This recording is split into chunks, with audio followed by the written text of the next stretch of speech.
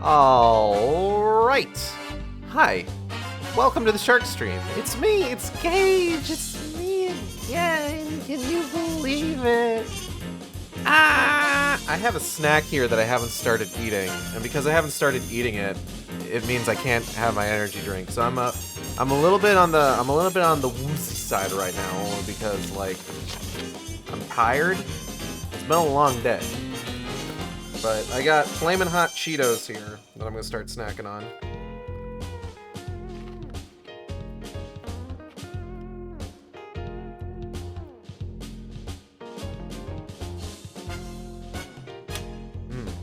That's got a kick to it. But yes, hi, welcome to the Shark Stream. It's me, it's your boy, it's Gage. How you doing? Hope you're doing well. So it feels weird having 3 streams in a row where I have been chronicling this whole fucking debacle. But after discussing over the last couple days how Twitch implemented some new rules and guidelines with regards to sexual content on their stream,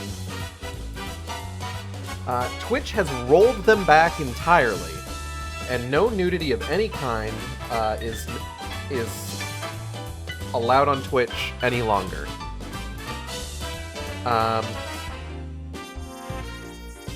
And it's such a weird fucking thing. Like, okay, here's the thing.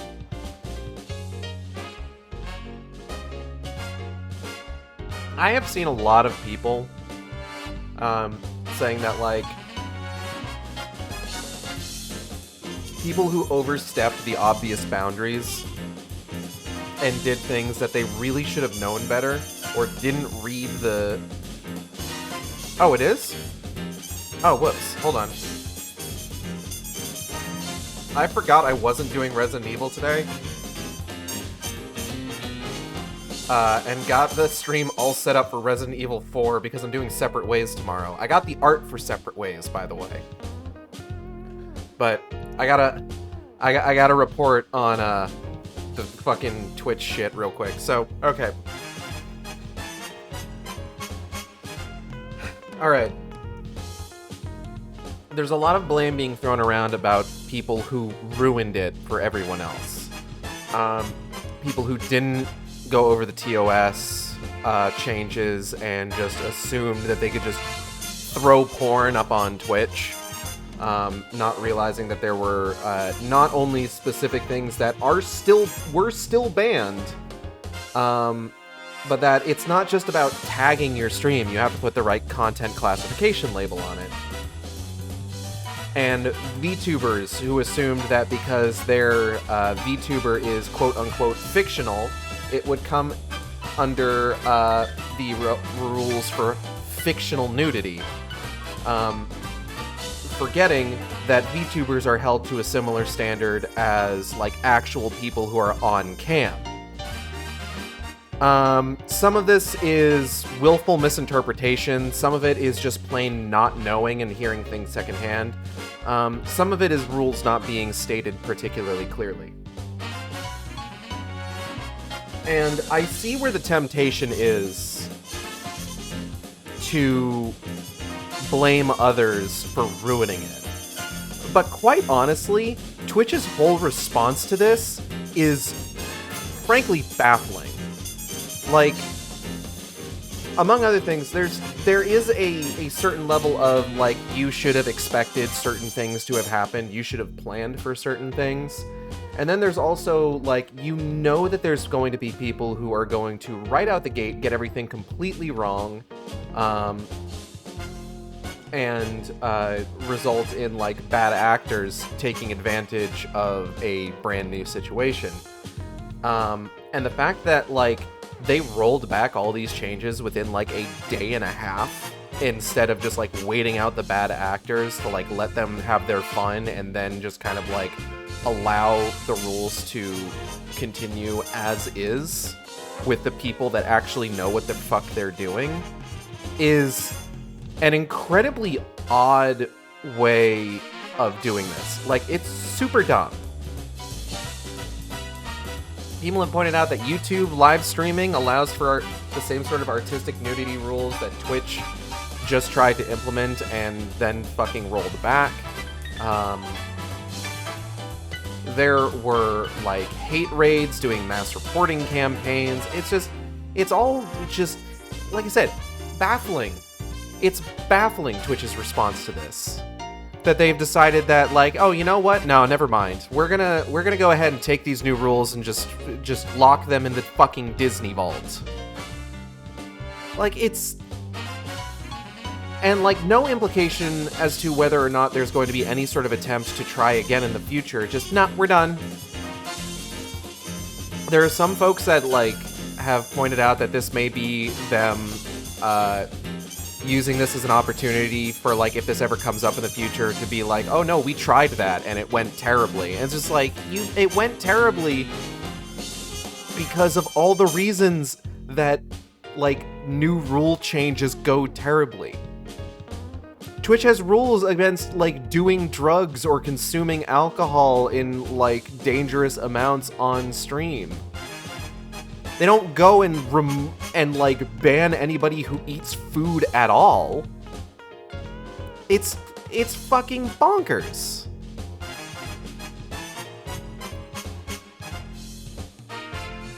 So yeah. It's unfortunate that there were bad actors that, like, didn't read the rules, didn't know what the fuck that they were supposed to be doing, didn't understand, or, like, willfully misinterpreted, or, like, intentionally were, like, pushing boundaries to basically dare Twitch to ban them. That is something that happened, and it doesn't really benefit us to pretend it didn't. But I'm not about to blame those people for Twitch's fucking ass-backwards response to this in rolling back these new rule changes completely. That's still really dumb.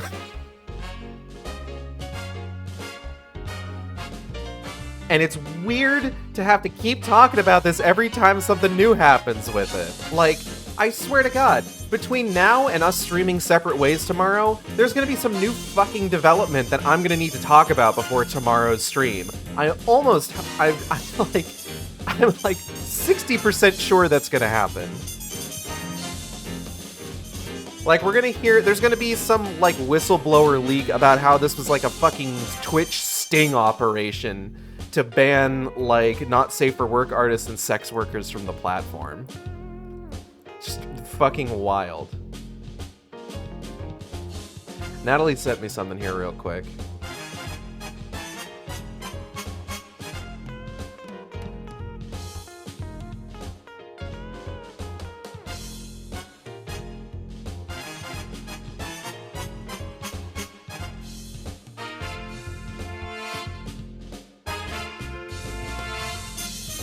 Oh, that's funny. Natalie has sent me a story on Reddit about somebody who can't go back and watch The Hobbit Battle of Five Armies because their first experience with it was so bad, including a chunk of the film being in 4:3 format because the projector fucked up. Alright. But yeah, I can't think of any other major gaming news recently. Wizards of the Coast and Hasbro fired a bunch of people. And, like, it gets exhausting talking about all the layoffs in the gaming industry and just how many people are being fucking just, like, affected in devastating ways. And just, like, none of the people at the top are ever gonna face any sort of, like, circumstances for this. All the people that, like, mismanaged the company and made these decisions.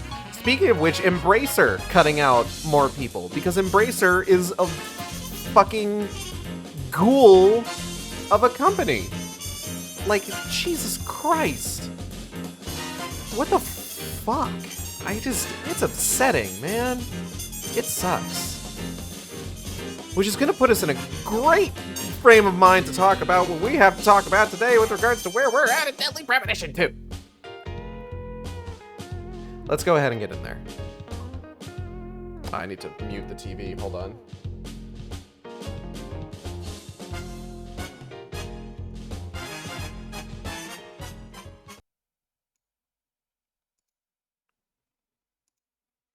Okay.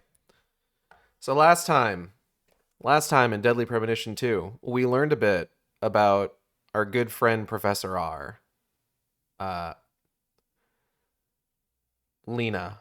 Lena Bowman, I think is what her name is. Um, we learned that she is a trans woman. And that because of this, she is considered shunned and considered a pariah by most of the oh, hold on. There we go. By most of the town of Lucare. And York lost his fucking mind. He said that it was the first time that he's actively hated the Deep South. Was their treatment of this woman just for being trans.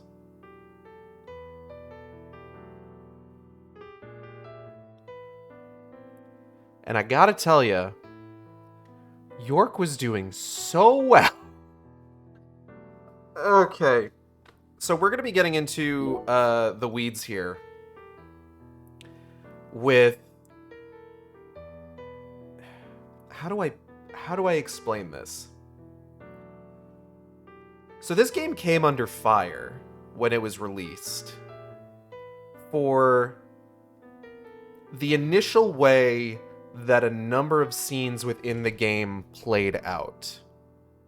Now, we're not going to see those scenes as they originally were at release. We're going to be checking out patched versions of those scenes, which are still not great, but the originals were much worse. Because as nice as it is that York had his trans rights moment, the game almost immediately fumbles that, unfortunately. Like, it sucks. It does. And I want to make this clear. I don't think that, like... I don't think that Swery himself is transphobic or anything. A lot of the ways that this game fumbles is definitely in sort of like kind of a well-meaning like attempt at acknowledging these things, but like maybe you're not too clued in to like best practices. So we are going to need to contend with that as we go through the game. There's also a lot of like awful shit later on as well that we're going to have to deal with. And this is where fire up that media literacy, kids. Because we're going to need to talk about a lot of this stuff as it's happening. And like, this is part of the reason that I wanted to do the missing before I played this game. Because in my mind, the missing does a lot of things right. The missing is messy, but it does a lot of things right. This game is messy and unfortunately does a lot of things wrong. And we're going to need to contend with that. So I don't think we can actually get in here right now. Zach, it appears to be closed. Let's come back during business hours. I don't actually know what business hours for the Owl's Nest are. It's Monday, 5 p.m. Okay.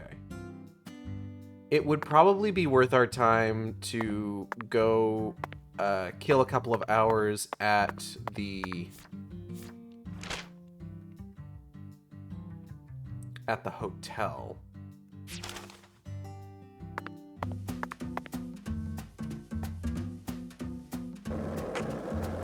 Hello, Ion Agenda. Welcome. Fortunately, trans rights are not well represented in Japan at all. I can't blame Sawyer for not being familiar with proper behaviors.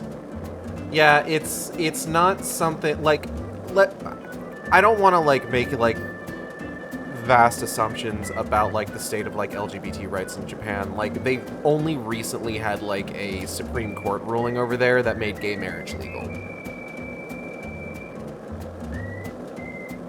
But there are trans people in Japan, and there is like a movement for LGBT rights in Japan.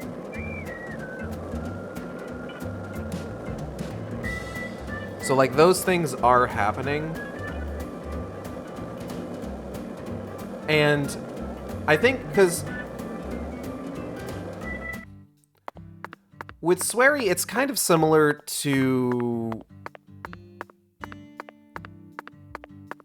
what's the word I'm looking for? Yoko Taro, where Yoko Taro is aware of a lot of things. And that awareness is filtered through like cultural lenses and stuff like that. I'm not going to be like speculating on what the cultural lens is that they're working with, just because I'm not Japanese and that would be incredibly fucking presumptuous of me. But like when we talk about like Nier, like Replicant and Gestalt, in Replicant and Gestalt, we know that Kaine is intersex. We know that Emil is gay. And Yoko Taro wasn't adding these things in an attempt to, like... what's the word I'm looking for? Like, tick off representation boxes. He was adding these in because these people exist in the world. And to attempt to represent the world without including people of different people who are in different places on the gender and sexuality spectrum would be what's the word I'm looking for?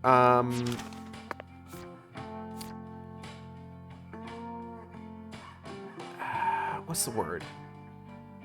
It's on the tip of my tongue.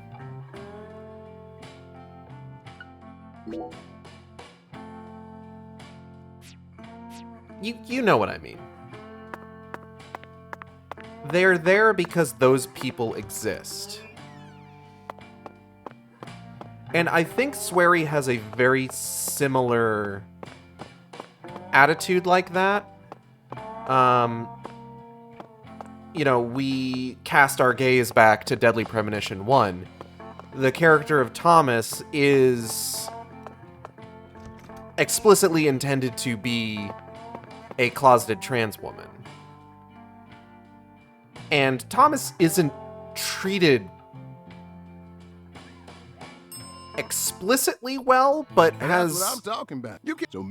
But has a much happier ending than you would expect, where their gender identity and presentation is respected by the mythology of the world.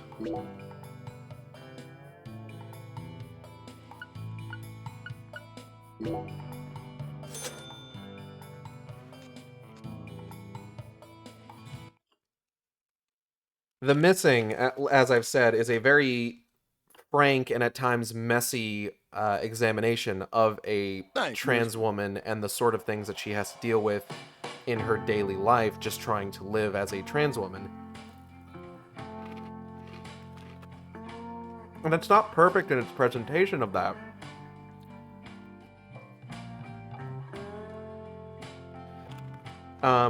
But by far it's better than either of the Deadly Premonition games, and part of that is because Swery did consult with trans women when writing the story.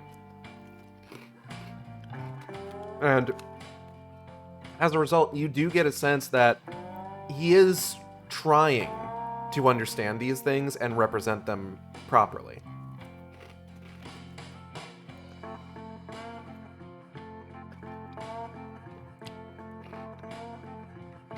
Now, unfortunately, I'm eating Cheetos, give me a second.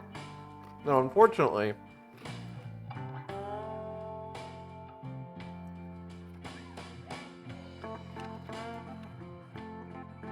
that doesn't always end up perfect. And sometimes you get major blunders, like what we're going to be talking about in a bit.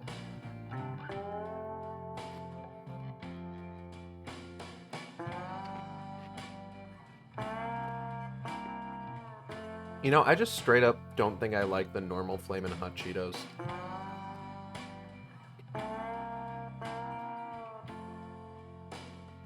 They used to have, like, Carolina Reaper flavored, or like the tangy chili fusion, and those were really good. But I just don't think I like the normal ones.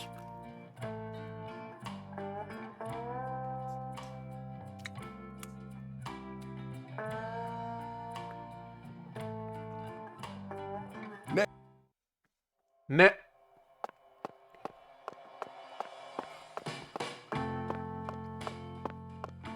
I gotta remember all the fucking buttons again. Goddamn. Let me out, let me out, let me out, let me out. I fucking love the goblin mode that he goes into when he runs. I'm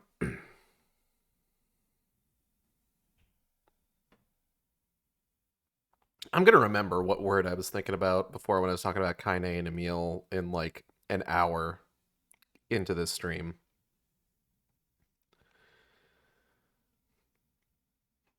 And I think like part of the issues, especially with Deadly Premonition 2, is that it's part of like Swery also wants this to be like a major mystery story, and he wants to go for that Twin Peaks vibe. And quite honestly, the Deadly Premonition games are some of the closest games there are to capturing the Twin Peaks vibe. And Twin Peaks, for its time, did handle some dark topics.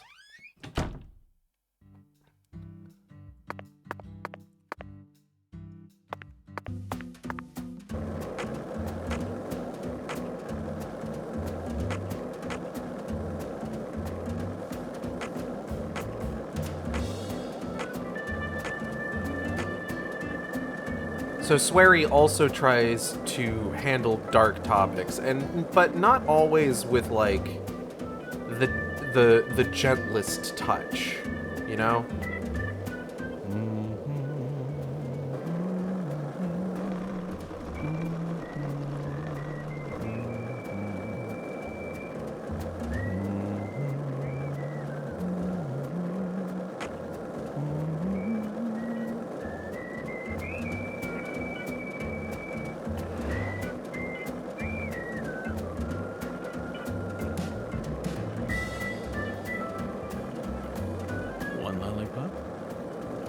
Lollipops.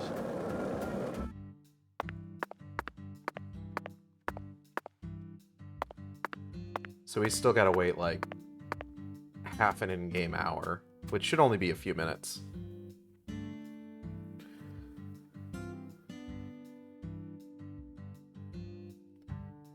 But yeah, so we're going to, as we get into the back half of this game, there is going to be some pretty frank discussions, including just kind of like upfront transphobia. Just kind of like more or less right out the gate here. That's something we're going to be dealing with. What the fuck is that pointing me at?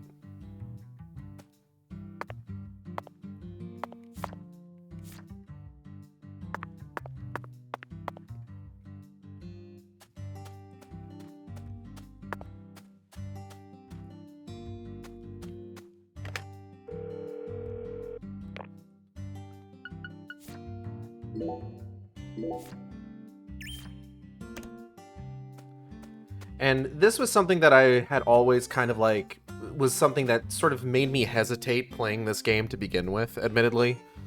It's just like, I knew I was going to need to talk about this stuff, but I don't feel like it helps anyone to not talk about this stuff necessarily, if that makes sense.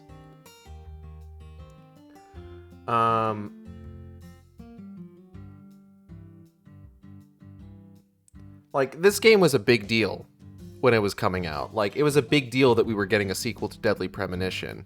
And it was absolutely devastating when reports started coming out of the transphobic content in the game. Not to mention the racist stuff later on, which we'll get into. It's weird. The shit gets weird.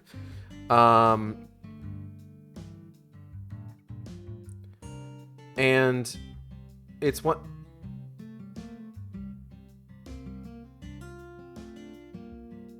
Forgot about that guy.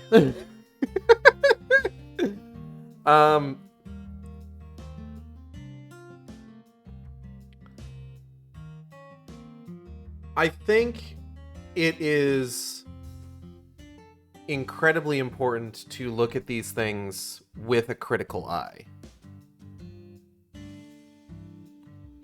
But we do need to look at them. It can be important to examine these things, acknowledge them, and talk about, hey, what happened here?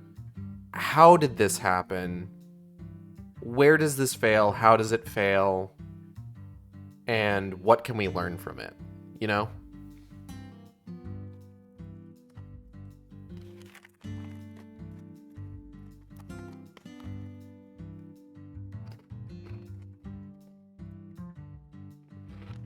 Like, I'll admit, when I first heard about this, and I saw the way that these scenes played out unpatched when the game initially released,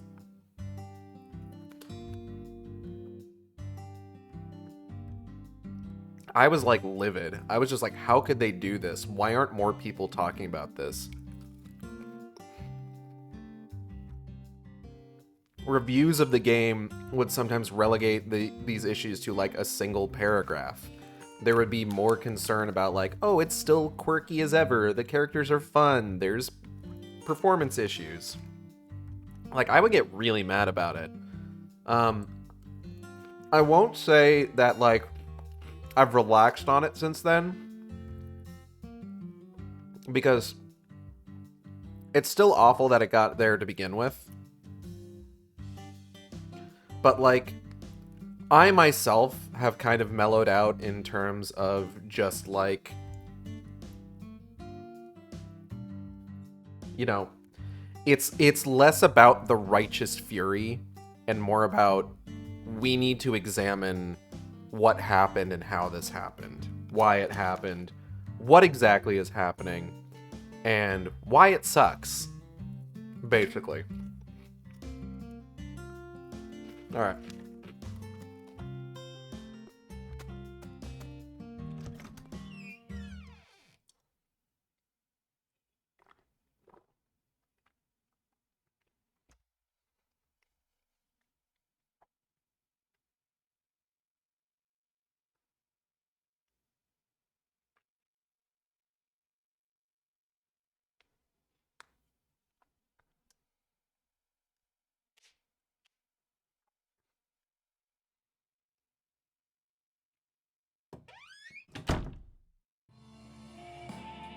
Look, Zach. That seat is beckoning us. It is. Sit at the bar. Quests updated.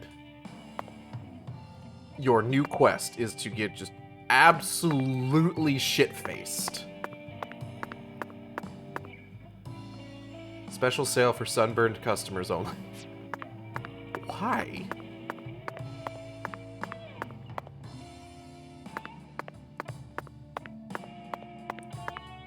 Alright, sit at the bar. Well, hold on. What do I got for ammo right now? I got plenty of ammo. I'm good. Listen to the two ends and drink dry the fire water. I wish you would stop trying to imitate the accent, York. Do this, and you will see the other world. You're making it real hard for me to defend the good parts of the game. Hungen's oracle pointed us to this bar. So we must have to do something here. But I feel like the fire water part is missing something.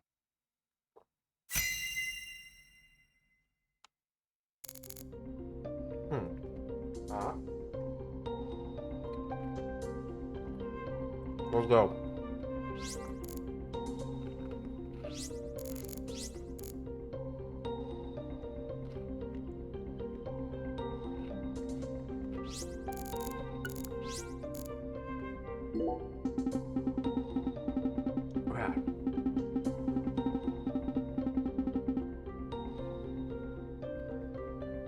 The stage is quiet.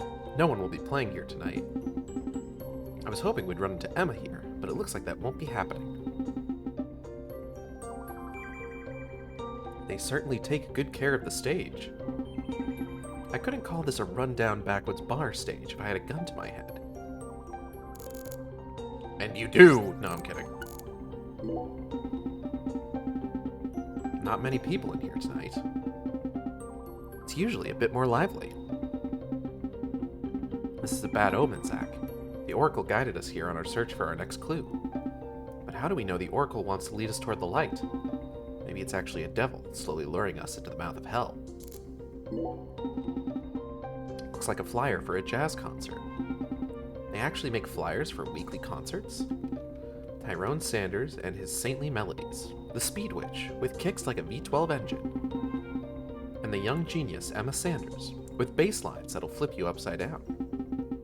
And a man who was truly born to perform, Xavier Johnson, and his solitary white garment. Solitary white garment? What does that have to do with the music? We might be able to find something in the backyard. If this were a normal case, that is. But common sense doesn't apply to this case. It doesn't adhere to that brand of logic. The Oracle led me to this seat. This is where the answers lie.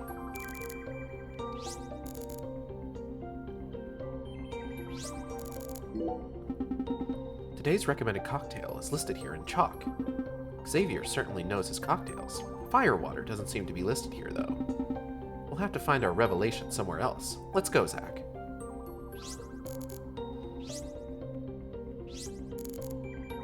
Large go sign.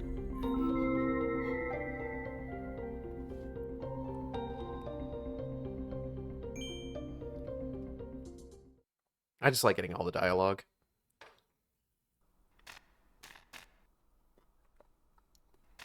Good drank.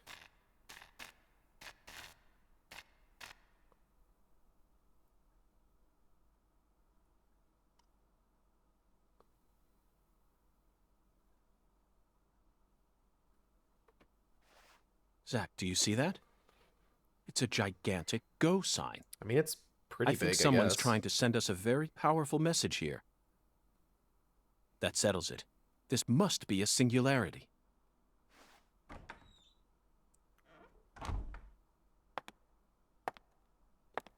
Hey, girl. Beautiful lipstick. The color red suits you. Thank you.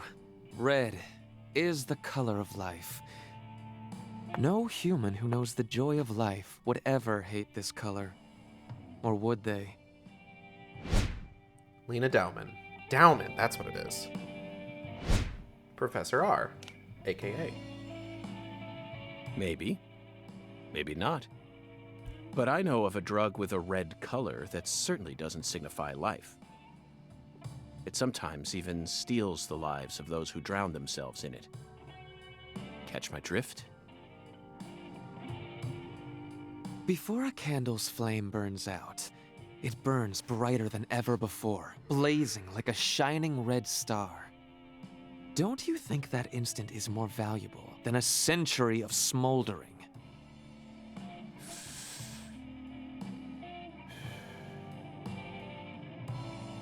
That blaze doesn't cast out the darkness. It only emphasizes it.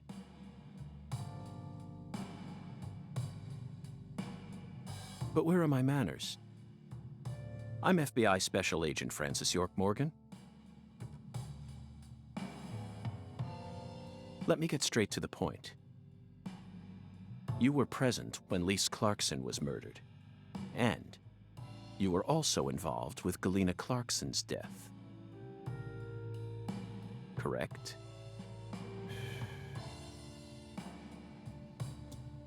Agent Morgan, are you a man who can hold his liquor?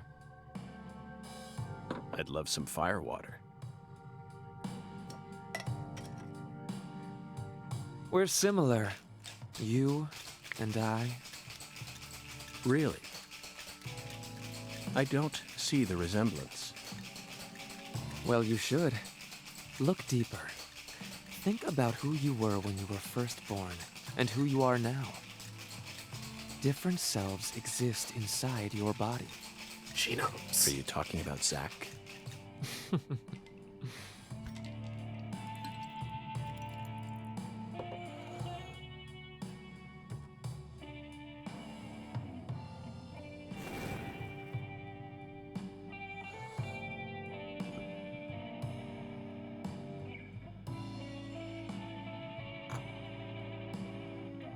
I was born as a man, but in my heart, I wasn't so. And this is a small town. I experienced far more scorn and discrimination than anyone could ever imagine. Especially from my father. Parents are supposed to raise their children with love. That's the norm, right? Not for me. I was raised by my father's flesh-seething hatred.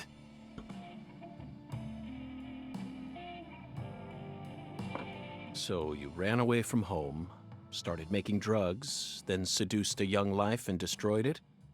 That story makes no sense to me. Think about it. They didn't burn you in a witch hunt, nor did they ever try to take your life. Yet here you are, letting your selfish fantasies drive you to torch the entire town with vengeful fire.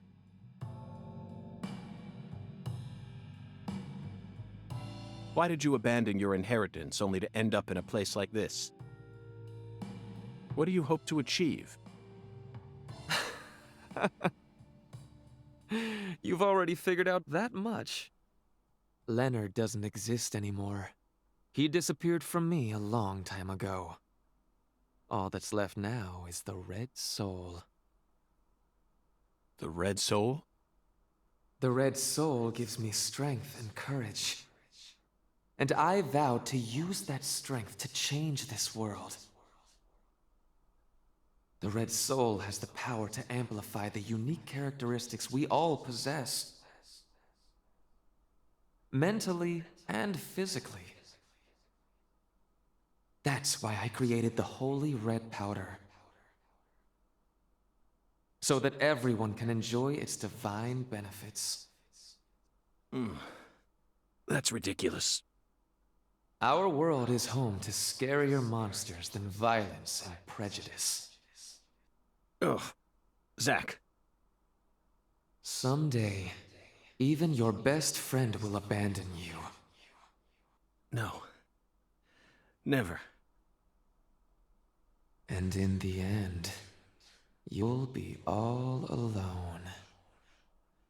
Zach and I will always be together.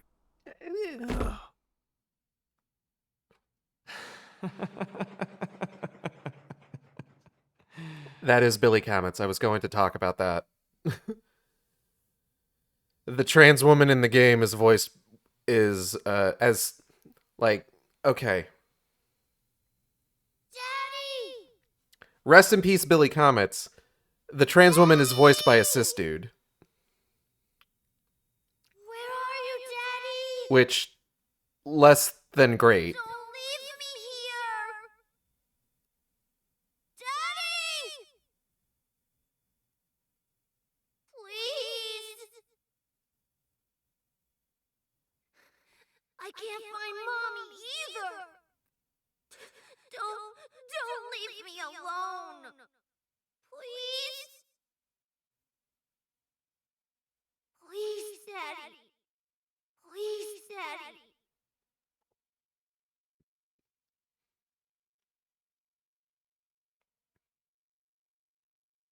Oh, hey, there's someone here.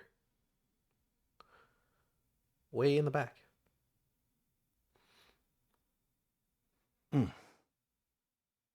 Oh.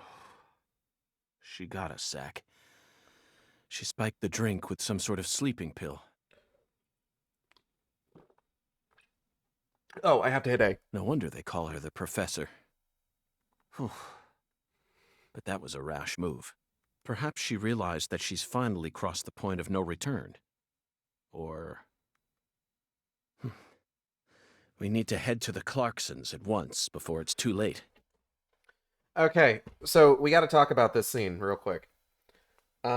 So yeah, I was going to mention, if Lena's voice actor sounds familiar, it is Billy Comets. It is a cis male voice actor doing the voice for a trans woman, which sucks. Um,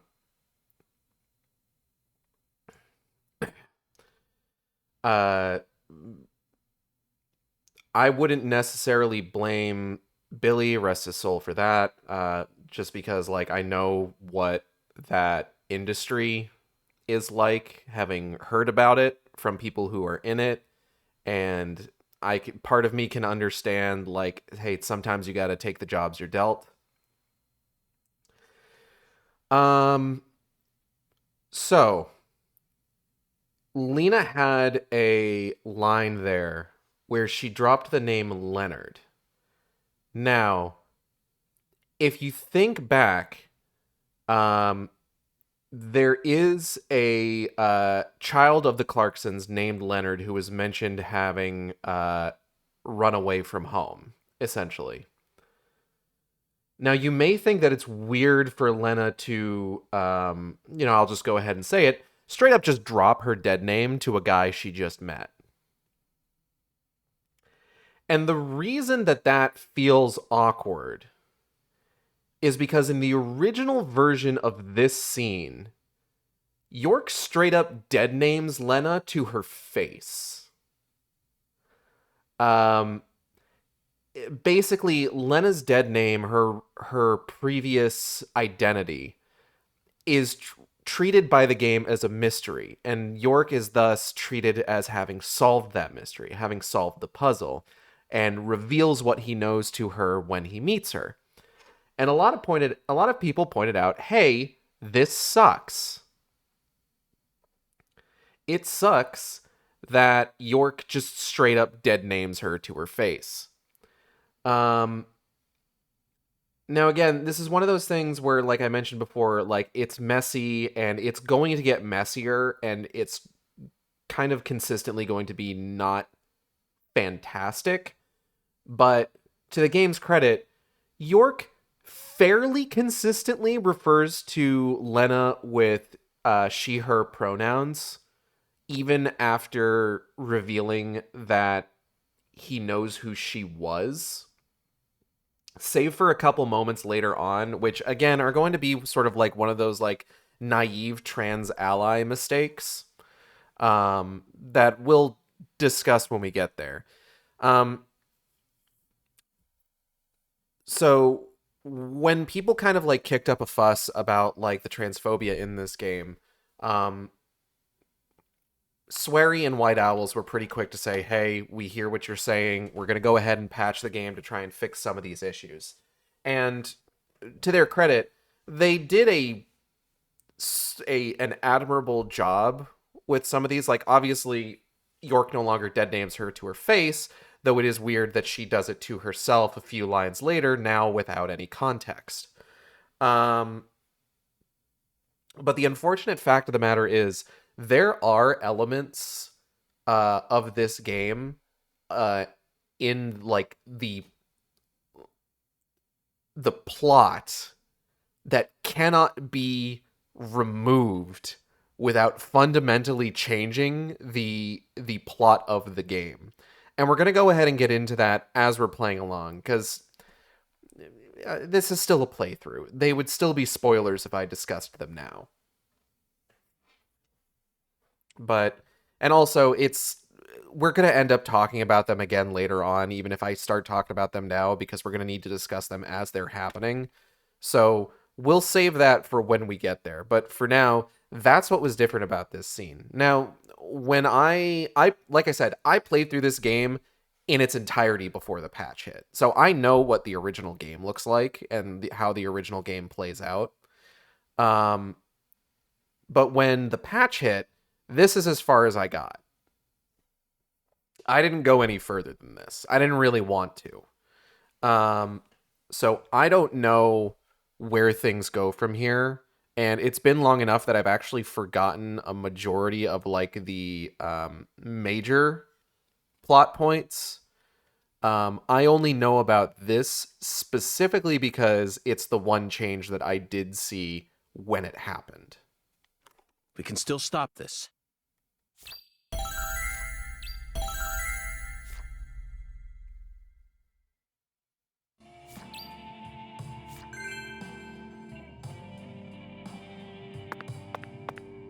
So we're gonna go ahead and save. Or we're gonna leave. Whatever. We'll do that instead.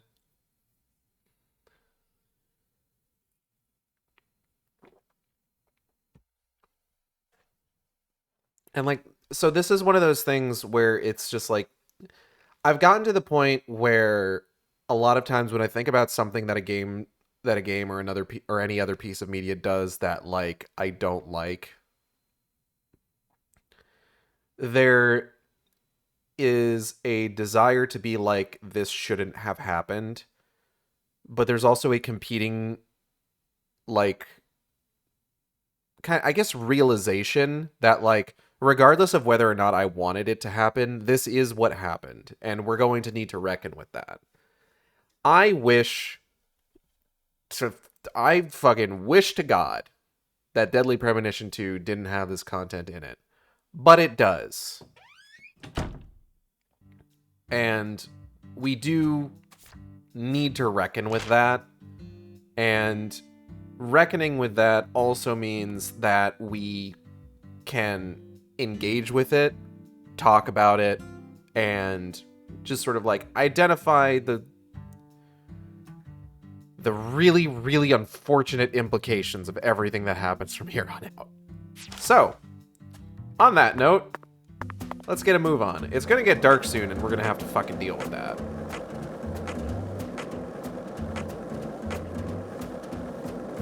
The witching hour is upon us. 1 lollipop? He's 2 still counting lollipops. 3 lollipops? Don't mind me, Zach. This is how I wake myself up.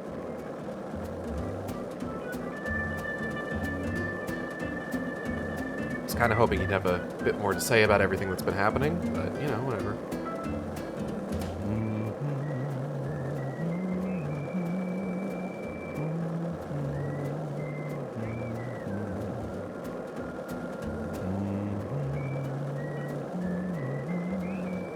Like, I would feel worse about the, like, transphobic bits of the plot if there hadn't been that moment of York discussing the transphobia of the greater town in general. This is the Deep South. I feel it every time that molten hot sun pours down on me. Don't you, Zach? Nah, man. Hell yeah.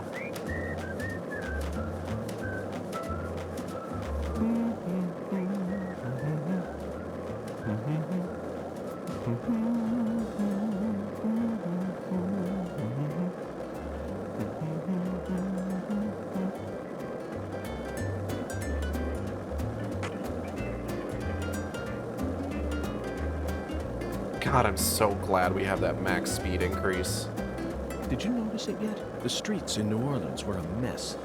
All busted up and undergoing maintenance. The city was built on a swamp, so the ground is soft.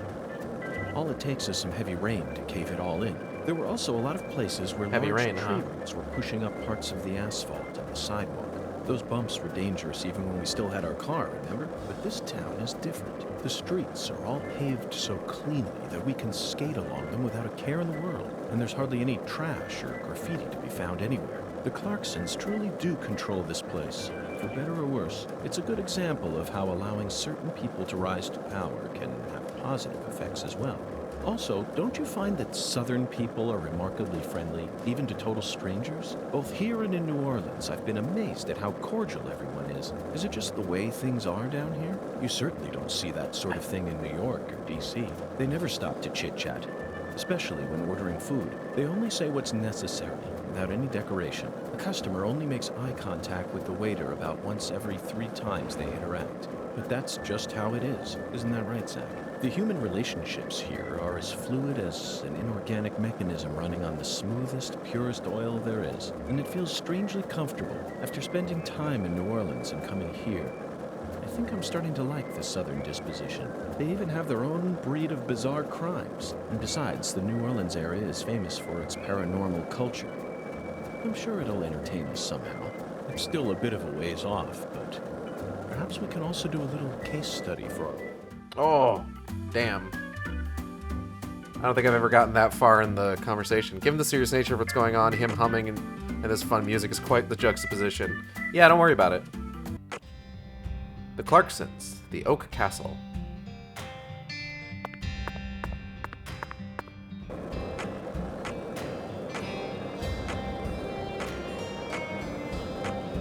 I need you guys to let me inside immediately.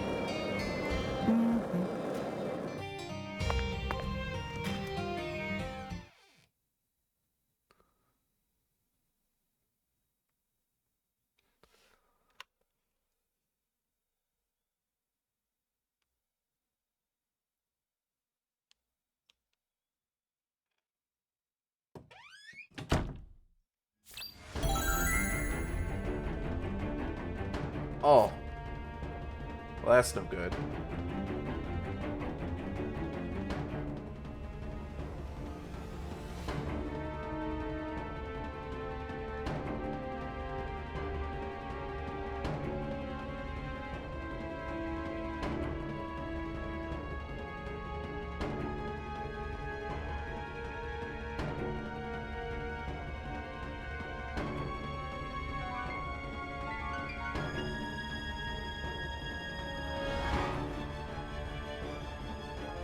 Wait, what the fuck is Discord doing? Oh, Jesus. Can't things just, like, not fucking break down for, like, 2 fucking seconds?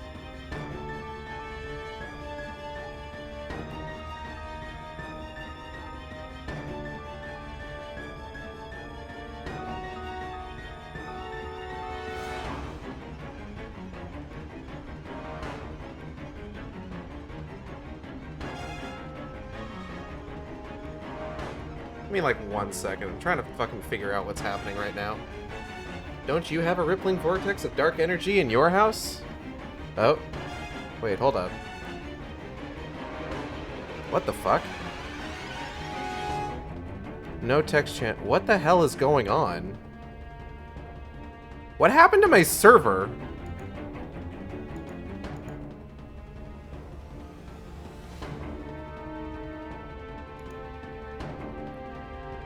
What in the goddamn?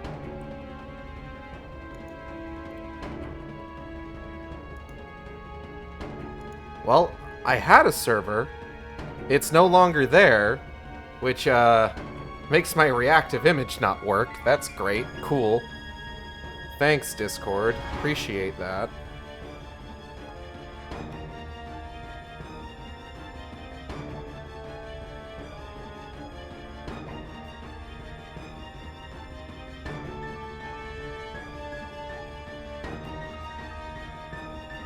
Servers are unavailable due to a temporary outage. Okay. I don't have a backup for this. Cool, cool.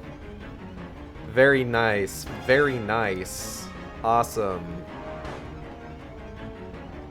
I don't have any way to hang up this call either, so... Okay, let's go ahead and just turn off the PNG tuber there for a bit.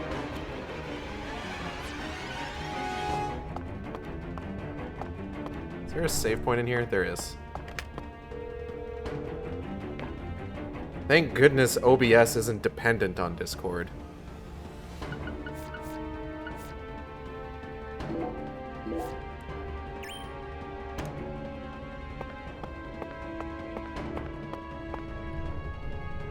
Zack, it's a singularity. The Oracle was right on the mark. The mouth to the other world is open, ready to swallow us alive. I think this case is finally starting to come together.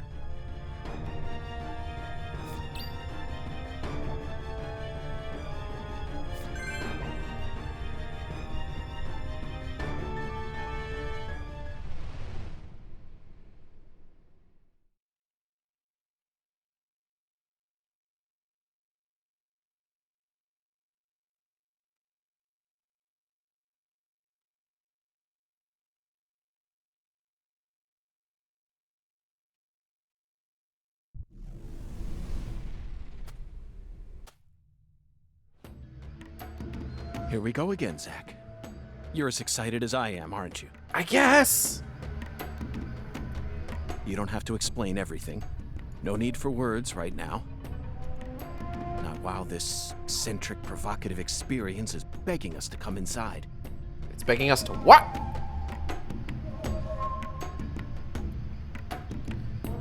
Alright, so here we are in another singularity.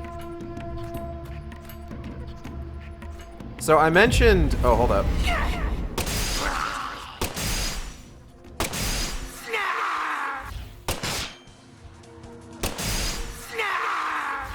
So I mentioned last time that one of the things that I dislike about this game versus Deadly Premonition 1 is that the...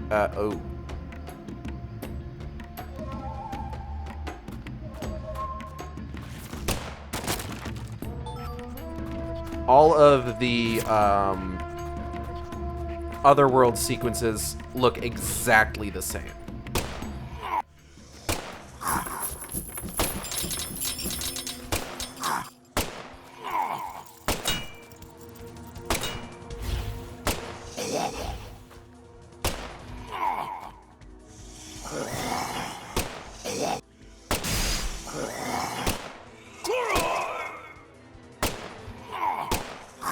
Like, there's visually no difference between this and, like, the first one we did.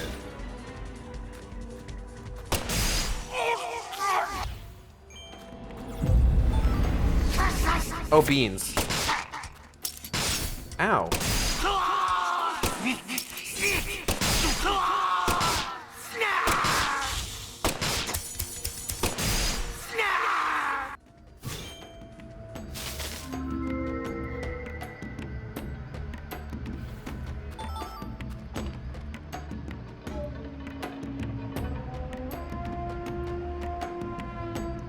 It's weird, because, like, I'm looking at Discord, and some of, some of these are working properly, and others just aren't. Like, there's a... It's really only affecting a handful of the servers I'm in, which is kind of wild. I'm gonna quit out of Discord and see if that does anything. Give me a second.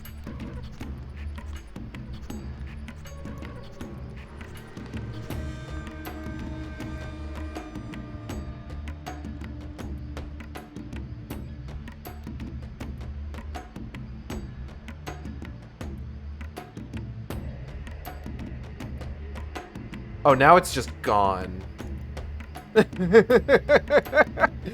Okay, cool. Very cool. Awesome. Love that. 9 other servers are unavailable due to a temporary outage. Fucking sick as hell. Love that for me. Thanks, Discord. Well-functioning app. Good program.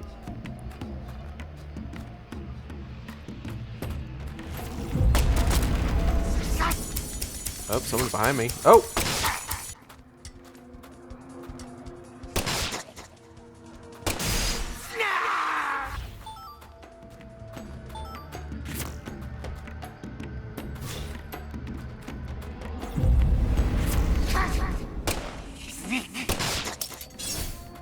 Nice try.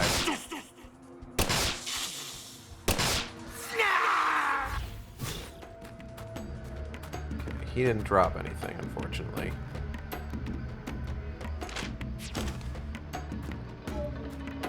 Alright, I've got a mini-map, but the mini-map doesn't actually, like... I don't want to go that way yet. I can't, like, view a larger version of the mini-map. And I mean, like, I can't be too mad about that.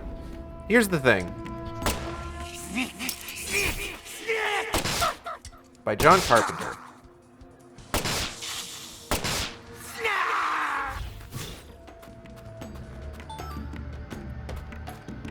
So, one of the responses to people hearing about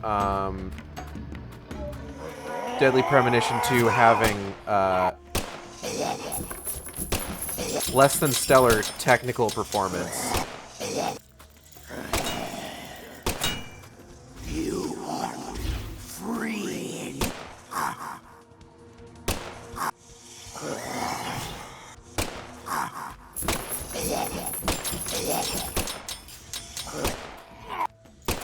I'm not sure where this guy's like. You aren't free anymore.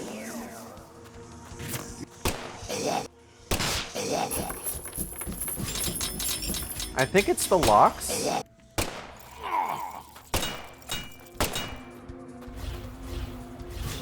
But yeah, one of the like common responses to like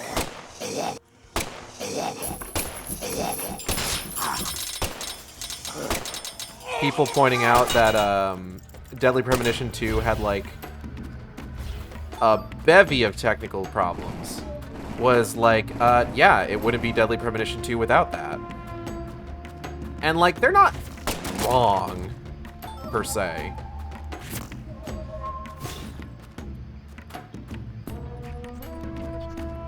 Like, it would feel weird if it didn't have some jank.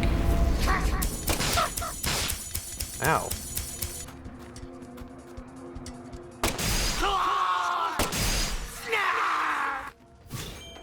And generally, I prefer a game that is, like, earnest and not, like... I feel like you get a lot of games that feel almost overly polished, like all of the rough edges are, like, fucking sanded off, and it just feels weird.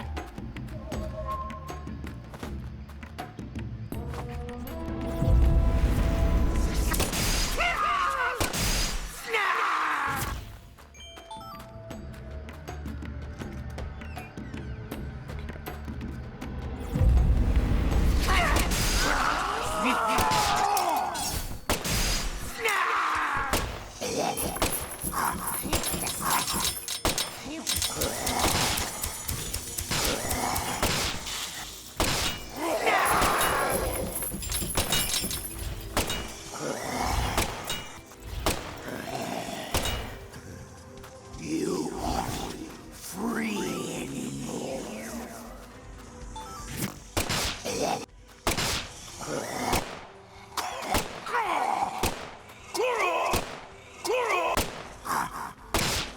Yeah, I'm not sure what I'm supposed to be shooting on you, I'm gonna be real.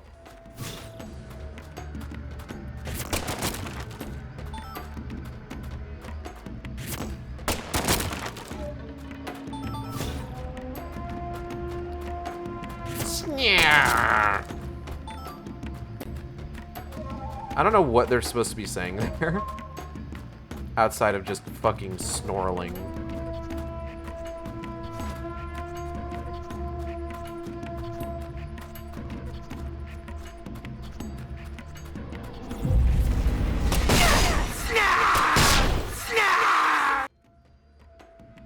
Da da da da.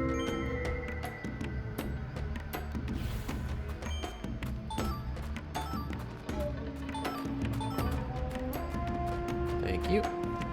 Amazing. Fantastic.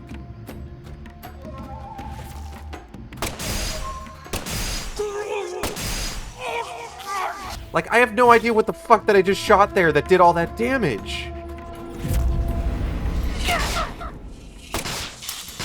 Ow.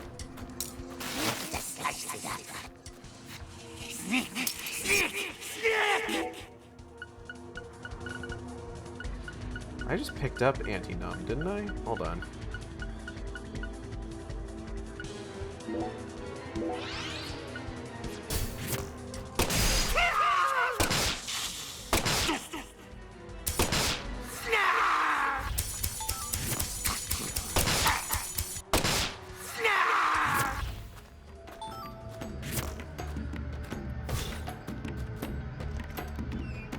I don't know where the fuck I'm going. Oh, fuck.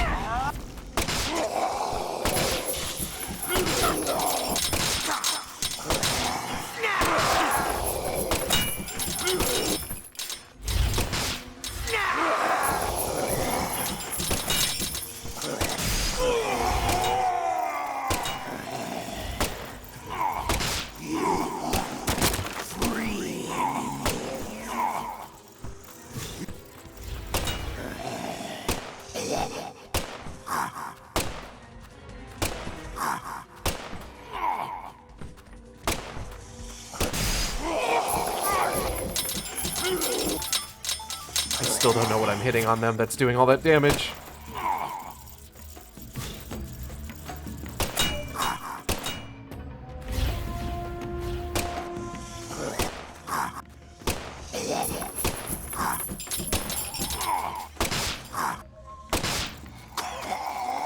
Oop. Like, I thought maybe it was the locks on the body before, but I'm not even sure it's that. Awesome, fantastic, great, amazing.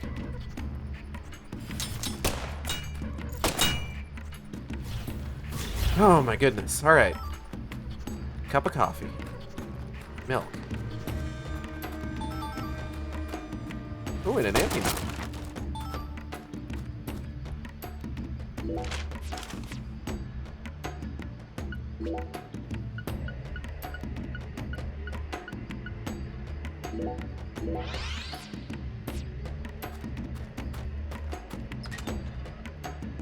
Oh.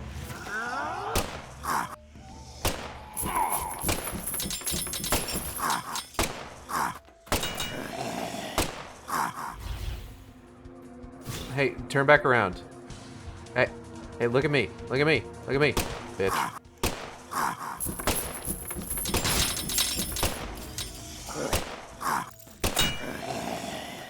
I wish I knew what your fucking weak point was. Huh, antidote. Antidote. No doting. Doting not allowed. $500 penalty. Is my server back yet?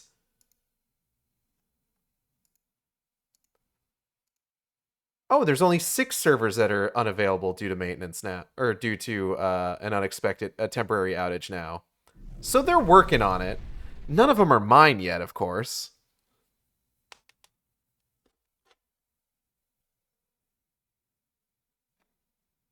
Zach, do you feel it?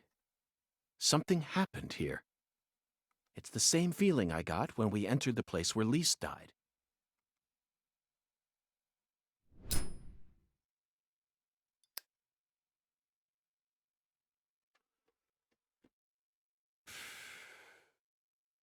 Professor R, Lena, came in here alone.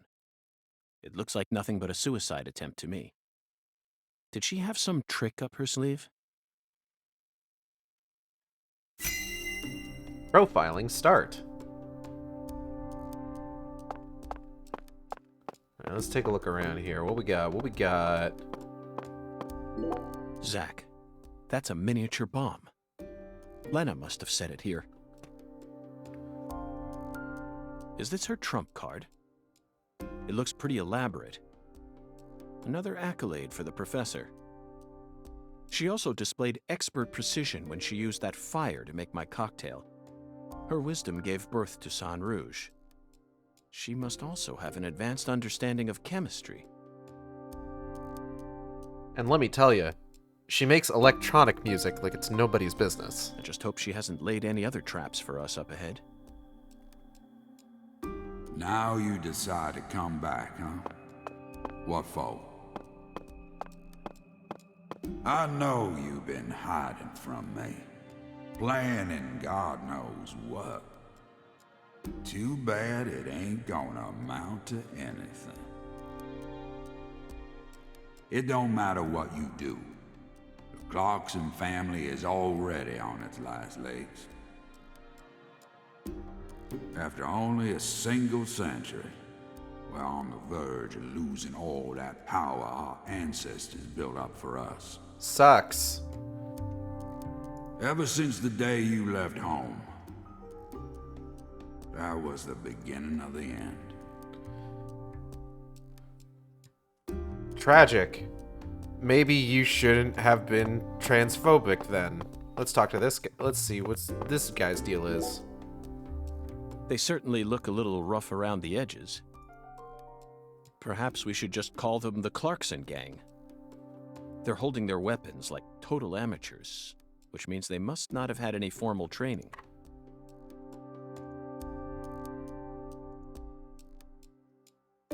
Excellent news, everybody, I think. Hold on. Wait. Ah, okay. Hold up, hold up. I might need to... What the hell is the fucking thing for... Give me a second.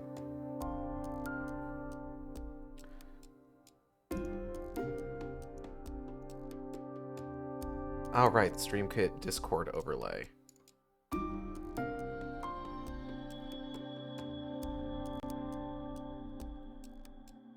Let's see if we can just...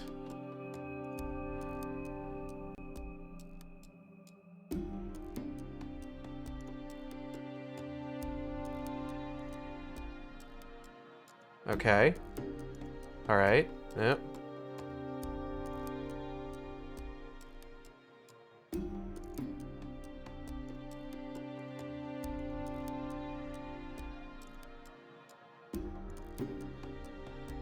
Oh, voice widget. Here we go.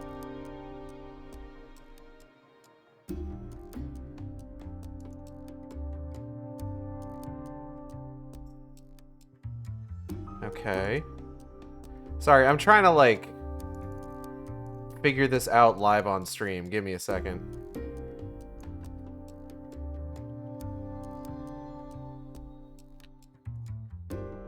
Forget exactly how I'm supposed to set this up. But yes, hi, Cal.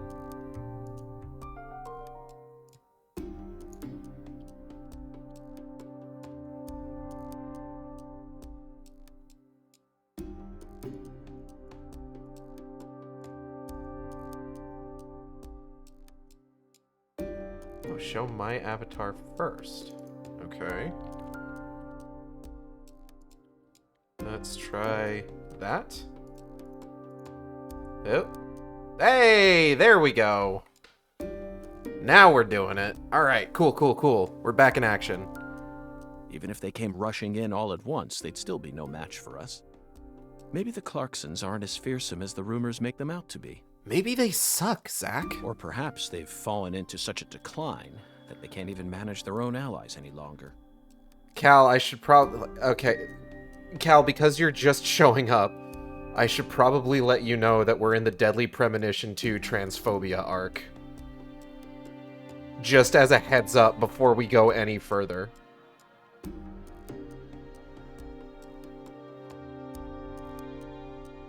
Yes, I abandoned my family. But that has nothing to do with the Clarksons' downfall. It's much more complicated than that. Oh, I agree. It's a hell of a lot more complicated. Just look at these assholes. They're so goddamn stupid. They won't even shit unless I tell them to do it. And you know what? Back in the old days, that was A-okay. Don't like someone, beat the piss out of them. Need something? Steal it from the sucker next door. Life was so much simpler back then. And time flowed in proper accordance with human behavior. But now...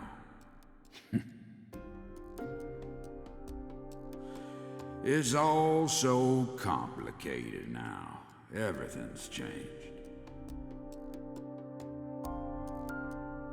But yeah, I can go over the specifics of what I got into the weeds about it a little bit earlier, and if you want, I can go over some details about it just real quick before we continue, so you kind of know what to expect.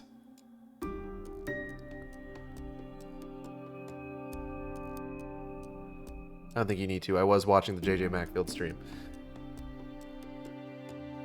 That's right, you were. I don't remember...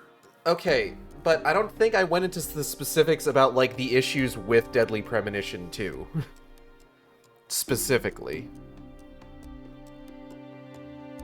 Because Deadly Premonition 2's approach to, like,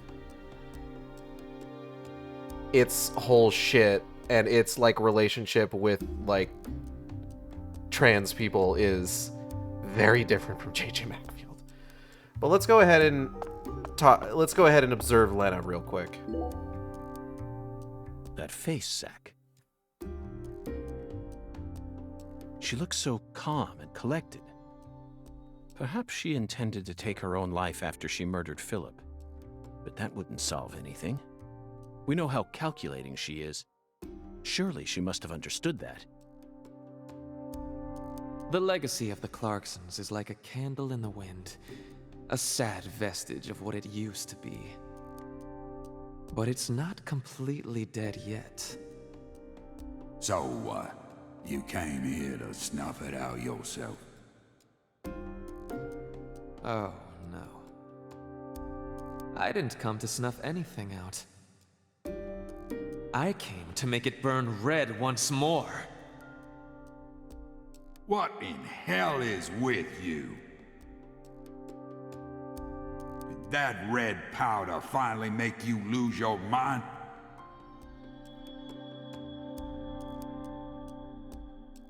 By the way, if Lena Doman's voice actor sounds familiar, that is the late Billy Kametz voicing her. So that's kind of one of the major issues with this game. But we'll talk more about it.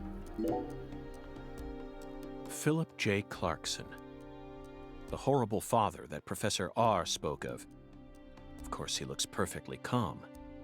It's hard to believe that it's only my second time seeing him. He's an overwhelming man, Zack.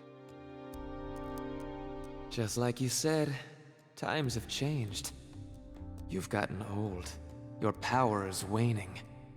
But I'm not going to let things end here. After you and all the old tumors die, the goddess will take control of Lucare, and all of Louisiana for that matter. The goddess of fertility, with all her newfound might. And who's that supposed to be? You? Ha! That's a good one. You know, you're just as dumb as everyone else. You never see things for how they really are.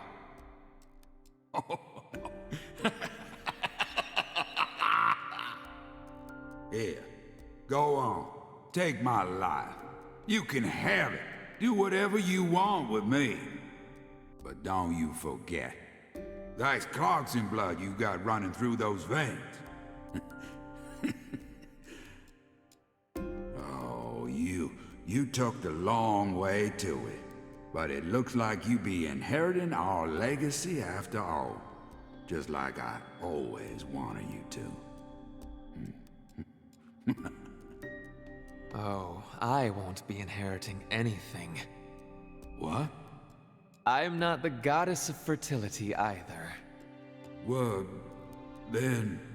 But I'm still powerful.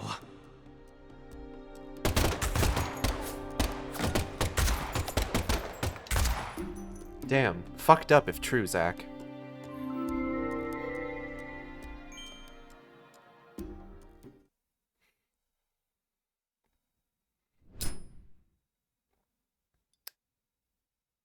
Professor R fought hard in this hall.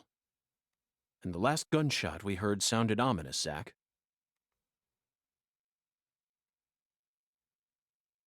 Everything she says seems to hint at some deeper meaning. The goddess of fertility taking over all of Louisiana with her newfound power? The details elude me, but she's clearly plotting something big. But if she dies here, she'll never be able to complete it. Why risk it then? Oh well. Let's continue on, Zack. I'm sure we'll find the answer once we reach the inner sanctum. Yeah, probably.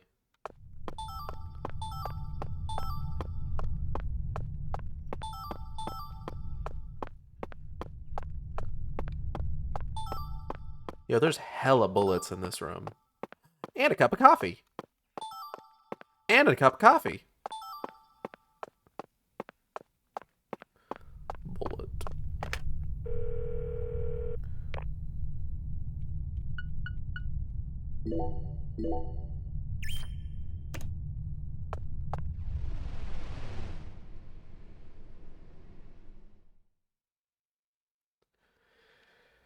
Oh, back in we go.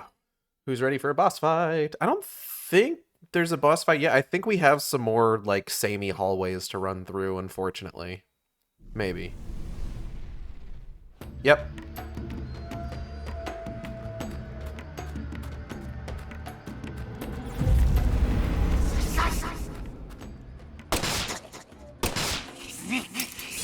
Wee! Fuck off.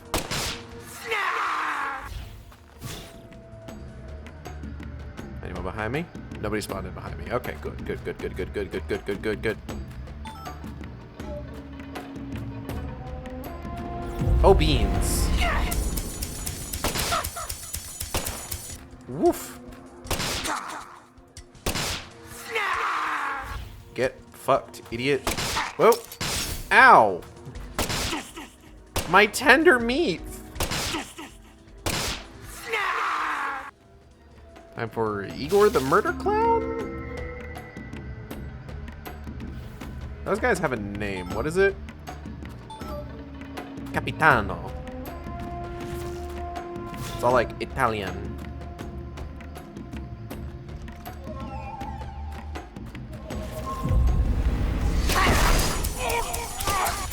Ow, my fucking guts. Ouch. Uh-oh. Uh-oh. Uh-oh. Uh-oh. Uh-oh. I'm in trouble. Oh god, stop with the fucking noises. Christ. Losing my fucking mind.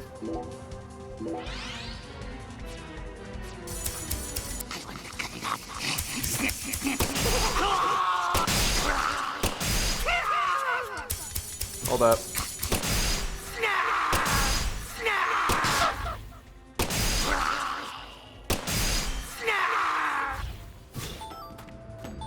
Capitanos and Pulcinella. Pulcinella? Oh, sorry, he's Italian. Giorno il Murder Clown.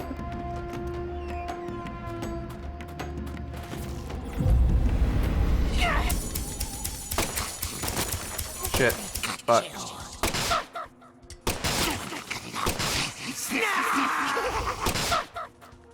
Is Giorno the Italian equivalent of Igor? Is that the implication here?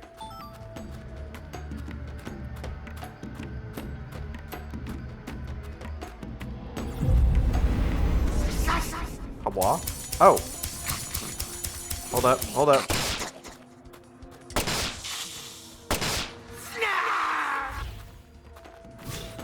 Listen, it's the first Italian name I could think of. It's okay, we're all JoJo fans here.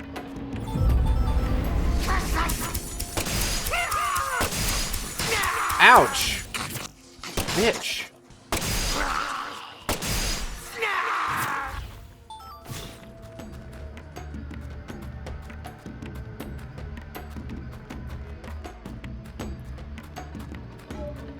Right, who doesn't like a good JoJo?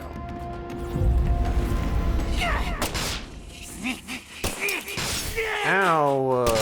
Stop it! Ow! Cut it out! Oh.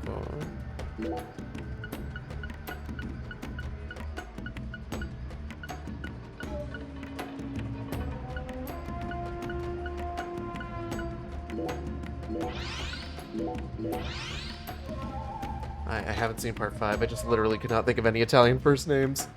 You should definitely watch part 5. Part 5 might be one of my favorites. It's really good. Like, honestly, especially the anime. Ow, fuck.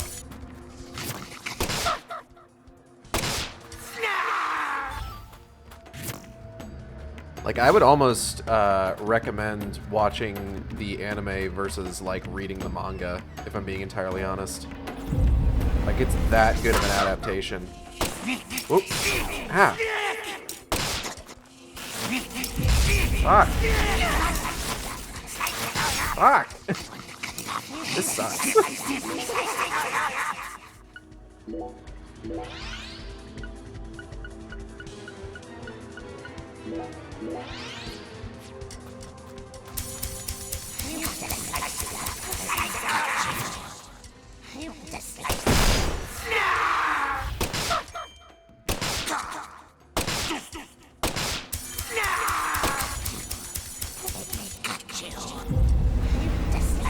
Oh, for fuck's sake.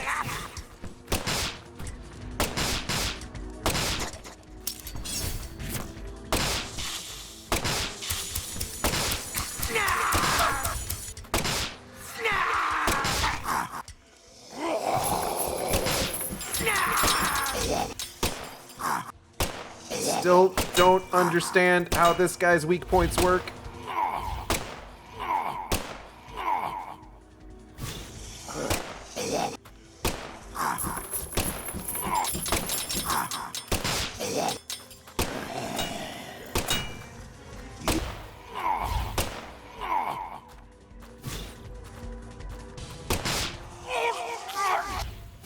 Okay. Is that an enemy stand?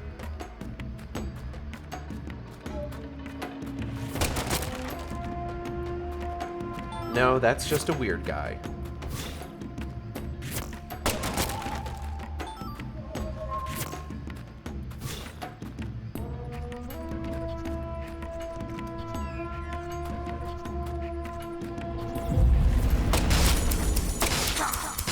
Ow, fucker. What?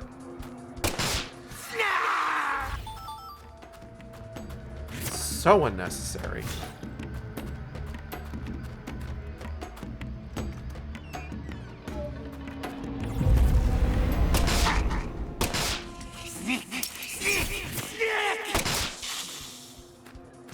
Are you fucking warping back to your original position? Weird flex, but okay. It's Deadly Premonition, there's a lot of unnecessary. True enough.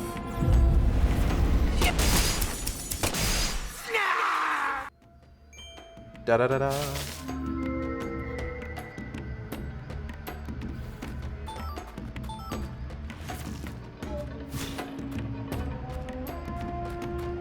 We need to go this way. And where was that door?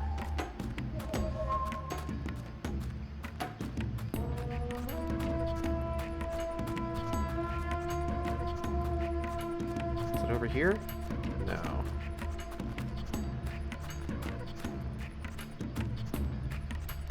Over here. Haha!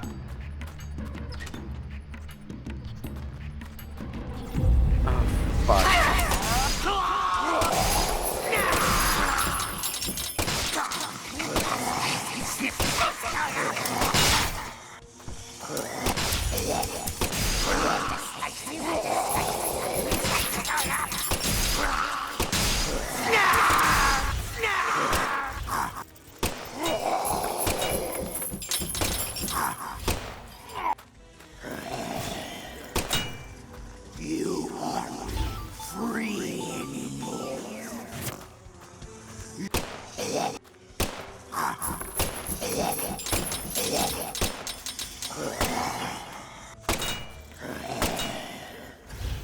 Okay.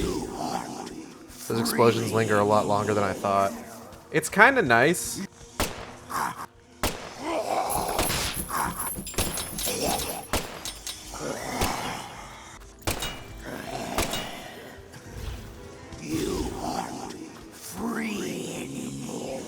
Yeah, I get it. Can you turn around? There we go. You have to shoot the actual locks on him. I'm not sure. Like, part of the issue is that the ammo that I have is not, like, a precision ammunition. So I can't tell if I'm, like, supposed to be aiming at anything in particular, because, like, Pantalone.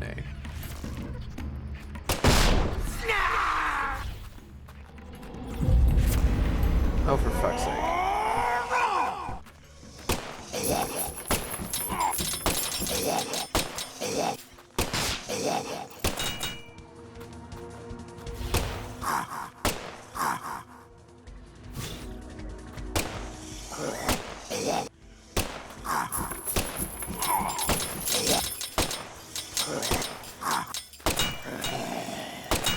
Because, like, if it was more of a precision...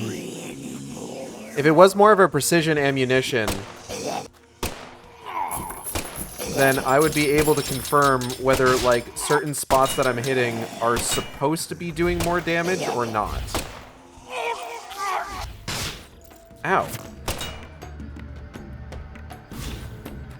But unfortunately, we have to work with what we've got. Thank God for the explosive shots. Honestly, these crowds would be horrible to deal with otherwise. Nope, fucking kidding.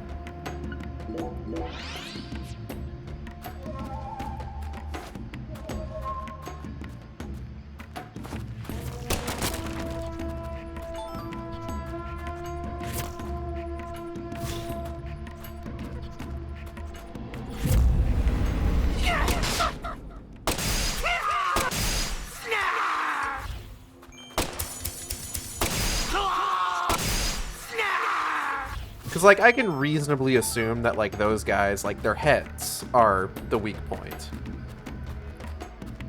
Because it's in, like, the general vicinity of where I'm shooting. But, like, I could not, for the life of me, tell you if the locks are supposed to be the weak points or not. Ow, for fuck's sake. Oh, I'm in trouble.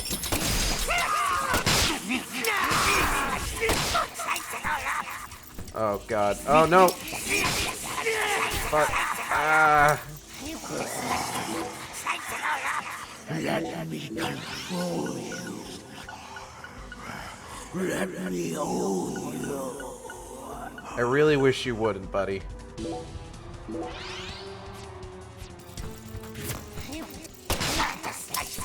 Oh, for fuck's sake.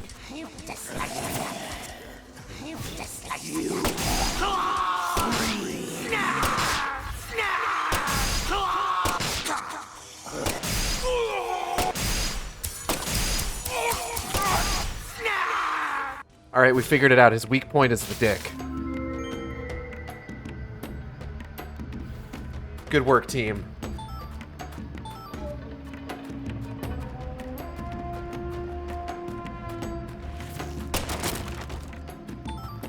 Same here, to be honest, of course. It makes so much sense.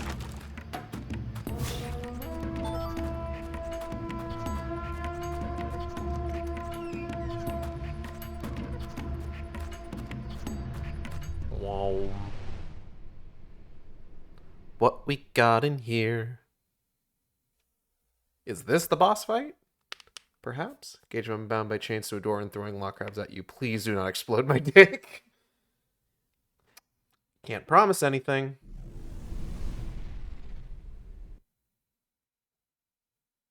Now this is a surprise. Zach. You're surprised. This is my house, Oh, you're like talking to me. and I can set foot wherever I please within my own house. Or is that against the law now, too, FBI? Yes, stick 'em up. Where's Professor R? I know she came here. 100 years ago, Oh, alright. my father, Never mind. Isaac Clarkson, Isaac came Clarke? to this Oh, wait. town and subjugated its people with his might. In time, he created an empire that put the entire southwest region of Louisiana right in the palm of his hand. Whenever any of his kin betrayed him, he'd cut 'em limb from limb and make an example of 'em. The shadows need a way of keeping the balance too, you see. That's why the severed roots exist. Sometimes they chop a fella's ears off, maybe scoop his eyes out. Then they chop off all the limbs. Either way, they all ended up looking the same in the end. No different from mixing up the ingredients in your food. Yeah, what's up? This Hello? I can't tell if somebody knocked at my door. This is sick. No, that's a doll. Why would any soul ever need to line up the stumps all neat like this. Listen, I can forgive dismembering a person, but I draw the line at artistic interpretations. What's happening in Lucari right now ain't right. Metaphors make me sick. I know writers who use subtext, and they are all cowards. It ain't nothing like what we got up to back in my day. Back in my day, we just dismember a man. Leave him like that. Not organize him. My fucking headphones fell off my face. Hold on. You know, it kinda feels like what you call pure evil. Not like what we did. I'll be real honest here. Right now, I'm afraid. I'm scared. I'm a shit in my pants in fear. I'm gonna piss myself right now. The evil that's taking this era by the balls is trying to gobble up Lucare too. And Lucare's balls. I don't know where I'm Francis fucking York going Morgan. with this. You FBI son of a bitch. I'm scared of the Barbie dolls. I hear they're making a Barbie movie with that Margot Robbie. Can you believe such a thing? Just what in hell did you come to this town for? Well, I hate to rain on your sensational parade of a monologue, but my answer is simple. I came here chasing a drug called Sang Rouge that's been steadily permeating the southern states. And I plan to arrest all the perpetrators involved in the name of justice. Hello?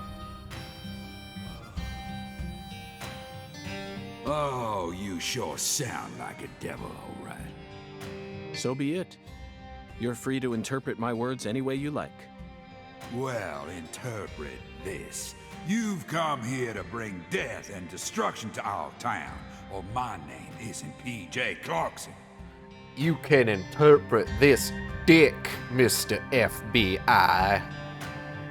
You come here to bring death and destruction to our town, and my name isn't P.J. Clarkson. Actually, I'm here on vacation. Well, shit. Who am I now? You are now J.P. Clarkson. Fuck. That don't sound nearly as cool. What are you talking about? It sounds great. You know, JP is the protagonist of the movie Redline. I don't know what that is. You leave a mountain of corpses in your wake. So go on and suffer in the name of justice or whatever you want to call it. Fucked up if true, Zach. Zach, I'm willing to do whatever it takes to prove that we fight on the side of justice. Even if I have to leave a mountain of corpses in my wake. But why was Philip here in the first place? I thought we were inside her mind. No need to answer, Zach. The only reason this world's so fun is because of all the mysteries it holds. You said it. All right, let's take a look around. Root beer. Perfume. Shit, hold on. First aid kit.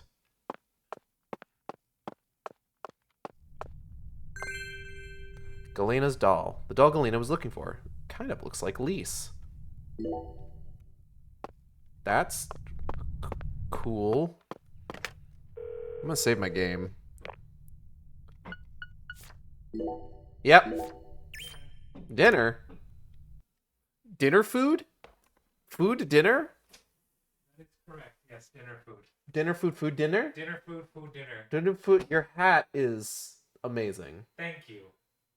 For those of you watching at home, JB has walked in wearing a funny little Santa hat. It was given to me by work. Cool. I will treasure it for A few days at least. I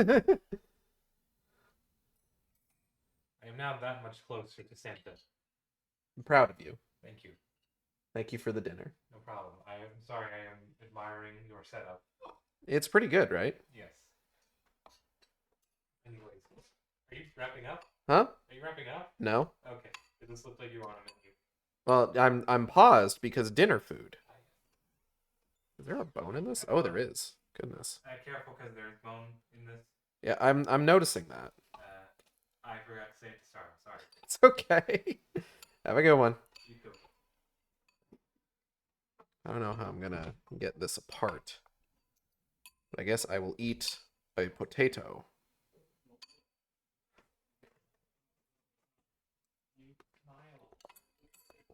Oh, that's hot. All right.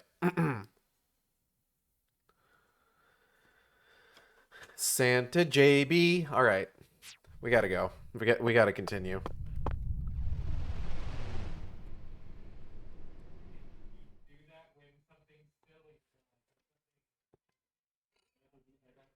I don't know how I'm gonna... There's like a big chunk of pork in this bowl on like a bone. I don't know how I'm gonna get at that. Oh, shit. More fucking hallways. God damn it.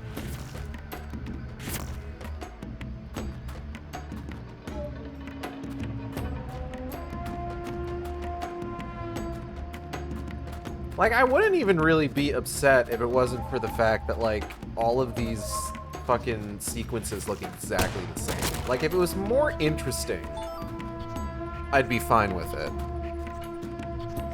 Pork chunk sandwiches. Oh, shit. Oh!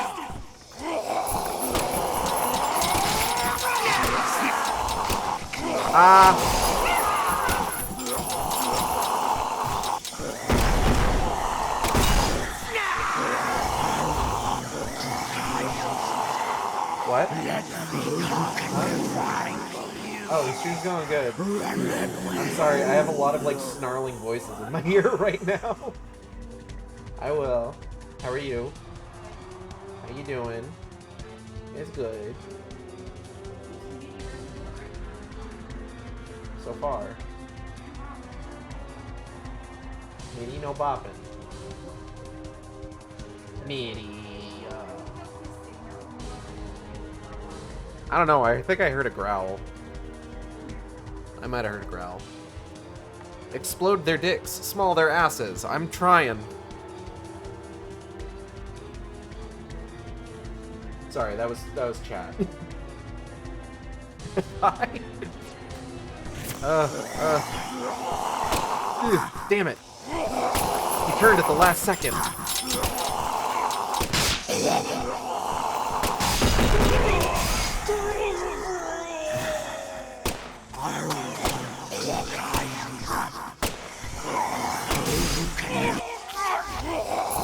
The dick shot is still working!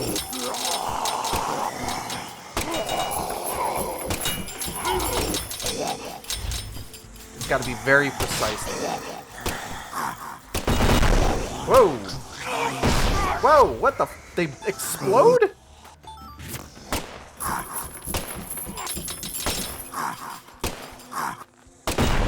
Oh. It's a specific kind that explodes.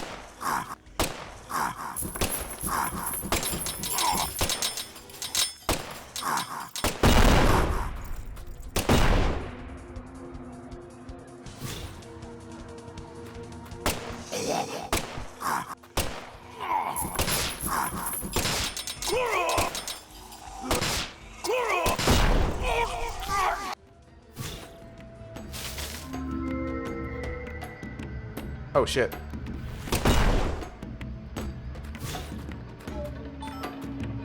Antidote. Antinum. Ah, antidote.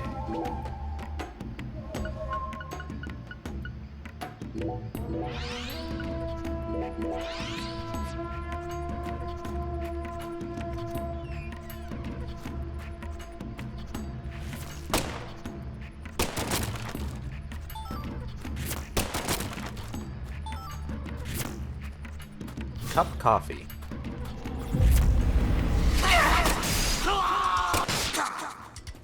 Oh, they spawned in behind me too!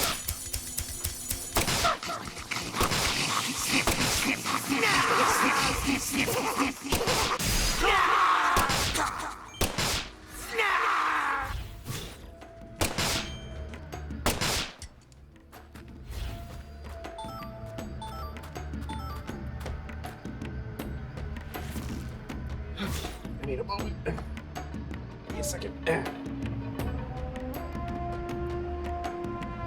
I'll try to eat a bit more of this. Trying to find out where the bone begins and where the pork ends. This stew.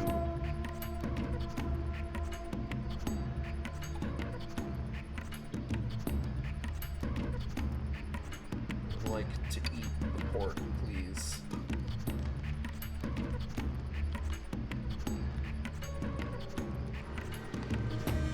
Need some hot meat in me. Don't take that out of context.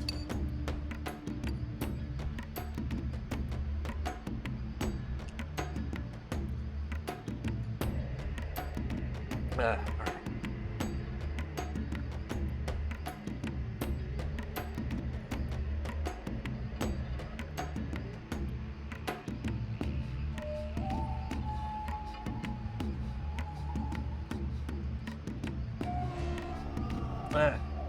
You're not doing yourself any favors. This is still an 18+ stream. I can do whatever I want.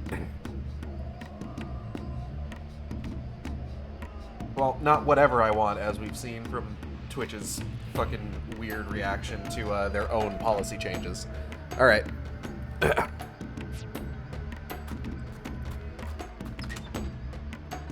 Hello? Oh, fuck.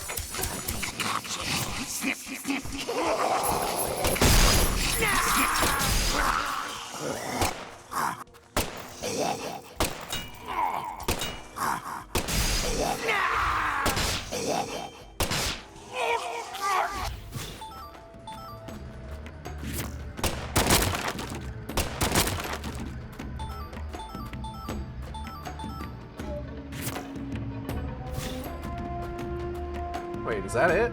Is that all that's in here? Well, shit, okay. So, wait, which way was I supposed to go?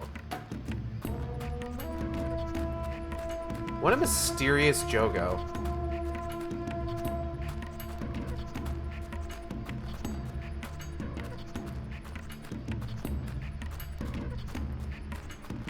Wait, no, actually, what the fuck? Oh.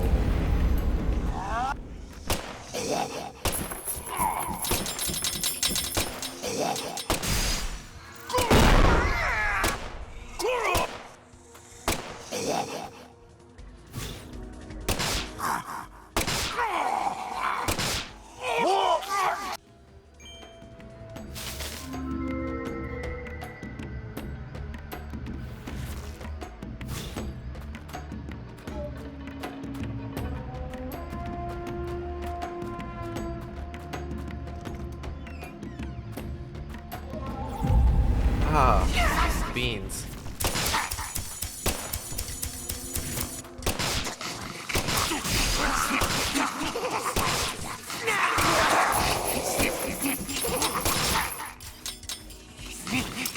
Ah, damn it.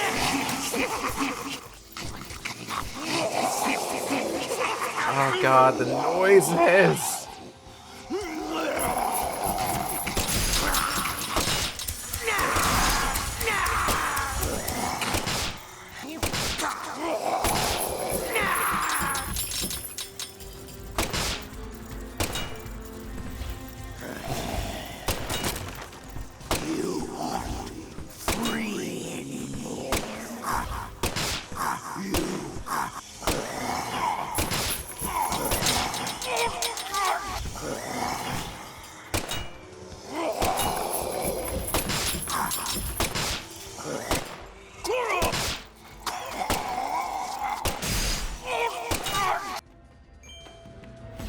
Oh.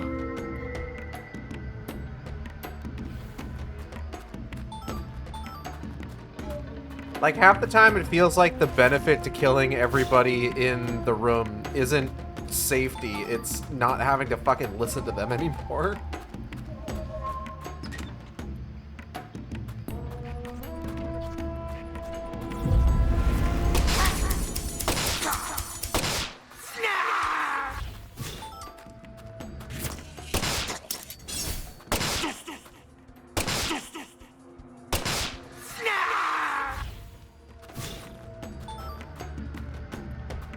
Pulcinella.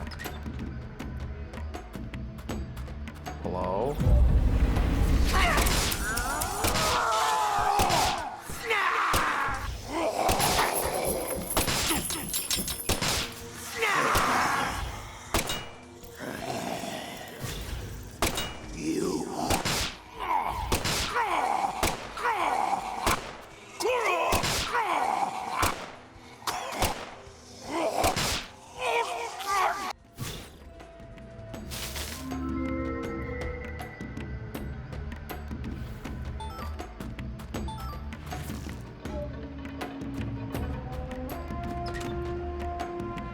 It is an unfortunate truth that part of the issue of these sequences... Oh. Oh, hold up.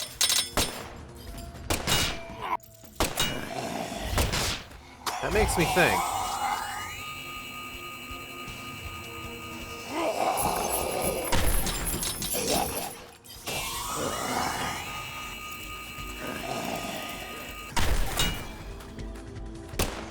Well, that's not doing anything for me, actually.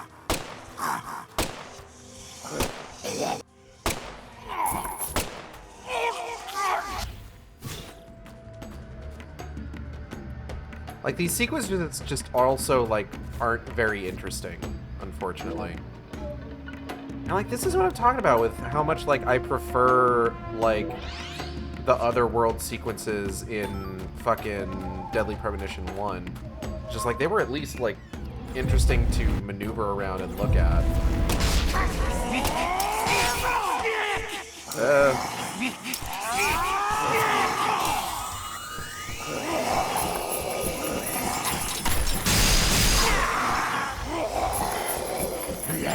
Okay.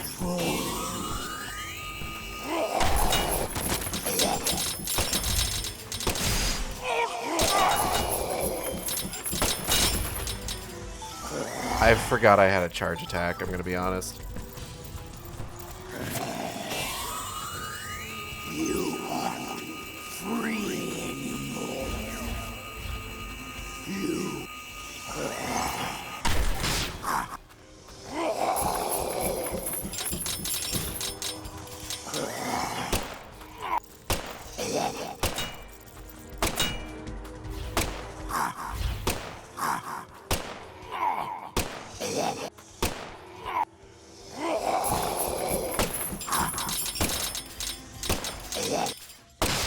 The dick shots aren't working!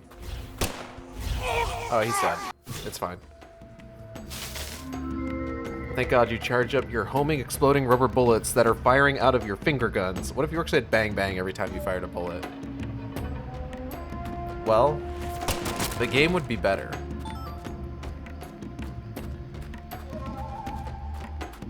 If York said bang bang every time he fired a bullet, then maybe the game wouldn't have any transphobia in it.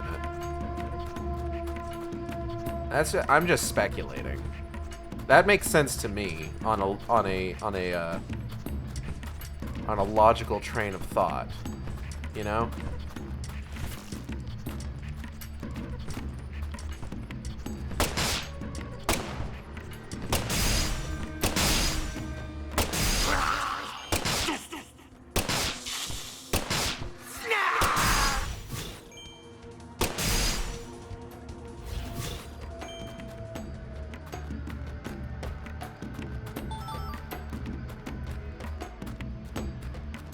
Zandahar, I know what song you're referencing, I just can't think of, like, the tune or any of the other words right now.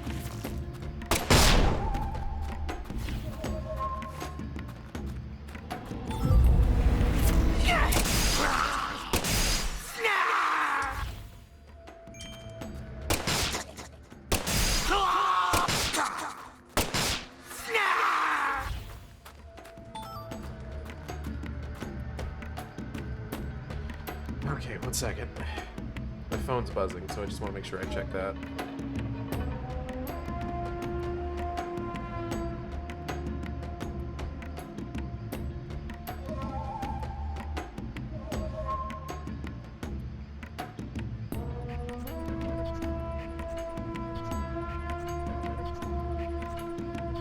Okay.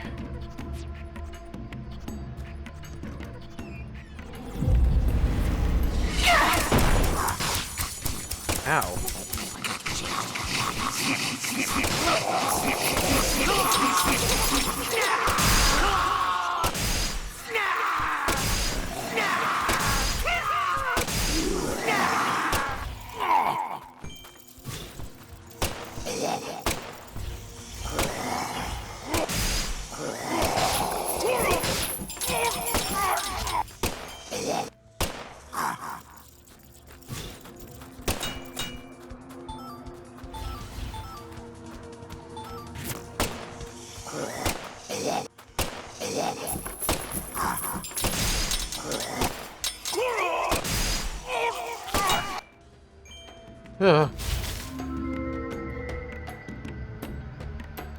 Oh. No.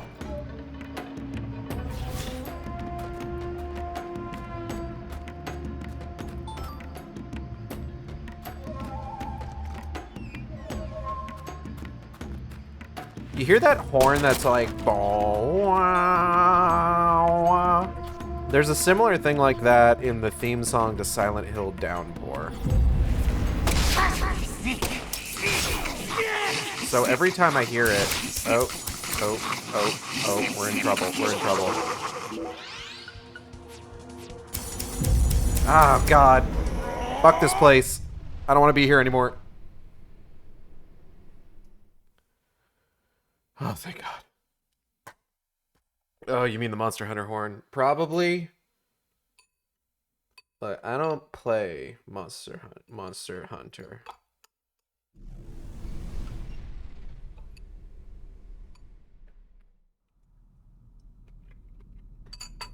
Hmm.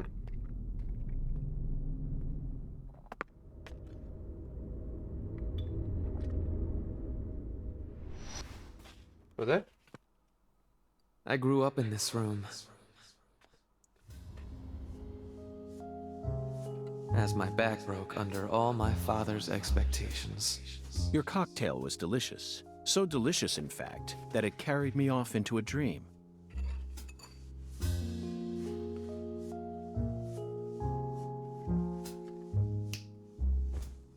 Huh. Professor R, what did you hope to achieve by coming back to this house? I don't believe for a moment that you'd ever risk your life just to get revenge on your father.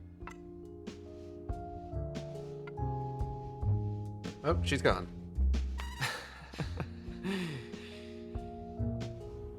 Leonard Clarkson. That was my name when I lived here. Everyone called me Lenny. My father taught me all sorts of things so that I would grow up to become a proper heir. How to manipulate people. How to properly use tools such as violence and rewards. But I could never bring myself to care about any of it. You left this place in order to find your true self. But what did that achieve? In the end, you fell back into Lucare. And now you spend your time selling the new drug you created, preying on the weak. You and the Clarksons are exactly alike in that regard. No, you choose your victims indiscriminately, which makes you even uglier. Some people find joy in ruining themselves, offering up their lives to whatever they worship. This cycle has repeated itself since long ago. To me, it's the most noble of actions. Surely you must agree, Agent Morgan. Stop trying to rationalize your crimes with that dramatic gibberish. Vicissitudo, the Latin word used to describe a fluctuation between two polar opposites. Galena's body wasn't a declaration of war. It was this, wasn't it? Those severed roots were fakes. Who did you force to kill Galena? I can't believe you figured out that much. You're dangerous. What you're talking about is true madness, not some noble fairy tale. You're going to shoot me. Okay. Go ahead and shoot. Come on! Shoot me! The Clarkson bloodline is cursed. It needs purification. A blood purge!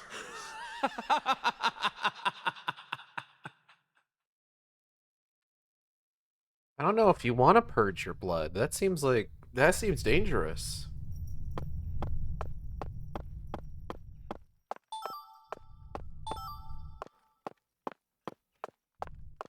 That seems like a bad idea. You need your blood. Yeah, you need your blood. Blood. Gage, we all purge our blood every day. That's what kidneys are for.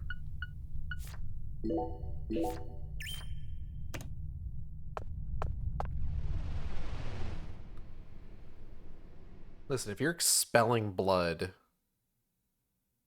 if your kidneys are expelling blood, that's a problem. You should see a doctor.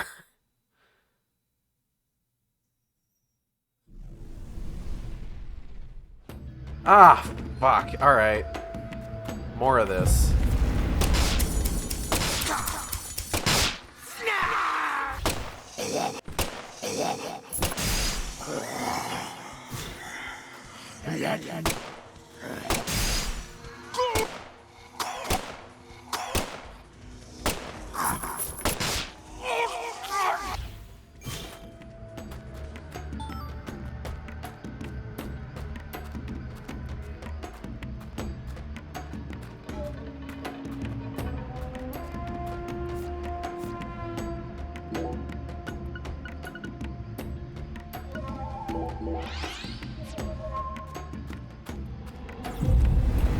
Oh. Oh.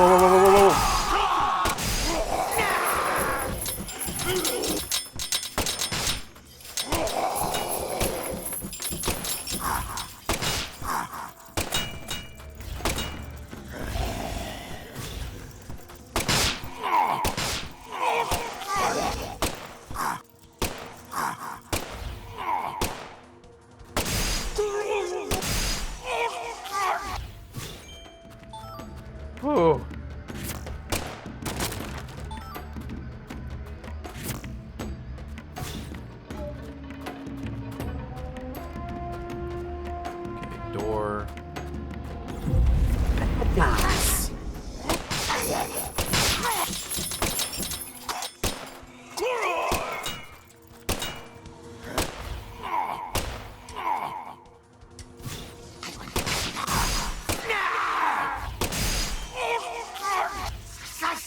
Oh.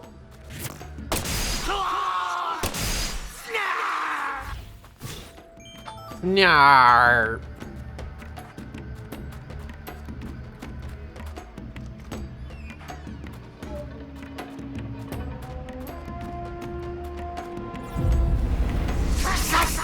Woo.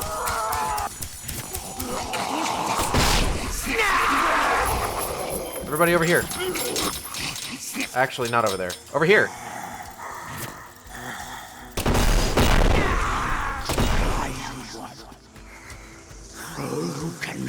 Come over to me. Come over. Come here. Come here.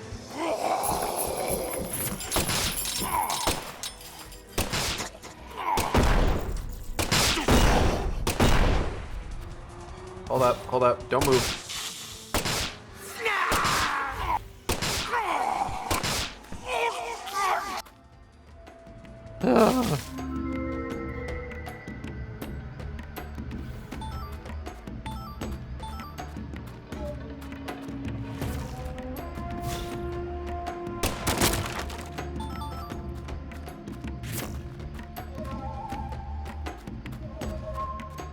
Let's head back to that door.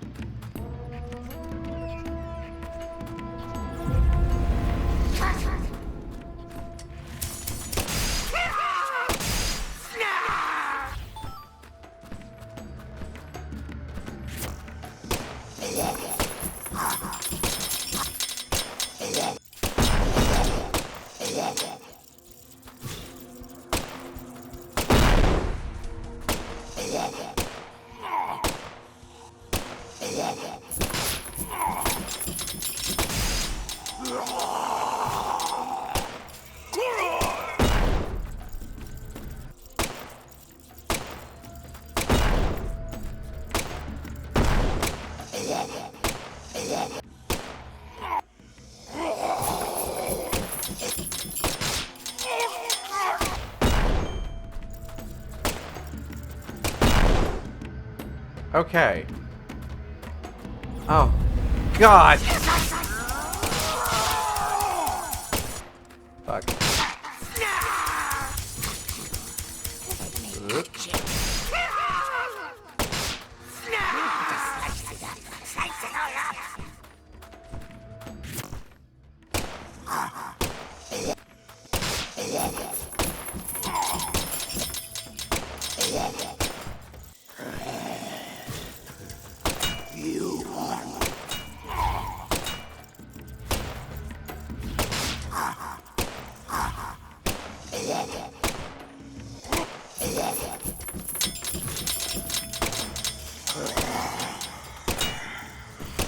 Let me go.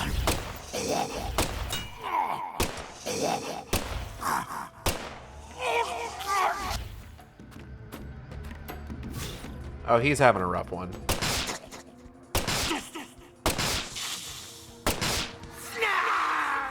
But it's to my benefit.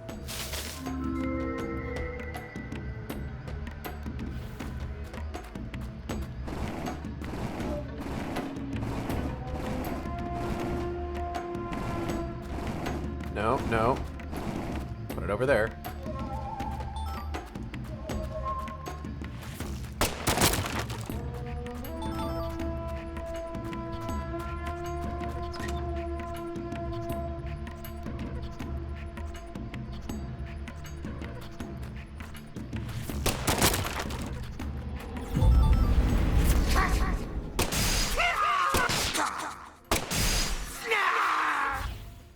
Mitty, you can't have any soup.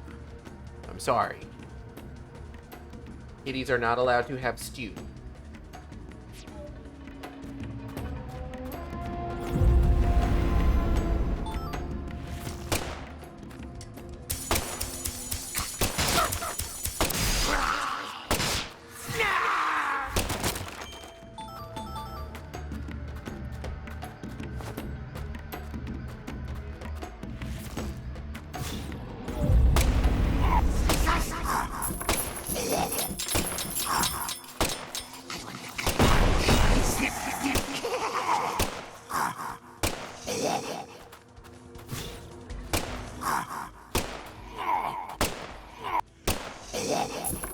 Why can't I find this guy's fucking weak point? This sucks.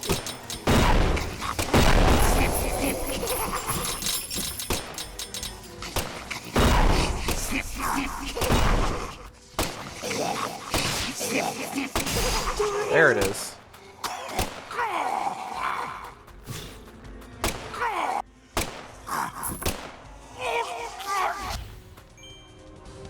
Oh.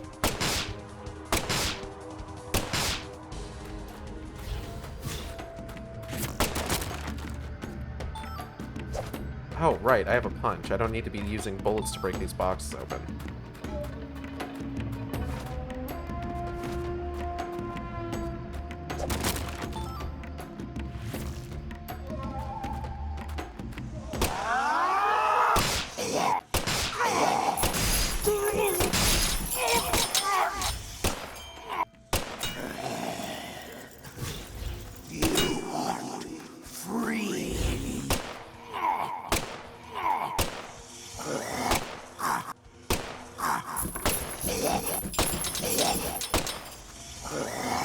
These hitboxes are really weird.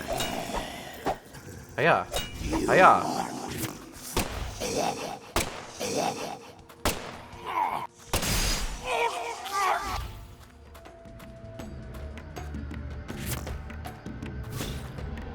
Ah.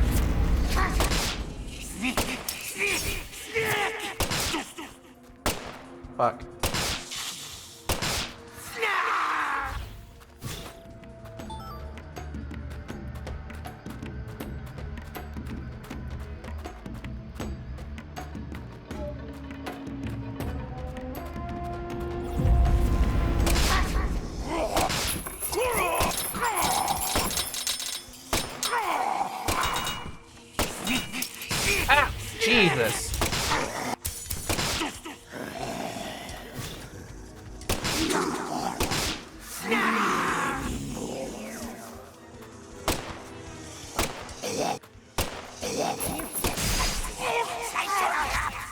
Oh god, there's another one.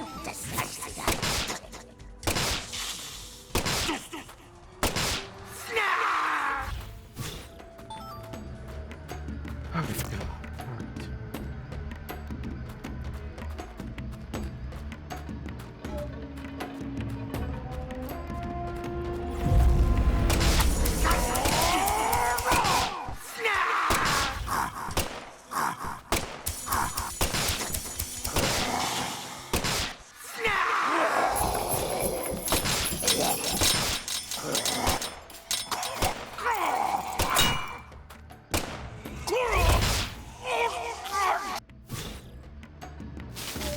Alright. Okay.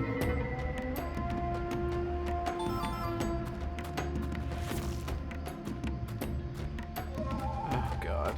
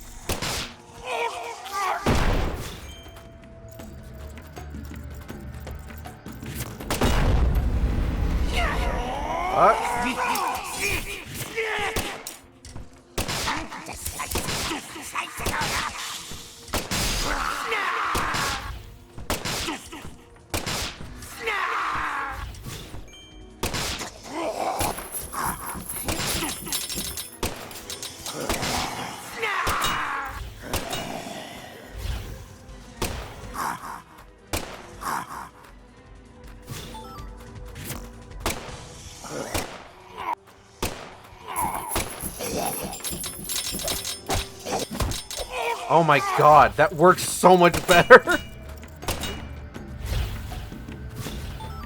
I can't believe the ideal fucking strategy for the door guys is just run up and beat the shit out of them. I love that, actually. That's fine. I'm willing to accept that. Like, it wouldn't be so bad if you had any kind of control where your bullets went. I mean, we'd still have to deal with the same noise as Gage. Gage, you're knocking on the door. Yeah.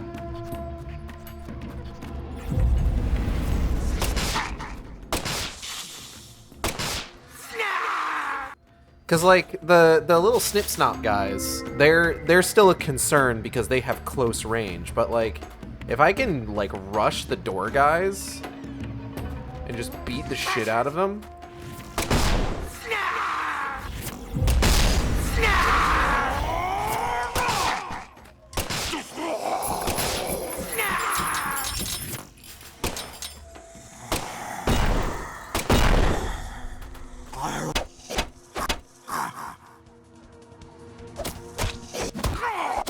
Like, they got nothing. They have no defense.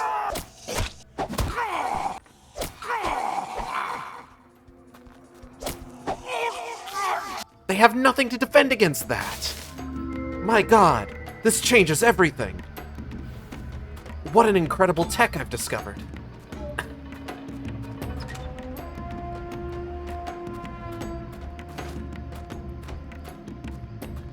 Zach, I believe this is what the kids these days call doing combo.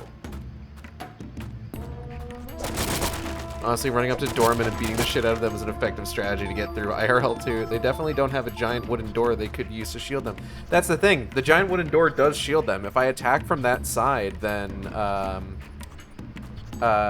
it only does 2 damage. But if I attack from the front, then like it's like 18 per hit. Like, that's pretty sick, actually. I need more bullets.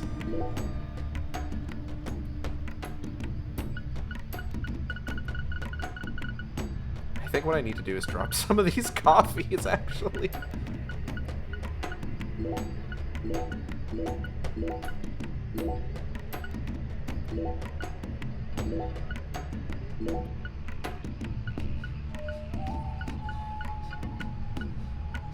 Maybe drop some of the cigarettes also.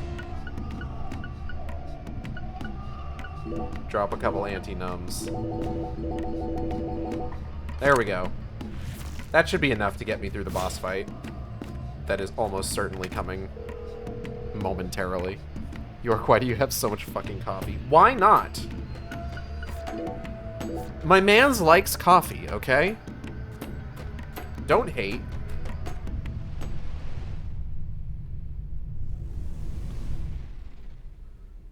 Hey, girl, hey.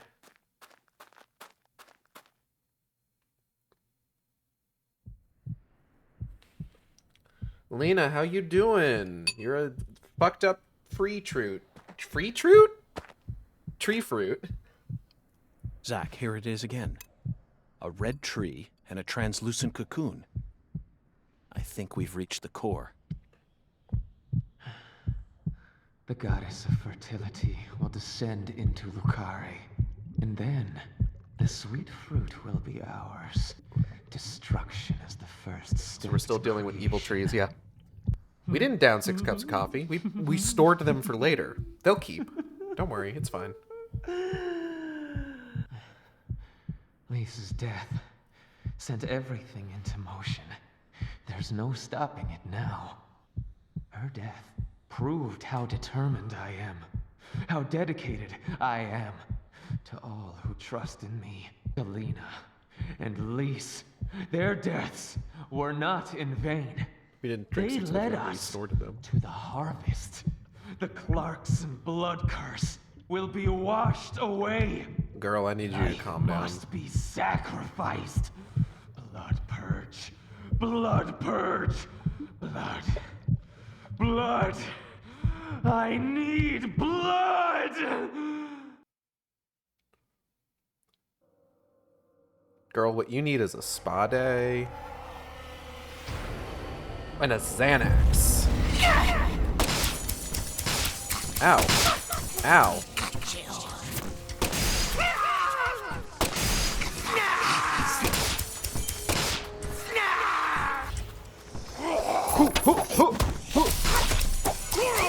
Ow, fuck, fuck, fuck, fuck, fuck, fuck, fuck, fuck, fuck. Ow.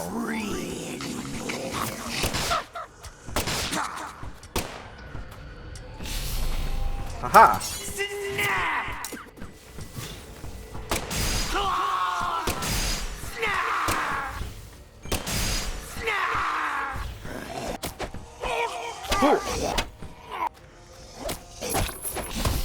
Ow. Oh, I'm in trouble, actually. Hold up. No, not the map. Where's all my health items?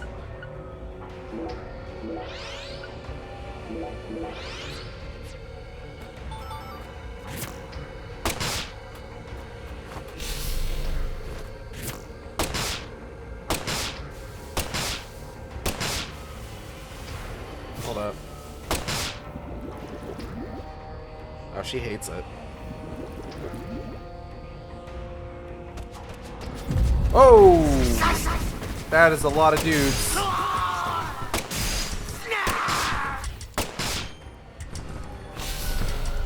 Whoop!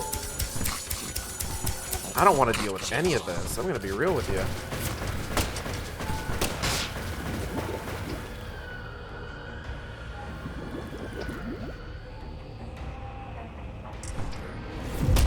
Oh my god, there's more guys. Ow!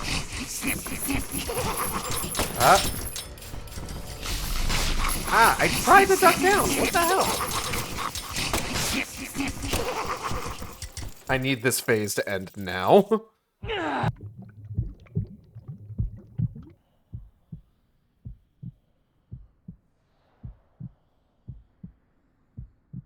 Galena and Lise, they're both dead.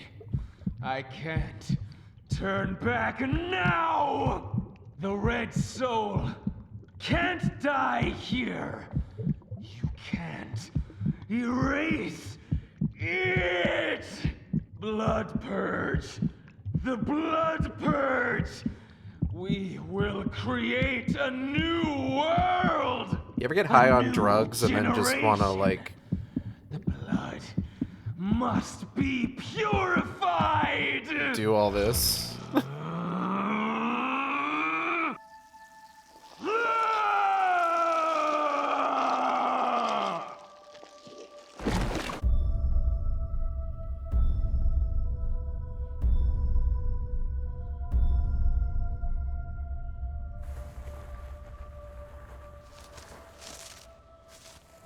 Girl, I'll give you this. That's the true self you worked so hard to find. Cool I'm as sorry, hell. Lena. I gave you far more credit than I Cool as ever hell should boss, have. boss The form. Clarksons have always been the chosen ones, proud souls, divine life-given form. But at some point, that blood became tainted. So I decided to reset it. I don't think that's how that works. Wow, what a cringe I OC need design. to purify this corrupt blood for the one I love most. After I left home, I met the Red Soul and acquired a guide. And so I created the red powder and became an apostle for the red magic. The red powder transforms the body from within. It creates empowered souls, and mature souls are the greatest offering one can present to the goddess. Lys and Galena didn't lose their minds. They both died with honor. Died with honor. Just how deluded are you? You dismembered them and strung up their bodies in the name of vapid symbolism. Where's the honor in that? So what if they said they wanted to die? Cultists have been saying that for centuries. Silence! You will impede us no longer. You're always so smug. Oh, how I hate you. This is the last you'll ever see of my plan. Now die! She turned into a dragonfly? Yeah. Because the dragonfly is the symbol of the Clarksons. Oh. And, oh, fuck. Ow. Girl. Uncool.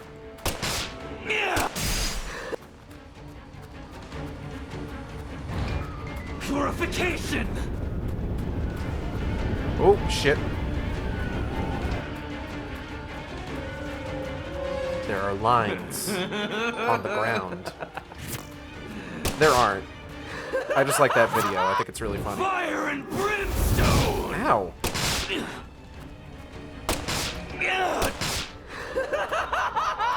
Fire and brimstone! I think fire and brimstone is maybe overdoing it a little bit.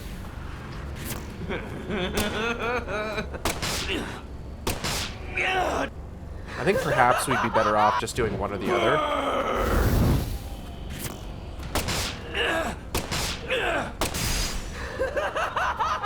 This is true immolation!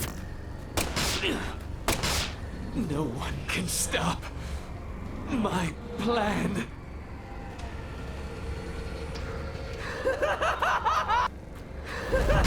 Ow.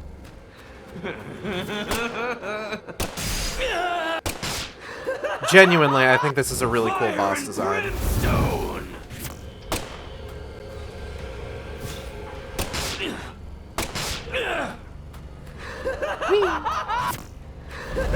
Ow. Fuck.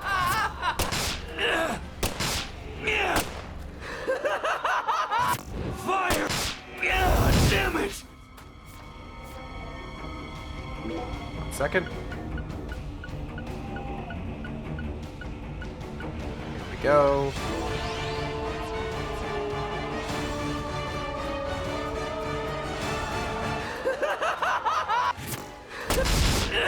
Ouch.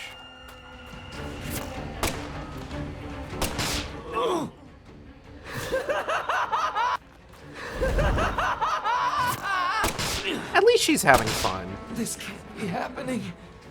I'm supposed to be invincible. Did you get double hits shooting her wings? I don't think so. There seems to be double hits when she's moving. Because, like, I hit her once and then she moves through the AoE of the explosion.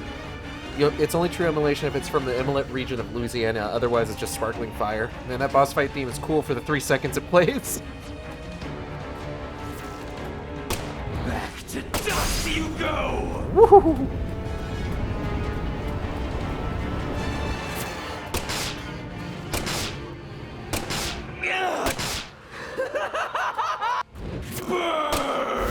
Oh, ow. Well, we're basically done here. I just gotta... Come on. If you kill me, no one will be left to tell you about the plan. Alright. No. How could I lose? I shot you. It's too late. No one can stop my plan. Now, not even me. Red Tree!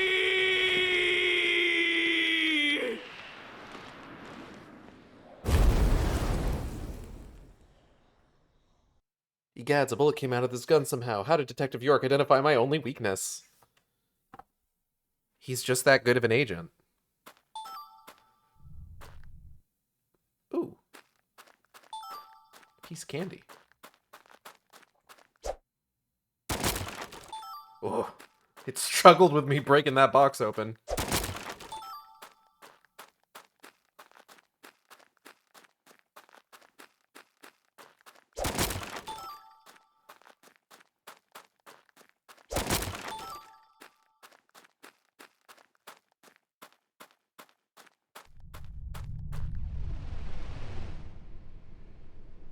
So I think it's going to be a lot of story stuff from here till we hit the next 2020 segment. That was a close one. Toughest boss so far, that fucking box. Lena didn't make me scared that the game was going to crash. That box did. Sup, fuckers, it's your boy.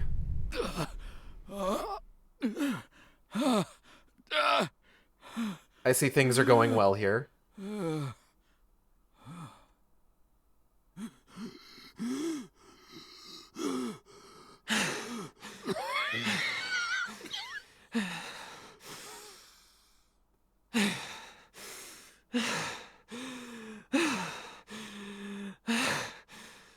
Lena, let go. I'm going to count to 3. Then you're going to get down on the ground and put your hands behind your head. Got it? See this? If I let go, the bomb in the fireplace will explode. Do something smart for once, Lena. Detonating that bomb won't solve anything. You're wrong, Agent Morgan. It'll give me the ending I've always dreamed of. Leonard. You're wrong. She just said she was holding a dead man's switch, and you're gonna detonate her now? We'll bring back our family's prosperity. Come on, man! I know I'm right! You never change. Once you make up your mind, that single idea possesses you. It's almost like you're cursing yourself. Oh, my, always holding on to all your pain. No! You're the one who's wrong! When you first told me about the disparity between your mind and your body, I didn't know how to love you. Stop it! Skill issue. I don't want to hear this! But I always knew from the very start. Stop talking! There was something special inside you. I also know that you had any I forgot that they talk about it this early. Your own flesh and blood. Shut up! I just didn't know how to treat you. I'm sorry. Forgive me. Stop. Please. I never, ever hated you. I always loved you. From the bottom of my... I said shut up. Don't, Lena. This is necessary. All of the corrupt blood must die. The Clarksons' blood must be purged. Then, the purity that's left behind can rebuild the Clarksons' legacy. Is that the goddess of fertility? Go and see her with your own eyes. You're an FBI special agent. Surely you can find her. No one can stop my plan now. Not even me. No, stop!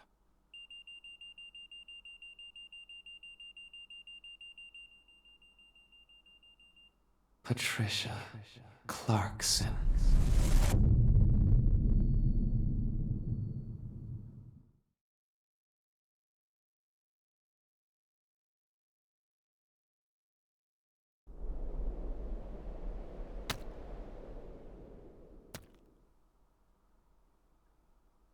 Oof.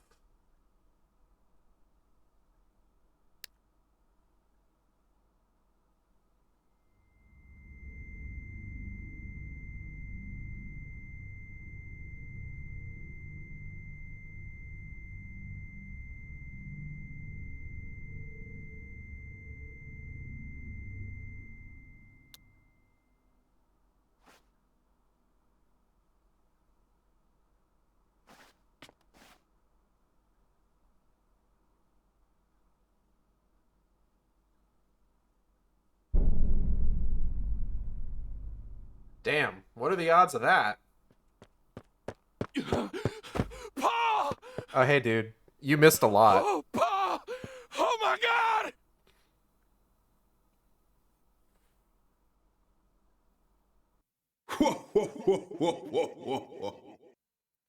I don't know if now is the best. Okay.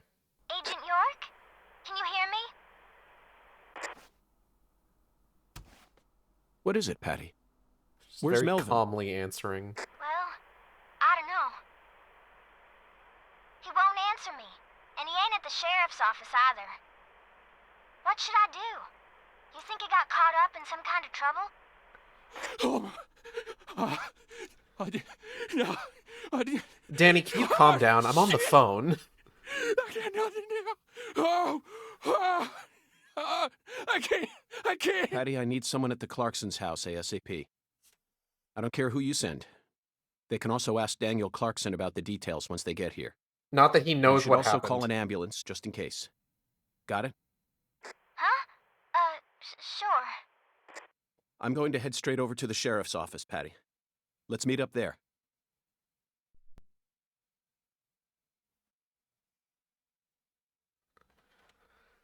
So I want to go ahead and just kind of cut something off the pass here in case anybody's curious about this, but I believe with the way that the plot plays out and explains things, none of the evil shit that Lena Dowman ended up doing has anything to do with the fact that she's trans.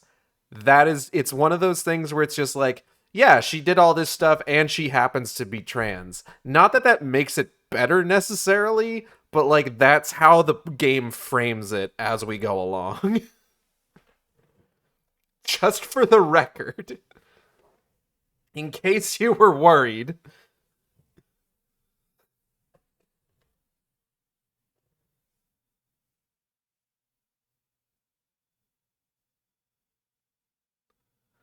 Like, her having a strained relationship with her family is entirely independent of everything else that's gonna happen. The only thing that has anything to do with her being trans is the part about her dad saying, "I didn't know how to love you, I'm sorry." You give me a saying, don't change the fact you fucked your sister. Oh, don't say it like that. We gotta fucking get out of here.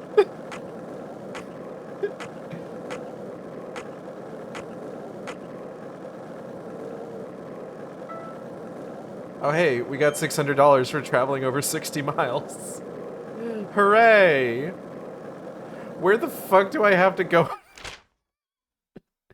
I don't actually know. Okay, we have to head to the sheriff's department.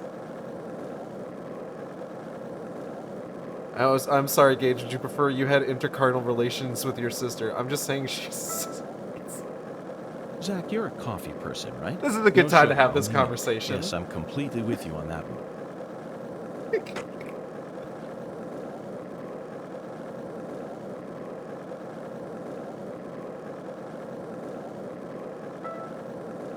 If this town has a symbol, it's got to be that bridge hanging over the bayou. Lift bridges are truly a rarity. Reminds me of Duluth. I can't listen to York fucking hyperfixate on bridges right now. I said I got a joke being immune to explosions completely overshadows. The microdosing on explosions bit was pretty funny.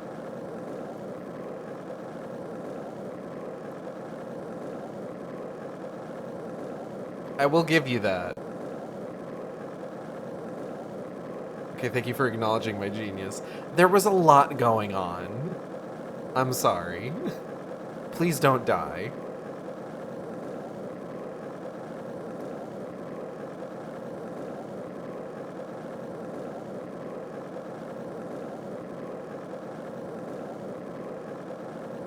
I forgot that it got into the incest shit this early in the game. I thought that I didn't remember how those plot details like came up within the game's narrative. I thought it was going to be way later we were going to find out about that. So I was not prepared for that, unfortunately.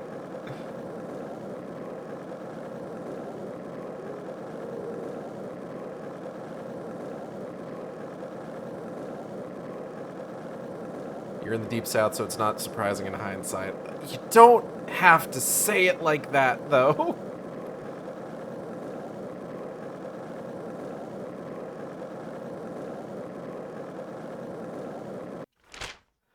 Okay, we gotta get to the fucking police station.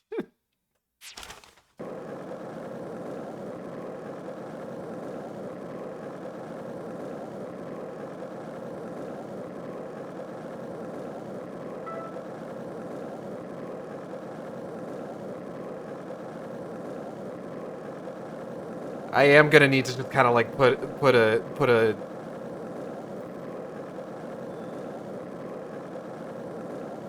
We're not gonna talk about this right now. Trust me, we'll have plenty of other times to fucking discuss this as the game goes on. Because it is going to keep coming up, unfortunately.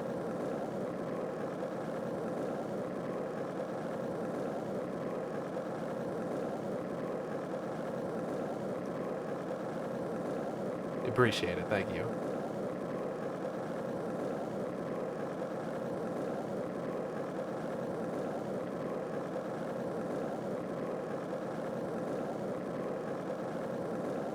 I wonder if we'll be able to make it to the police station before it hits midnight and monsters start spawning in the other world. Oh, thank God, an ad.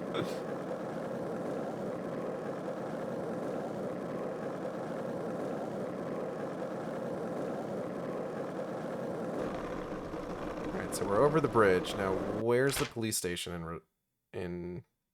Okay. That is 1, 2, 3, 4, 5th left. Hey, look, a bridge. York, why don't you tell me about bridges? 1,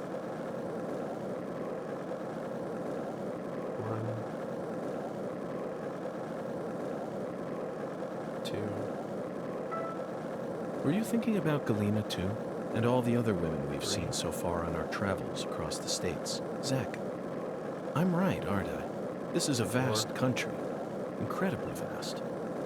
And it's mostly composed of mountains, deserts, and farmland, with small towns scattered about here and there. That's how America looks to me. Compared to the scale of this entire country, New York, Chicago... Enough of that. We gotta progress the plot. Zach, it appears to be closed. Shit. Let's come back during business hours. Alright. I figured, you know, given the circumstances, maybe the police station would be open, considering everything happening right now? Like, I know you said this game handled some stuff, but I was expecting something, like, so stupid it's hilarious, like Yick. Kinda. I honestly was not expecting a powder keg going off at a fireworks factory. Yeah, no. Shit gets wild, and it's going to get... I don't know if worse is how I would describe it, but, like, we're not done. We're not done with shit getting fucking weird in this game.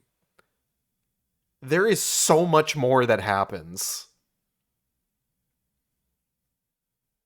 And none of it is going to be particularly comfortable to discuss in the moment. But we're gonna have to reckon with it.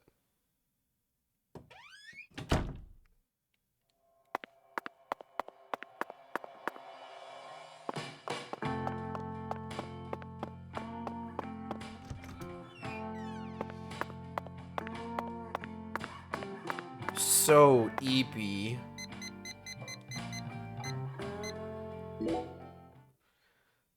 I would definitely need a 10-hour sleep after that. I'm gonna be real with you.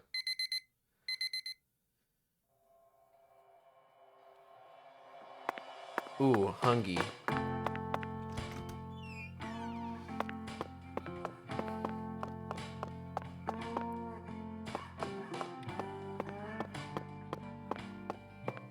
Nothing says, I need to recover from watching a woman blow up herself and her estranged father at the same time with a dead man's switch, like And that's breakfast. what I'm talking about. You can't get fine eating like this at any of those diners out there. So make sure you enjoy it.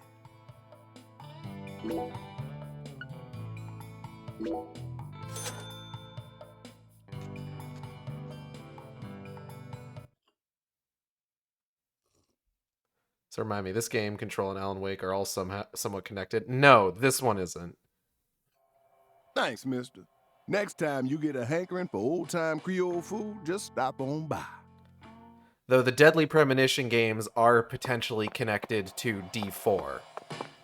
Because during the last 2020 segment, York talked about David Young from D4 living in the apartment upstairs from him. No, not Diablo 4. The game D4. Dark Dreams Don't Die. Come on, keep up.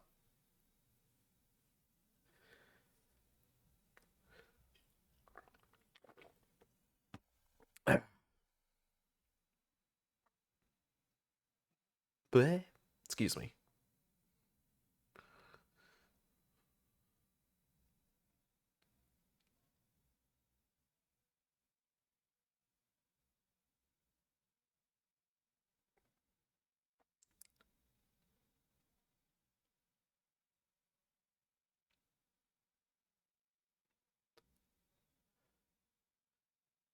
Francis York Morgan serenely sipping his cup of coffee like, I just watched two people give themselves all over the room.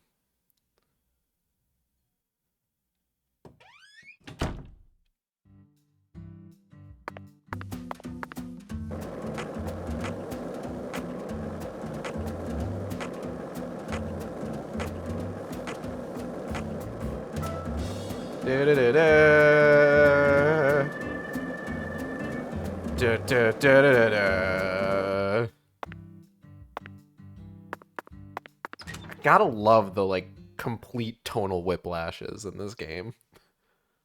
Genuinely. It's really funny to me.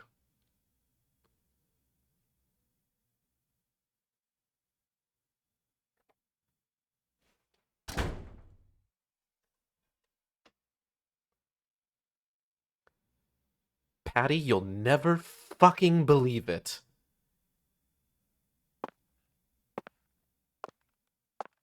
Did you find Melvin? Nope, I can't find either of them. Either of them? Yeah. When I went home, it wasn't just my daddy who was missing. Mama was gone too. This never happened before.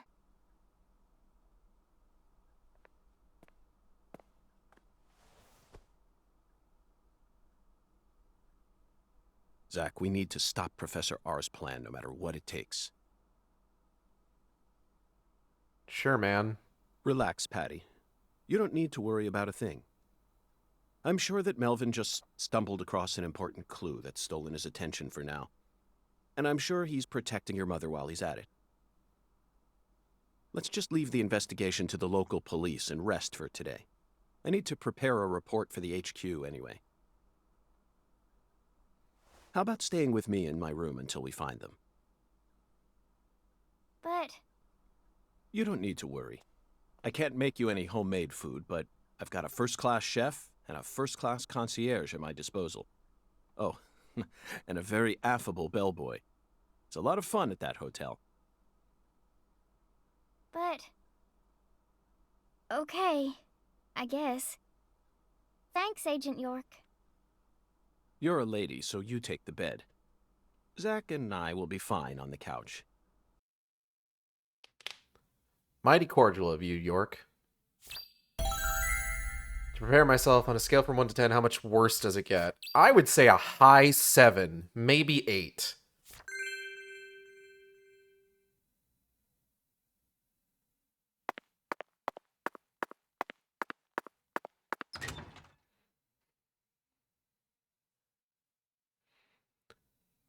I'm back. Did I miss anything? Melvin and Patty's mom are missing.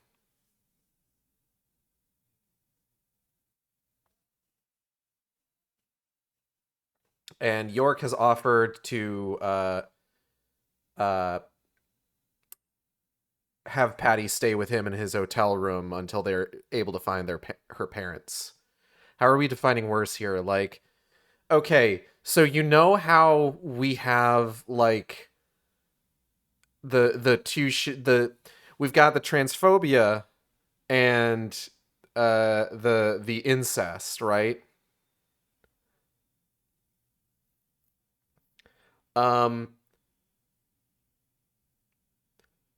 So the transphobia is going to come up a few more times. The incest is entirely plot relevant, and shit's just going to get more uncomfortable as we go along.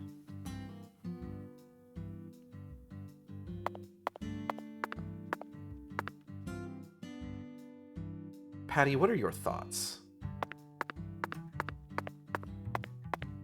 Worse as in what the fuck, or worse as in trying to be base but digging the hole deeper? It's a beautiful day, Patty. Really?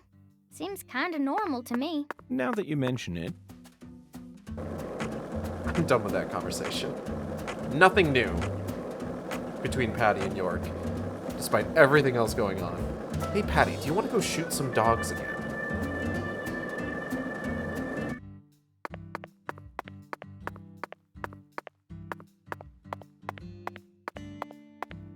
Now that you mention it, skateboards away.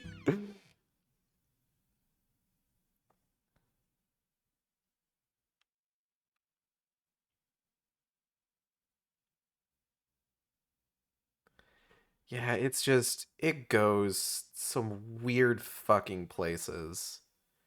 And like I said, they tried to patch out, like, some of it by altering, some of the, dialogue a bit, but there's only so much you can do with how much, like, a lot of this stuff is kind of, like, baked into the game's plot. And, like, I really can't get too deep into it without, like, major spoilers.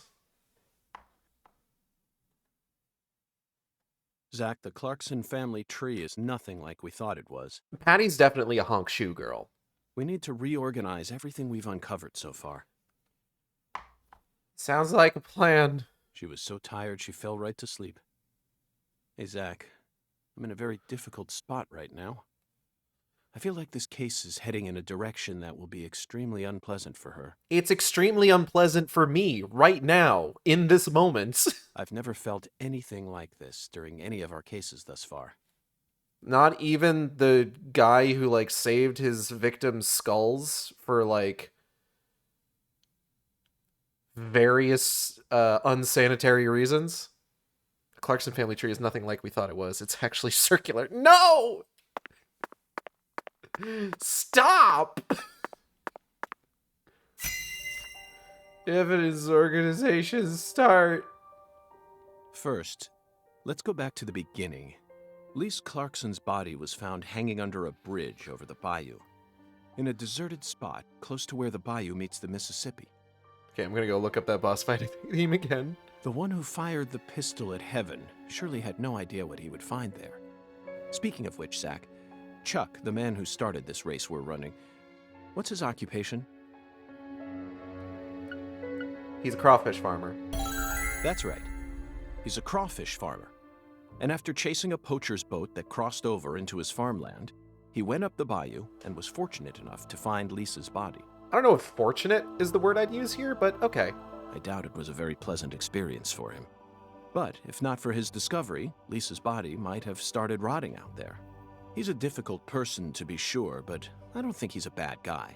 He's got the world's longest nose hairs, though. Chuck said something peculiar. He claimed the Clarksons were a little better when their son was still around. I don't know exactly what he meant, but we ended up meeting the person he was talking about, didn't we? Under very unexpected circumstances. You could say that. Leonard Clarkson. He ran away from home, found his true self, then changed names. Okay, so this is the other thing that this game does. And this is a very, like, well-meaning trans ally not really understanding how the whole thing works kind of thing, where when referring to somebody before they transitioned and, like, you know, took on, like, their name and everything, they refer to their past self by their assigned pronouns and their dead name. And it's, like I said, it's one of those things where it's just like, I get what you're trying to do, but this ain't it, Chief. So, Zach, do you remember her name? Helena Doman. Helena Doman. The townspeople call her Lena. She was also known as Professor R while she plotted against the Clarksons. She's the mother of the new drug known as Sang Rouge. She must have also had a group of followers who worshipped her fanatically. I can see it now. Lena sprinkling down the red powder, corrupting every last pure and innocent girl in town. A league of fanatical followers who believe in both trans rights and trans wrongs. Lena mentioned her plan each time we met. I love Lena Doman kill PJ Clarkson, but the kill is a question mark. When we know it was a bomb, honestly, like, now that I'm seeing the context, I can see why you would think that's the right way to do it. Yeah. Like, it's... And I don't know if, like, that's a cultural thing, but, like, it's really just one of those things where it's just like, I see what you're trying to do, and, like I said, to York's credit and to the narrative's credit, whenever they talk about Lena Doman post-transition, they do always call her by that name and by her correct pronouns, but for some reason they do the past self thing, quote-unquote. She must have taken us for utter fools, Zach. She thought she was always one step ahead of us, and that we'd never see the full scope of her plan. Well, her plan isn't complete yet, and I know we can still stop it. That's why we need to learn all we can about her. Her alias was Professor R, and she was well learned in the areas of medicine and fire dynamics. Like, there are a lot of games around this time where they get trans narrative close but exact opposite. By the way, Zach, do you remember what weapon Lena used to murder PJ? It was a bomb. Correct. Bomb. She used a miniature bomb. To tell you the truth, she surprised me. That bomb was so well placed. It left hardly any damage on the building itself. Yeah, the masonry in that fireplace held up really well, actually. Yet still did amazing work on them. Oh yeah, they were gibbed all the shit. Lena should have used that brain of hers for something more productive than that saga of revenge. Yeah. For example, reviving Lucare's economy from the industrial sector. or speedrunning Fallout New Vegas. Widen your perspective, and you'll see that Louisiana is an industrial treasure trove. Shit, now that you say it, right, because it directed the blast right at them. I do not know enough about this topic to speak on it, but seeing how this game came out in 2020, I'm inclined to agree with y'all. I want to hire those Masons. With her intelligence and her charisma, I'm sure she would have found some amazing opportunities. Such a tragedy. Zach, there's one more important matter we need to think about here. Yeah, I want to go ahead and just kind of like preface a lot of this. When I talk about this stuff, it's coming from the position of somebody who isn't necessarily trans. I've talked about this on stream before. Gender stuff is kind of weird for me at this time in these moments. But like a lot of this stuff is stuff that like I've kind of like picked up myself or like by talking to people I know and stuff like that. So I've mentioned this before. When this game initially came out, I had a lot of sort of like righteous anger about all of this, and while I haven't necessarily quote unquote mellowed out on it, I am now approaching it kind of from a position of, this is the game we have, this is how it is, let's talk about it. Let's examine it. Kind of like you would like an old movie that like doesn't age well, you know? Like, I'm not trying to say like this is basically like fucking Birth of a Nation or some shit. It's not nearly on that level of awful. But like, it's one of those things where like it has worth to discuss it and discuss the issues with it than it is to just approach it with just fury. You know what I'm talking about? I heard righteous anger and immediately thought of Pulp Fiction. I'm sorry. No, that's fine. I saw a video recently of George Clooney doing an impression of Quentin Tarantino, and it was very funny. Anyway. Galena Clarkson, who was murdered in jail. Yeah, what about her? Her body was dismembered, then rearranged into a V shape. Fuck, it sure was. Patty and Melvin claimed it was a severed roots killing, but that doesn't make sense to me. And PJ Clarkson disapproved of it when I met him in the other world. He saw Galena's parts lined up and was overcome by an inexplicable fear. Tell me, who killed Galena? I don't know. Unfortunately, we don't have the answer to this one yet, and it's too big a problem to solve with mere speculation. The answer to this question may lead to a major turning point for this case, and the final turning point for this story. You know it's true, Zach. I only hope it doesn't push us down an avenue we didn't plan on exploring. Evidence organized. We did it.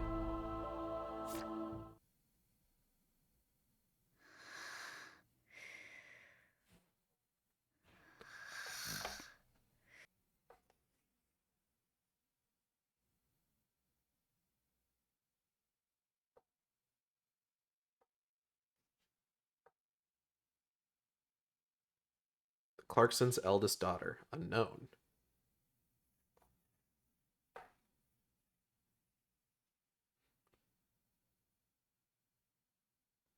Hey, Zach.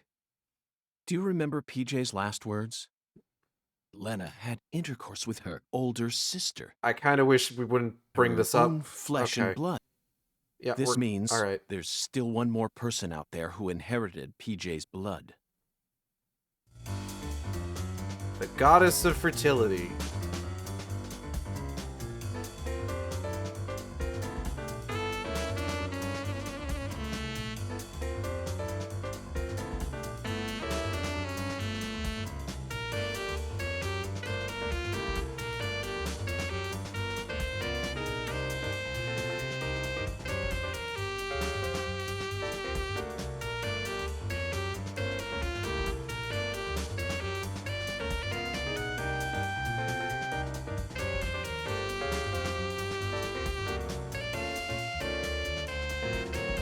Please don't ask me about the saxophone man who's just in his underwear. I genuinely don't know.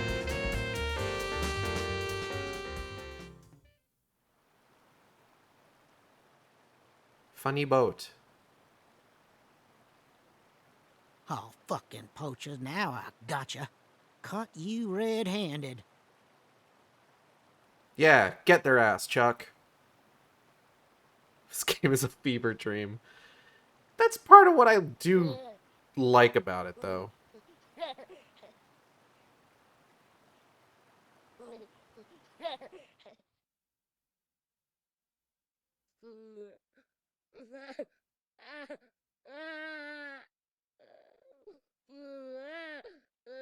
Oh, alright.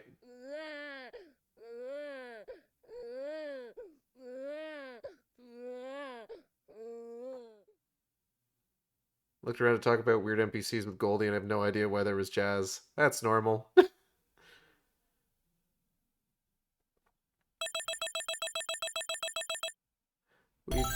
We did it. S rank. Do y'all feel good about this? Do y'all feel good about this S rank?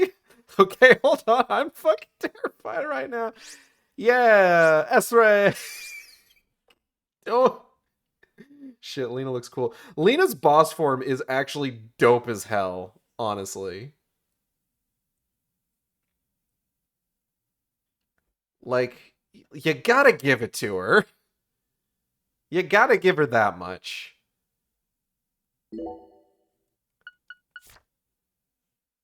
The girl's got a dope-ass OC.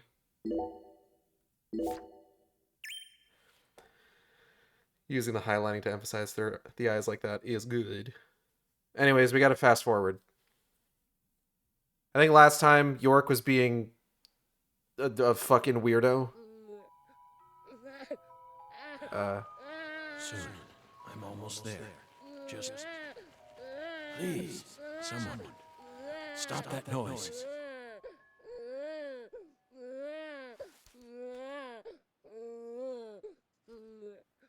Zach, I'm so close to being born. No, this is Zach. Borble.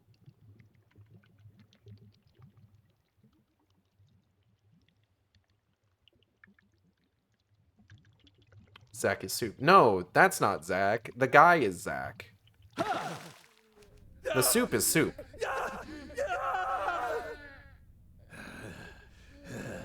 Bestial growling.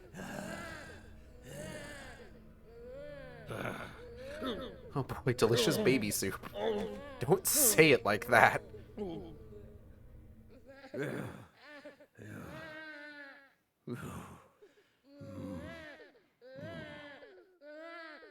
Do you think they added basil? I'm sorry, baby soul? I get it. I see what you did there. It's very clever. Oh.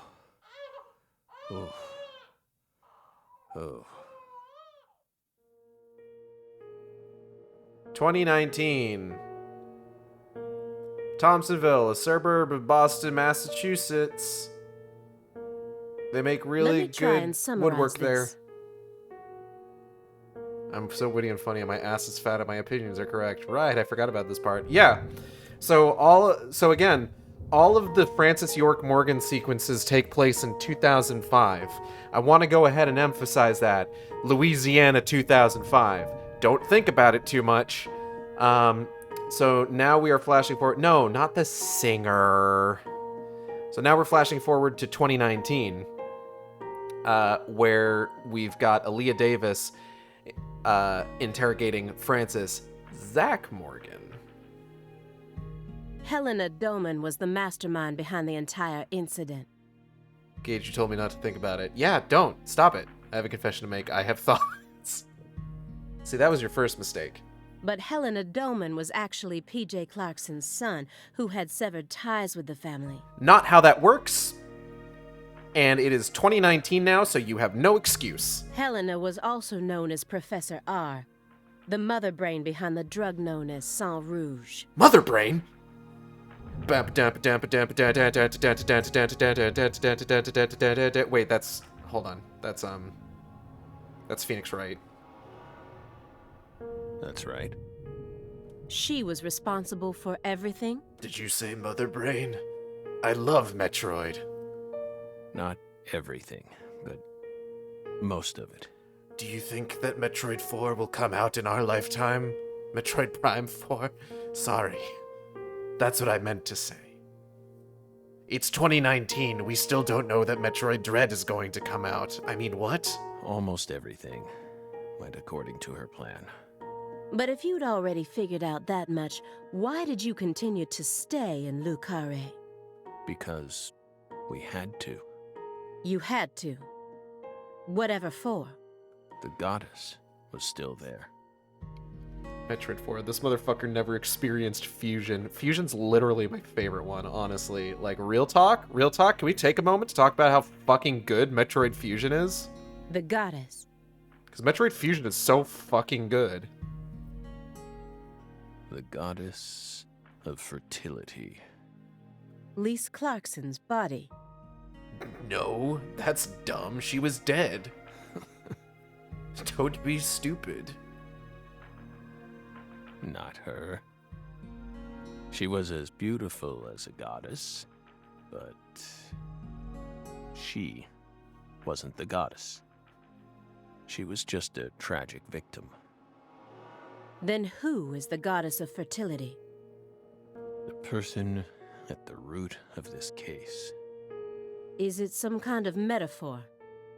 For example, the vast wealth that the red powder yielded.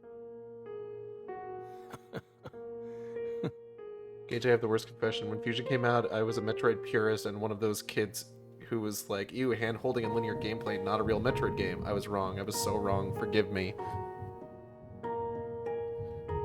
You are already forgiven, my child. Go forth, say 10 Our Fathers and 5 Hail Marys. And you'll be all good. Don't worry about it. The goddess of fertility embodied abundance on the outside. But on the inside, she was a hollow void.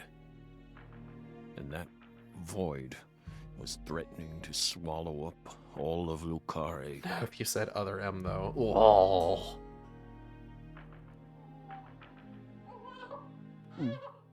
Struggling not to puke. Francis Zach Morgan hates babies so much. Shit, they were all out of our fathers at CVS. We accept the 10 the hunters and 5 super missiles.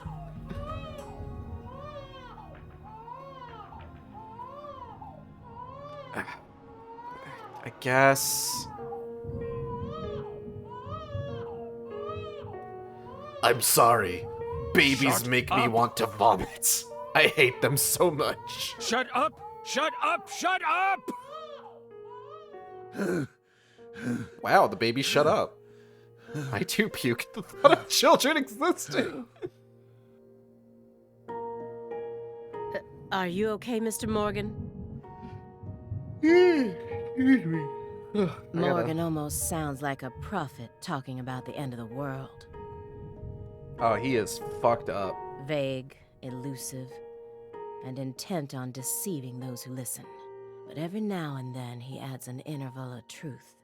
Patricia Clarkson is one of those. She's something special. Something irreplaceable to him. Jittering leg. Old messy letters. Ash in the fireplace.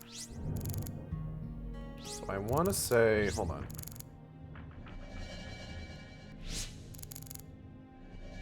Yeah, it's the letters that do it. Okay.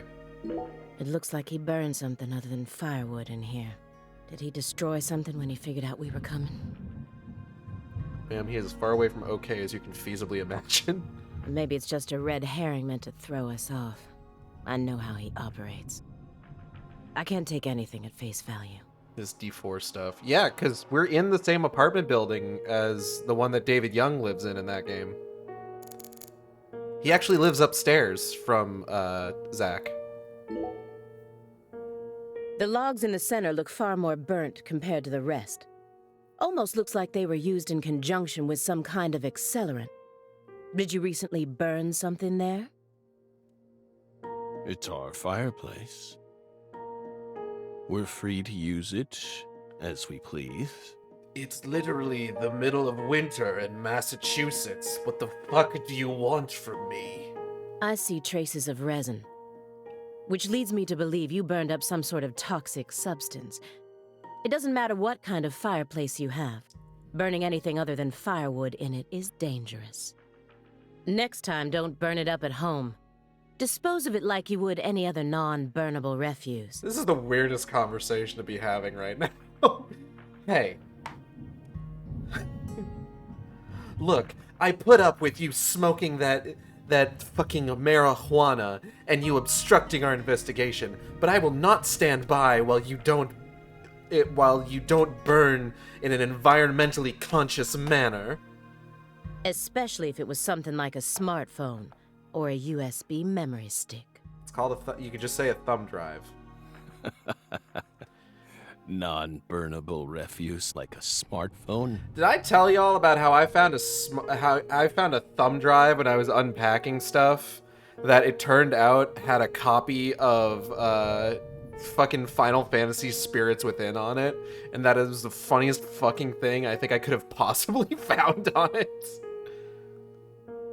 Let's be serious here, Belle. That's exactly the sort of data one needs to thoroughly immolate. Remember what you learned at Quantico. Damn, he fucking got us there? Question mark? The sound of a baby crying got him that agitated? He may be sick, but that's still no excuse for this behavior. Instead of kicking your floor, perhaps it'd be wiser to invest in a soundproofing mat. Are you irritated, Belle? Yes. I thought that was clear. Yes, of course you are. You think we lack a common human trait, and that bugs you. We're crazy. Human refuse. That's how we look to you, isn't it? I would never go that far, but you did surprise me. Just doesn't seem like the kind of attitude one should display when in the company of others. Yes, we're sorry. We agree with you.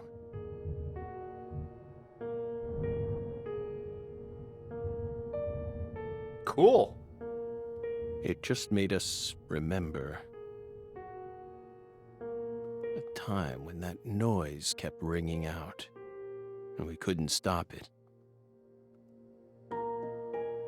That flight from Newark Liberty to Seattle Tacoma. Yeah, SeaTac's alright, I guess. It was the first flight we took as FBI agents.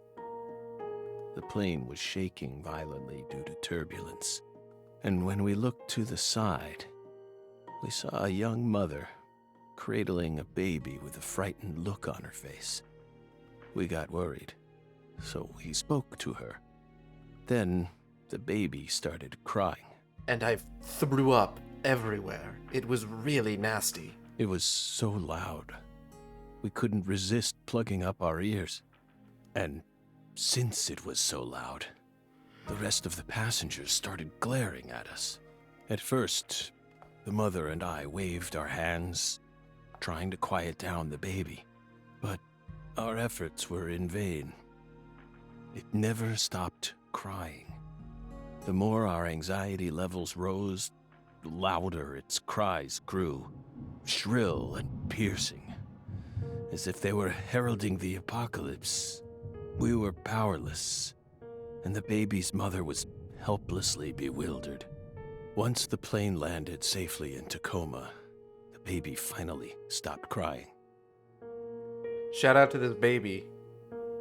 Tacoma's a pretty cool city. We heaved a sigh of relief and looked at the mother. Then she said,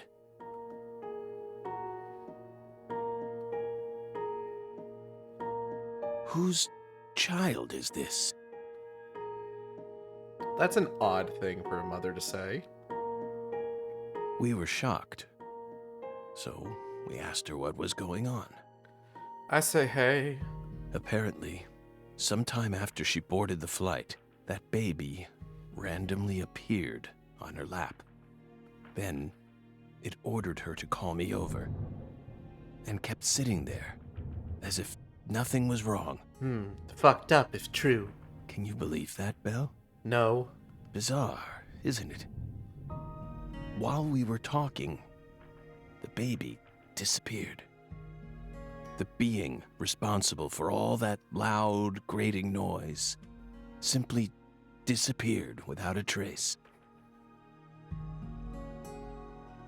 Ever since then, whenever I hear a baby crying, I remember that bizarre experience. Cagey Fate had fucked up if true to my lexicon. Good. Happy to help. Well, Oh, darn it, I need to head out. Got some job stuff to take care do you of. think, Alright, my you have a good fairy? one, Cal. was it some sort of sign? No, it was a fucked up psychic teleporting baby.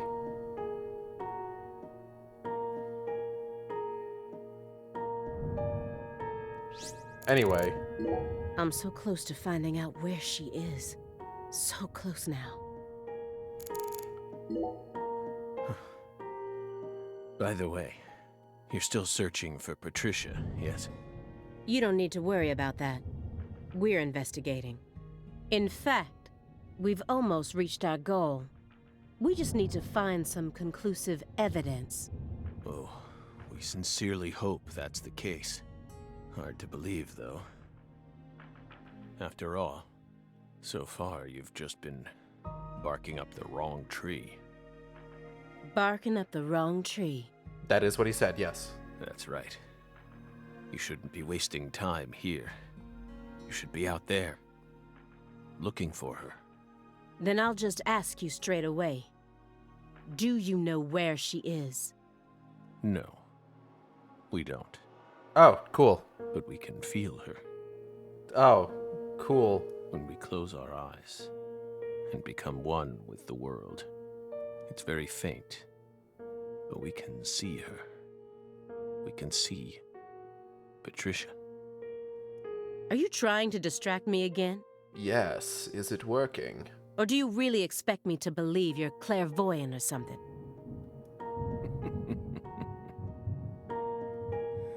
What do you think we are, X-Men?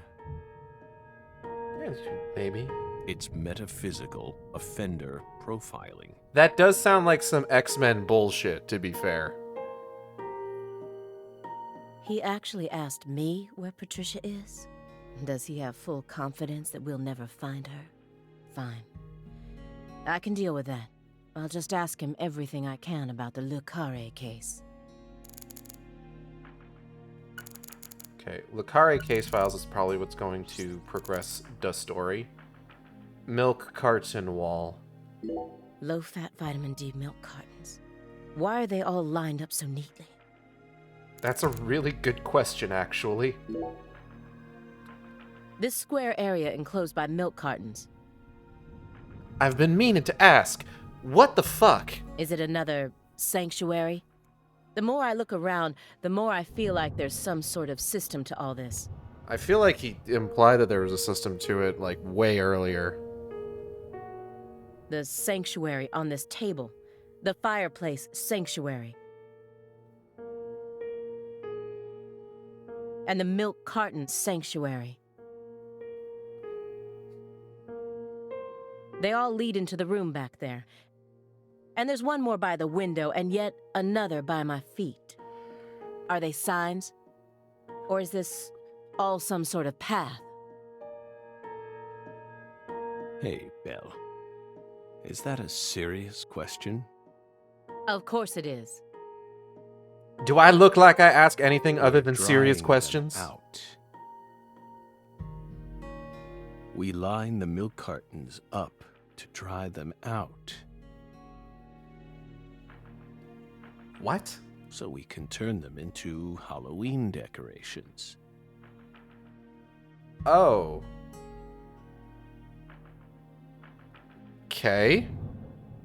Halloween? It's only January. This is America, land of the free. I can celebrate Halloween whenever I want. Got a problem with that?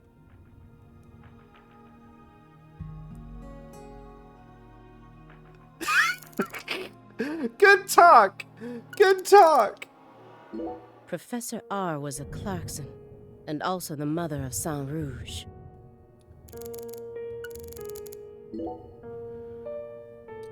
By the way, how did the FBI find Lisa's body? Frozen, as you can see. After 14 whole years. That's none of your business. Are you saying they just happened to be investigating the Clarksons' cold storage warehouse by pure chance? That there was some undercover terrorism plot afoot there? Shit, maybe. You don't know. You don't work for them anymore. Hold on, I'm gonna eat this potato. Oh, whoa! That could have been dangerous. I just dropped a whole ass steak knife.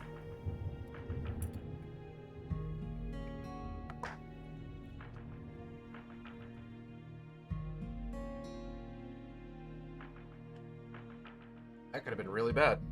I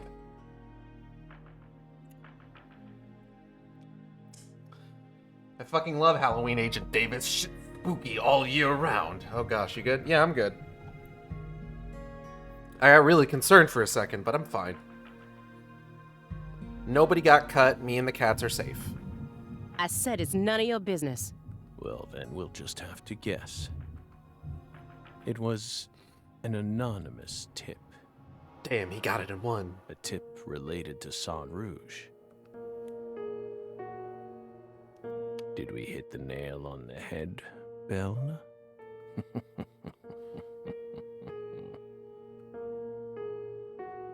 But that's not what we want to know about. After all, the FBI gets hundreds of tips every day. Right, my fairy? It was always that way, even back when we were on duty. Here's what we really want to know. Why, out of all those tips, did you select that one? Would you tell us that much? Belle, what urged you to make a beeline straight for this case? That's none of your business. Damn, got him. If Professor R really was the mastermind behind everything, if she wanted to rebuild the Clarksons' legacy, then why did she feel the need to kill everyone? So you think Galena was murdered by Helena Doman, her own brother? Again, not... never mind. No, not her. Galena was someone else. Then who killed her? It's written in the report, isn't it? Yes. But I'm asking you. I don't think that's a very good... Okay. Would you mind answering me in your own words? You see, I find your entire story highly suspicious. It's a complicated matter. Extremely complicated. Don't let him draw you into his game. Stay calm, Aaliyah Davis. Pondering Aaliyah. Am I winning here or... No. I need to stay positive. I have to solve this case no matter what it takes. I can't lose courage here. The future influences the present just as much as the past. Is that Nietzsche again? You asked me why I spent an entire 2 days observing you before I came to speak with you. Well, here's why. Over those 49 hours, I observed the intervals between your actions. When you were neither doing something nor doing nothing. What? I intently studied your intervals between action to action, and action to inaction, to action. People reveal everything during the intervals between their actions.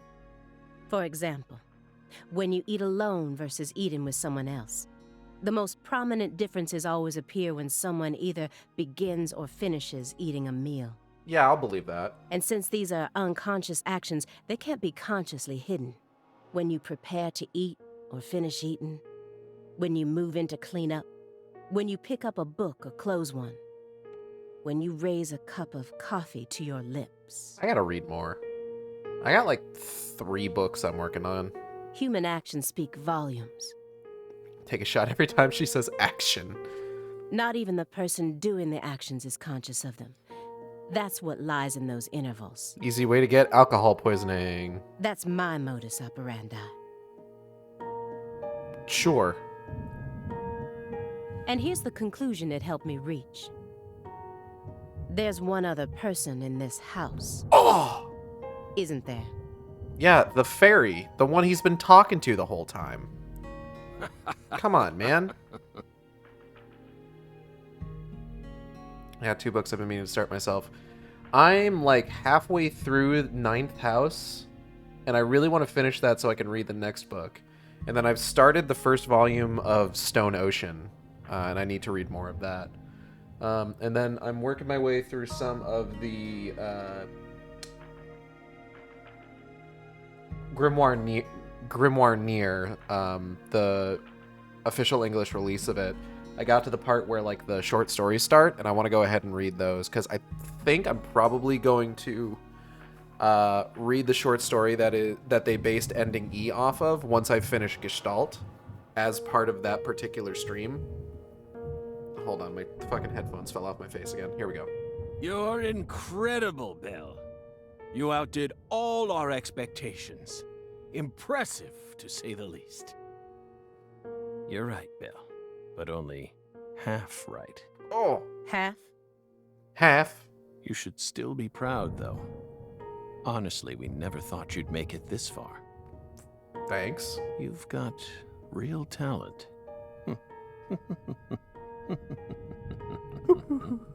I like his fucking mouth moving. Like, cool. Good talk, I guess. Oh. If this goes to court, I won't let you claim that your testimony is inadmissible just because of your little indulgence there. You can say that it's weed. We can even put it in writing if you want. We won't run or hide. Will we, my fairy?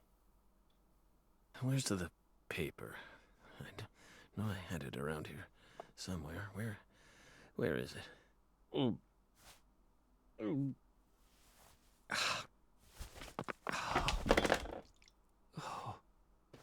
We're fine. Hey, everything okay? What's going on out here? Oh, don't tell me. He's just suffering from nausea. I was more worried about you. You were in there for quite some time. Yeah, sorry. Why did they... Ever since you got here, I've been all backed up. Please don't fucking Mr. say it like that. Can you stand? I fucking hate this guy so much. This a sign from the coffee? What could it be? Oh. What is it trying to tell me? Think. Is that a dragonfly?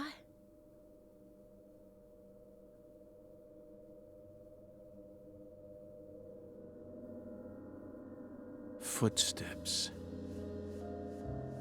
Big footsteps. That is a big foot.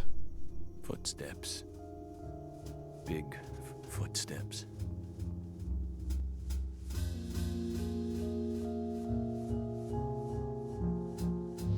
Some odd fella was following her around. Stalking her like. That poor girl, Lise, she was a druggie. And she was into the really bad stuff. Like whippets! The Red Soul has the power to amplify the unique characteristics we all possess, mentally and physically. That's why I created the Holy Red Powder.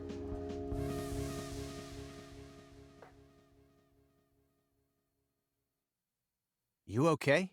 Hey. We're fine. Why do they call it a restroom? I was fighting for my life in there. Why am I making Simon sound like Meowth? Feeling a little tired. Would you take us to get our medicine? Sure. It's in the bathroom, right?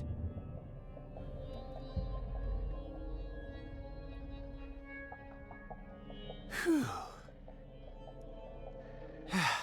Seems like he's calmed down a little. We should let him rest for a while. One more step and I could have cornered Morgan. But so be it. I can still keep investigating even if the owner of this chair isn't present. Why would you phrase it like that? Simon Jones, what a piece of work. How can anyone have such bad timing? Well, you see, he sucks. Pondering Simon. Empty box. Empty chair. Mess of pizza boxes. Mess of pizza boxes. Anyway. I wondered what sort of food he was eating, all shut up in here. Pizza? Why do they all love pizza so much? Pizza's fucking good! What's wrong, Aaliyah? You hungry or something? Excuse me? What are you insinuating? Well, you're staring right at an empty pizza box. Please don't compare yourself to me. Besides, I have a refined palate. Hey, that was uncalled for. Pizza is a sacred food, remember? Simon, shut the fuck up. You don't need to feel embarrassed for being unable to stop staring at it. I hate this guy so fucking much. It enthralls all who gaze upon it.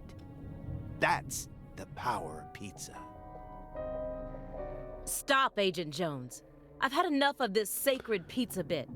Thank you. I'm sick of you Chicagoans and your obsession with pizza. I don't know why we needed to bring Chicago into this. Pizza, pizza, pizza. 24 hours a day. That's all you ever talk about.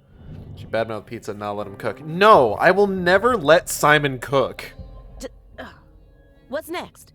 You gonna launch into a tirade about how deep dish is the only proper way to make pizza? No, Aaliyah. You just don't get it, do you? As a Chicagoan, I'm proud of the deep dish pizza. But get this.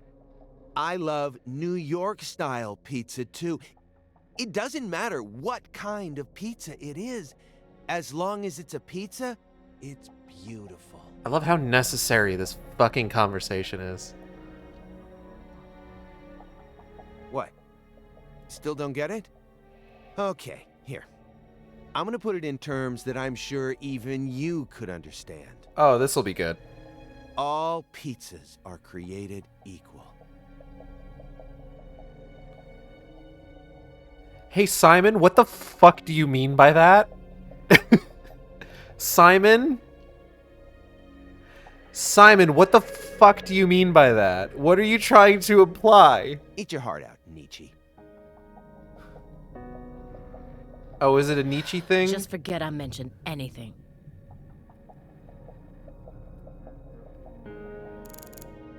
Pondering Simon. Agent Jones has been acting strange the entire time we've been here. He told me he wasn't very good at dealing with suspects in person, but can anyone be this bad at it? Clearly. Is he hiding something? Or maybe our suspect found some dirt on him. Either way, I wish he'd stop trying to drag me down with him. Let me get one thing straight.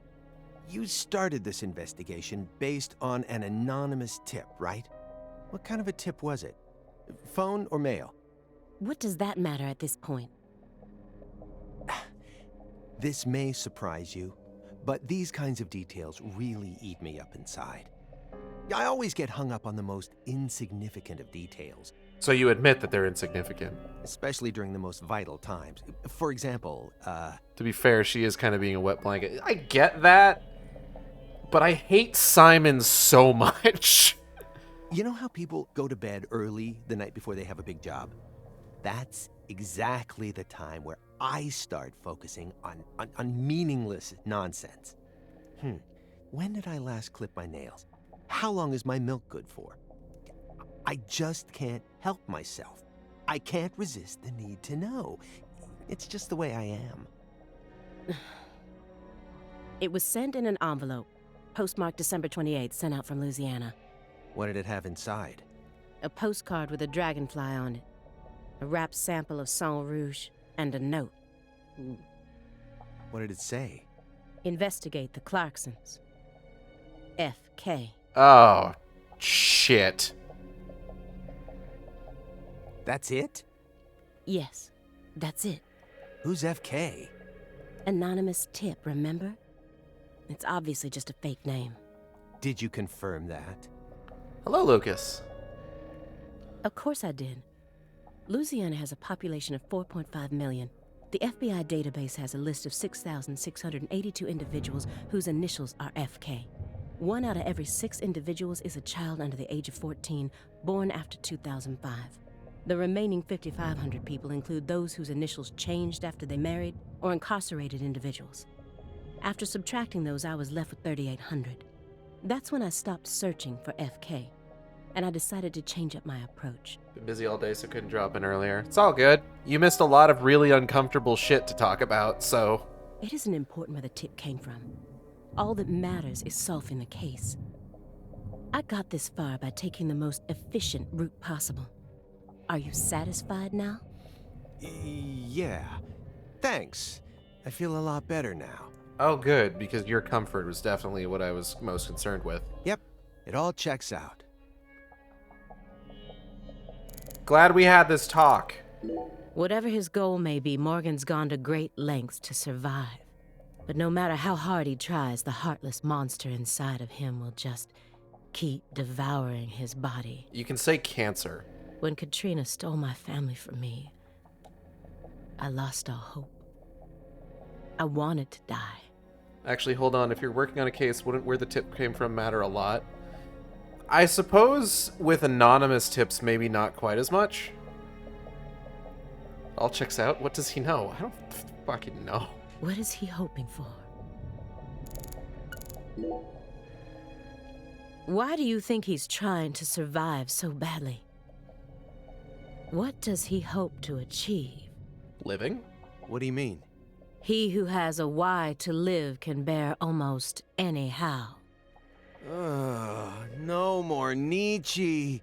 Please, just stop. I feel like my ears are gonna start bleeding. Hey, Agent Jones. Want to know why I love Nietzsche's quotes so much? I do. Sure. I first discovered Nietzsche in a shelter after Katrina. At the time, I was shell-shocked, hopeless.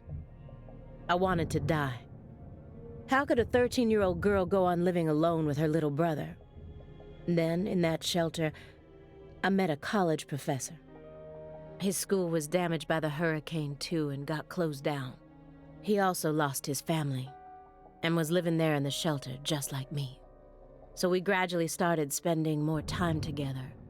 I'll never forget the 3 months I spent with him.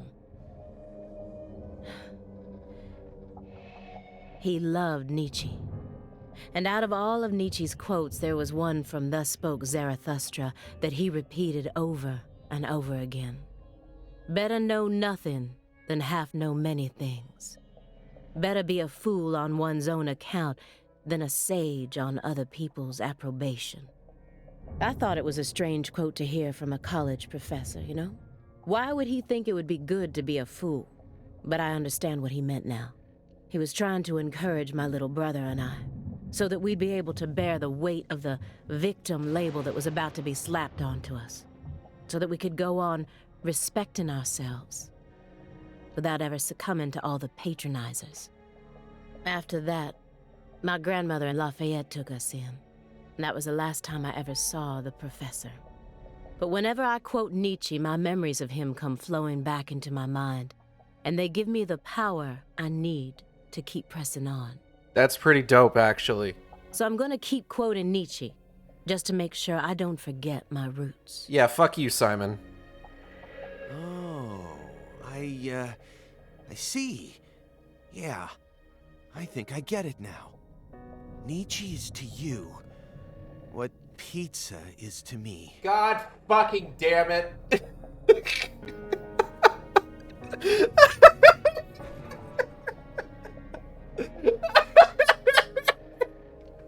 Shut the fuck up. Sorry for giving you a hard time about it. Thanks, I guess. You are free to go on quoting him whenever you want, of course. I won't say another word. Cool. Glad we could reach an accord. Agent Jones. What the hell is wrong with you? How dare you compare Nietzsche with pizza? Oh, come on. No, I'm on her. I'm on her side for this one. I'm on her side for this one. I'm sorry. She just told you this fucking like. She just told you this story from one of the most tragic moments in her life, and all you can think is just like, ah, yes, it's like how much I love fucking pizza. I hate this guy so much. I didn't think he'd gotten this bad. I can't let him die on me yet. Oh, God. Okay. Okay. I'm good. I'm good. I need to get more clues out of him before his time runs out. Shouldn't you look after him? Oh, he cooked it up to the corner with you, Simon. I gave him his meds and let him rest. Let him rest where? In the bathtub. What? It happened to have a blanket and a pillow in it. Why? What? But why? I don't know. Maybe he sleeps in the tub. I feel like I saw that once in some vampire movie. I don't know what you're talking about. More importantly, how long has he been like that? It's stage 4 cancer. He's had it for a while now. No. I'm talking about his face. It looks as white as a sheet. You can even see all his veins. I've never heard of any cancer side effect like that. Who knows? That might be the chemo. But now that you mention it, he started going really crazy around the beginning of December. In what way? He changed pizza places.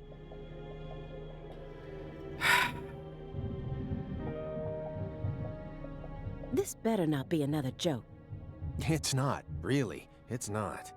Before December, he always used to order delivery from a Chicago-style joint all the way up near Medford. I've been to Medford. But one day, he took one look at one of their trademarked red boxes and totally lost it. Red, huh? You better believe it. He started screaming gibberish at the pizza boy and chased him away. Okay, that's... Okay, this is actually good information, Simon. All right, you get a gold star. Next thing I know, I see him toss the pizza box out his window. Do you think that's when his fear of red began surfacing more prominently? Beats me. I mean, there isn't a better Chicago-style pizza place that delivers around this area. Okay, you're losing me again. How could someone give up on that just because they don't like the box? Okay, you're focusing on the wrong... I don't get it.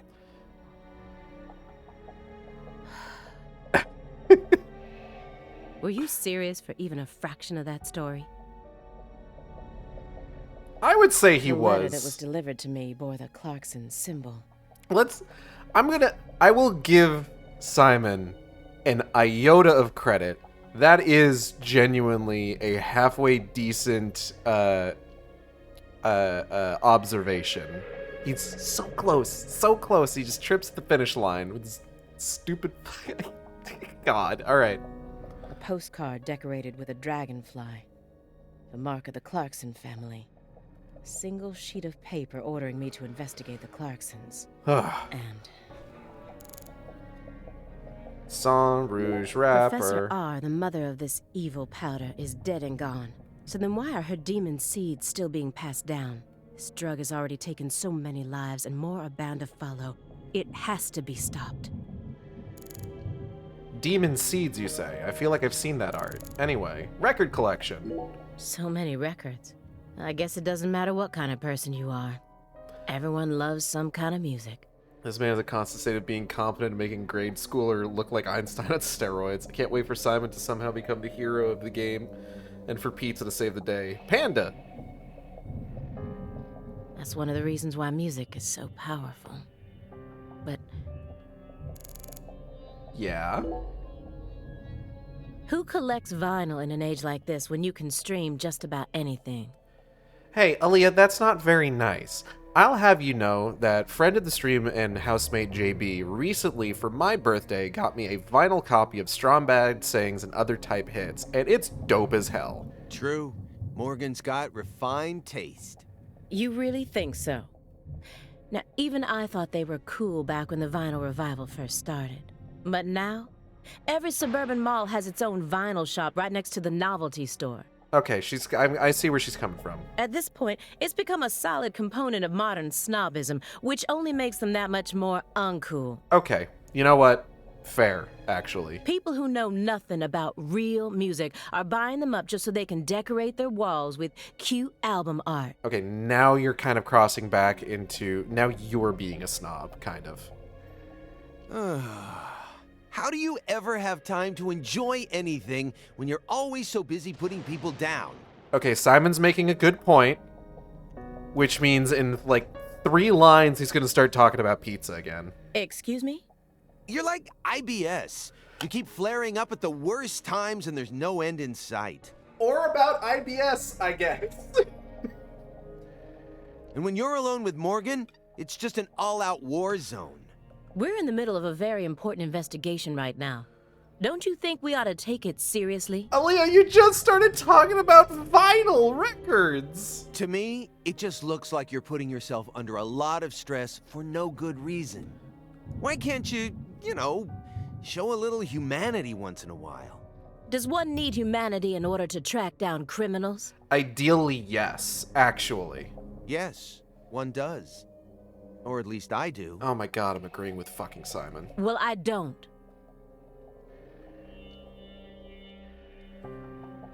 Come on, Aaliyah. I'm your partner, aren't I? For a few days, at the very least. I'm your invasive partner who has a passionate relationship with pizza, right? I mean, that's a pretty apt description, yeah. Why can't you just let me in on one thing you actually happen to enjoy? Oh, aside from Nietzsche, that is. You know, I'd really rather not. Why do you always have to be so withdrawn? I can't help it if there's certain things I don't like. No, come on. There's got to be some kind of music you enjoy. This is a good chance to teach me a bit about yourself. I said no. Do you like Justin Bieber? Too cute, not my type. Drake? I've only ever listened to the hooks. Well then, Ariana Grande, Katy Perry. Damn, we're dropping a lot of names. Hell no, am I done now? I was about to make a topical political comment, but decided against it. Good call. Well then, what do you like? I have to tell you? Yes, you do. Pink Floyd. Okay. Solid. No way. You're a prog rocker? Who turned you onto it? Your dad? As far as I can remember, I've loved prog rock ever since I was born. That's just how music works, right? I mean, The Wall is by far my favorite album. Even to this day, I find it hard to believe that they made that in the 70s. It still sounds completely fresh and unique, as if it was just released yesterday, and... What? No, I was just thinking, I wish Morgan could have been here for this. Don't you dare tell him. You can't let Francis Zach Morgan know I have depth.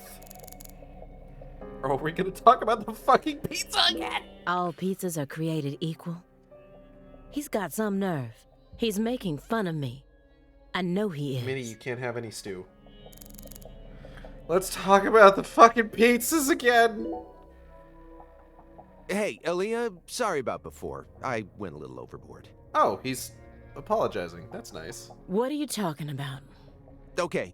Chicagoans all love deep dish pizza. We can't live without the damn stuff. I admit it. That's why I always get so emotional whenever we talk about pizza. I'm sorry. That's okay. It had already left my mind. Well, good. Pizza should always be a peaceful dish, no matter what's going on. Oh boy. By the way, do you eat hot dogs? Oh, here comes this fucking conversation. Why do you want to know? Just tell me, do you eat them? Every now and then, yes. Okay, so what do you put on your hot dogs? What is this?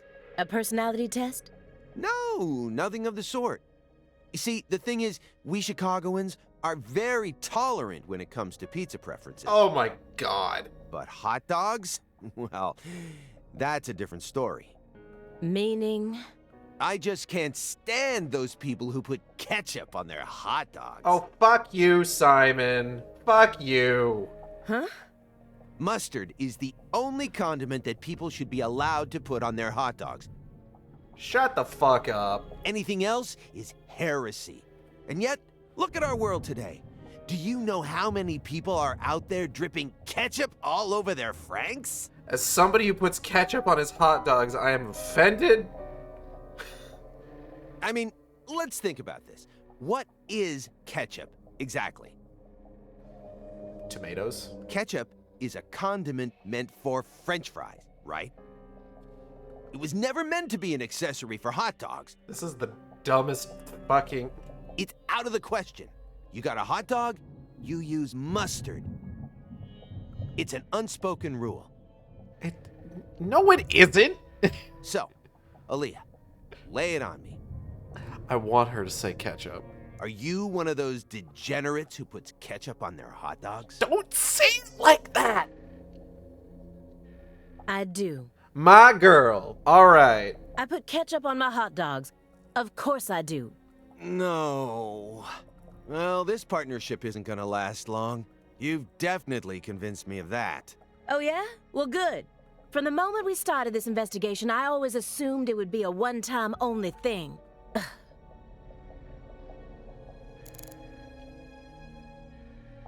Hell yeah. You fucking tell him, Ollie.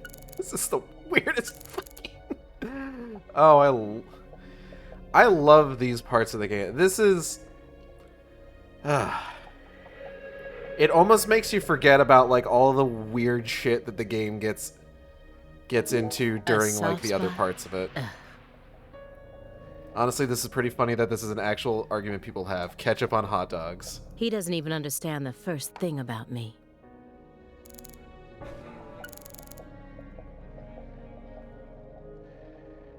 Oh, hold up. Judging from what he's told me so far, my fairy isn't his chess partner. That being fulfills a different role within him. So who's he playing against then? Who would be a good match for him?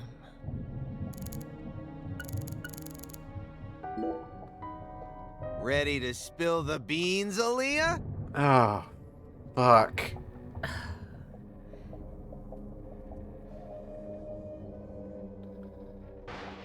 I'm afraid of thunder. Oh. Happy now? Katrina? All right, I'll stop. Please do. Good. Now let's get back to the investigation. No. Hold on. No, you just said you'd stop. You can't take it back. Now that I think about it, that doesn't really qualify as a soft spot. What I'm looking for is more, how should I say it? Adorable? I'm uncomfortable now. You know, something that would make you blush. There's gotta be something. Oh my god. I hate this man. Please, I'm begging you. I love koalas. Oh, that's adorable, actually. They're just so cute. I can't resist them. All I need to do is look at a picture of one and fuzzy wuzzies swim all over me. I mean, the way they look, the way they're shaped, the color of their fur. I mean, even down to how they only eat eucalyptus. I just love everything about them. I'm shocked she's going along with the bit, but okay, yeah. Once I get some time off, I'm gonna travel to Australia and hug one for real. Did you know koalas are dumb as hell? Same for pandas. Oh yeah, absolutely. That's one of the top 5 goals on my lifetime to-do list right now. I want to say they're also, like, super violent. I don't know if you could hug one. This conversation never happened. Is that understood?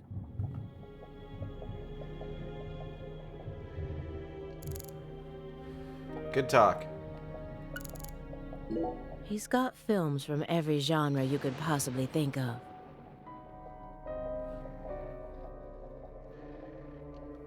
But only movies from the 80s. I've never met such an exclusive film collector. Really? I feel like there's a lot of people that are just have a hard-on for the 80s like that. Oh, Aaliyah. Getting curious now, huh? Claws are super dangerous. They have huge claws. Here, I'll find one of my favorites for you. I really wish you wouldn't.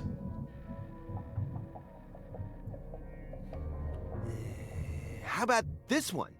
Who Framed Roger Rabbit? Directed by Robert Zemeckis. Okay, I can't fault his movie taste. It's a fantasy movie that mixes real actors with cartoons, using what we'd call CG these days, I guess. Swing and a miss, but well, whatever. You're an idiot, so we can let that slide. Yeah, I know that one.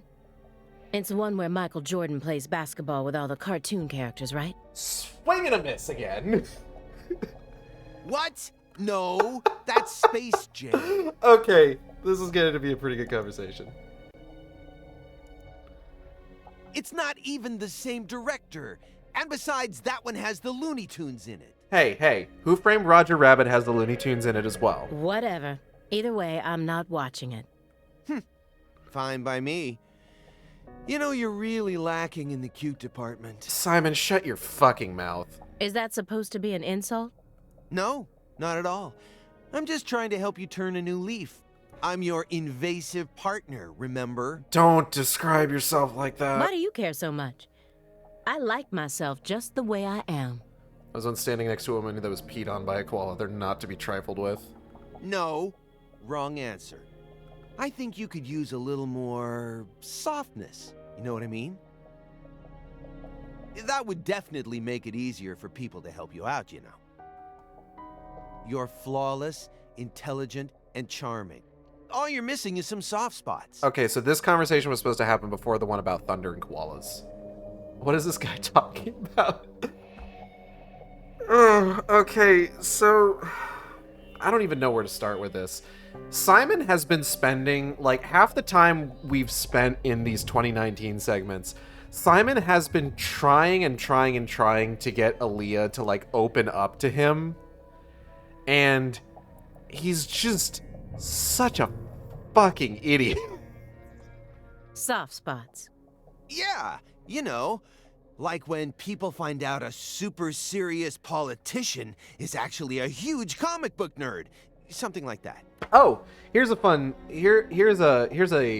fun little story for you. So for my job, I do customer service for a phone and internet company, right? In the area that we service is northern New England. I once got a call from the wife of the senator that is well known to be a huge, like, fan of Batman, to the point that he's been in a few Batman movies as a cameo. They were canceling their service, but like, I pulled up his account, it was like Senator so-and-so. I'm just like, who is that? That name sounds familiar. And I looked it up, just like, oh, he's the Batman senator. Got it. You've got to have something. Something you secretly like that people wouldn't expect. Well, I don't. End of story. Hey, uh-oh. The lady doth protest too much, methinks. Shut the fuck up, Simon. What do you mean? I just said I don't. Which means you definitely do. Well, what is it? Come on, I gotta know. Okay, we need to talk about the chess game. Agent Jones, that chessboard is still bugging me. I don't know why, but it just does. You really think he was playing chess all by himself? I don't know. I definitely think it's possible. How? Maybe he's remembering the strategies an old friend of his used to use. If it's someone he played for years, he's probably capable of recreating their playing style. And besides, Morgan's beaten a Grandmaster before. You know that, right? I read about that in the Greenvale report. Even a computer can play chess these days, right? Oh, that would make sense, considering, right, one of the guys in, Deadly Premonition 1 was a chess nut, and one of, like, the early scenes in that game is, York, basically solving the chess game that he was playing on the computer for him, just kind of like as a fun little aside during that conversation. I'm sure that a Grandmaster level player would have no trouble emulating someone else's strategy. Whose chess strategy is he emulating then? Probably York's.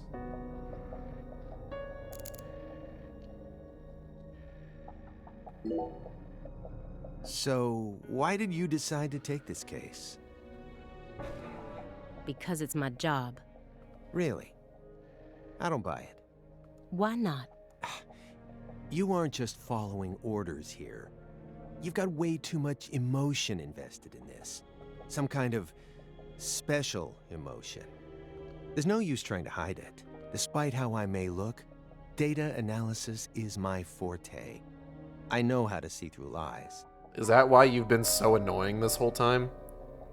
I don't mean to be nosy, but would it kill you to confide in me a little? You absolutely mean to be nosy! That's all you've been this whole fucking time! I didn't manage to live this long simply because I'm fiendishly handsome. And besides, we're gonna be tiptoeing across a thin line of legality with the rest of this case, so I'd prefer to have some probable cause. That way, at least I can back you up when you need me to. There exists in the world a single path along which no one can go except you. Whither does it lead? Do not ask, go along it. You're pulling out Nietzsche at a time like this? Come on.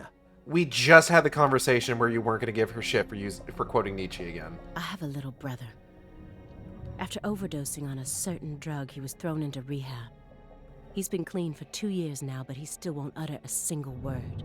All day long, he's plagued by hallucinations. He can't tell if he's dead or alive, if this is reality or if it's all a dream. Sang Rouge? That's right. The doctor can't tell what's causing his condition, so they can't treat him. He just told me to prepare for the possibility that I may never get my brother back. This was his. I bought it for him after he graduated high school and found a job. He never got a single chance to wear it, though. Zach did make the observation earlier that she's wearing a man's tie, so this is kind of coming back from that. Someday, I believe that he'll get better. And I'll get to see him put this on and head out to work. So you think that if we nab the person behind all this, we may figure out how to conquer the addiction? Right. You really think it'll be that easy? No. I don't know. But I can't just sit around and do nothing. He's the only family I have in the entire world. What about your parents? I'm pretty sure we just established her family died in Katrina. When I was only 13, Katrina took him, leaving my 7-year-old brother and I behind. We had this conversation. I'm sorry. It's fine. I've already dealt with my past. Now I'm just working as hard as I can to complete the duty I've been given. Yeah. Hey, Agent Jones. I just want to double-check one thing. You didn't find anything in the bathroom? Nope.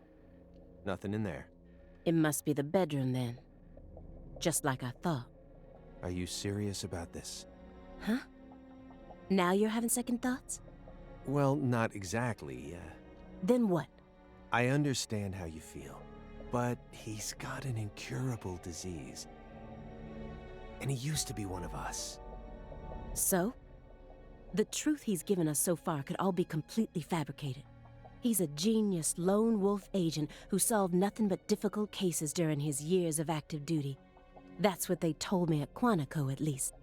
Over and over again. I had to listen to them talk about how no one could ever replicate the kind of work he did. But let's be real here. You saw his face, didn't you? It was inhuman. It looked like the face of a killer who's been possessed by death. Patricia Clarkson is here, in the next room, only a single wall away from us. I don't think there's, thus far, anything implying that. After 14 years, he went back to Lucare, kidnapped her, and imprisoned her here. You're extrapolating a lot. He's trying to complete something big right now.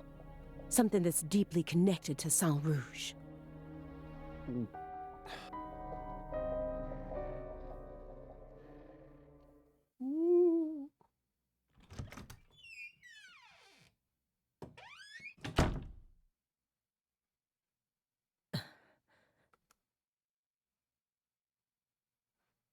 Huh.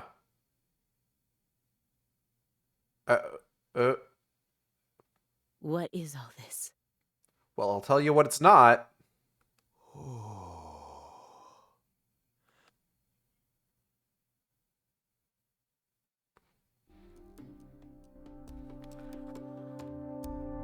Ooh.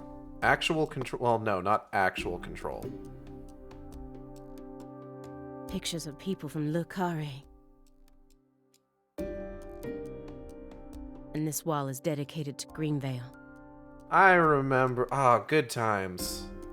All the deceased have been crossed out. I should replay that game.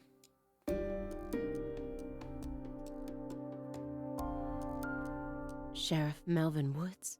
Oh.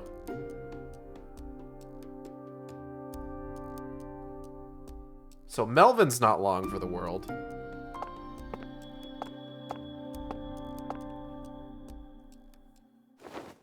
Wakey wakey, eggs and bakey. Oh. Lise Clarkson? Where's Patricia? Obviously not here. Oh. Hey, man. That's our altar. What are you doing?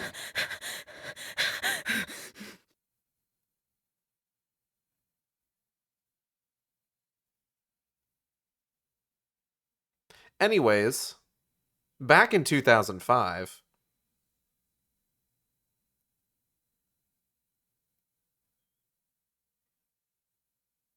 eventually back in 2005, once we've loaded in, we're going to go ahead and call it a stream here, because that's a lot of stuff that we got through today.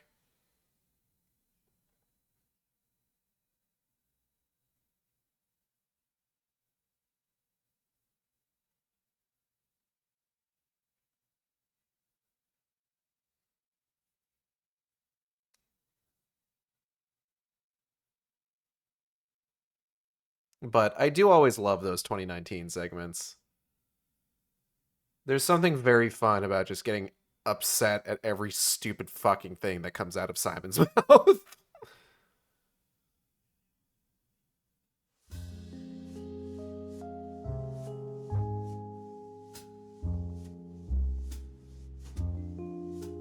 "2005. Ukawe Wiwiyama." Back at it again.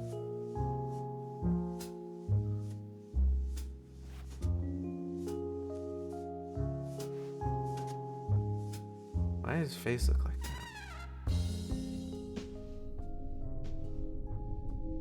Oh. York! Agent York! York! Agent York! York! Agent York!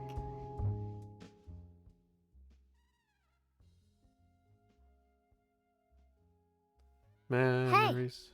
Agent York! Agent York? 1 second, Patty. Hey! Hey, Agent York. What? You're Lise Clarkson.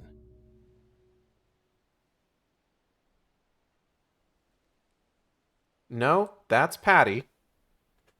What's wrong? You're acting weird. What else is new? Sorry, Patty, I'm fine now.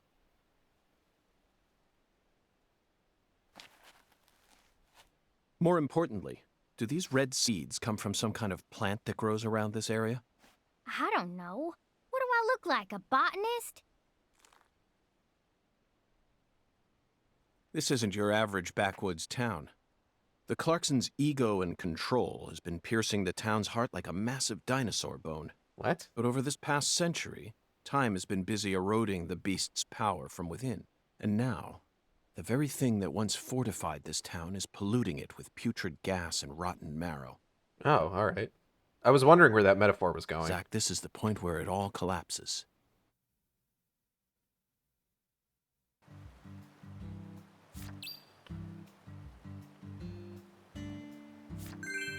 Time to search for clues.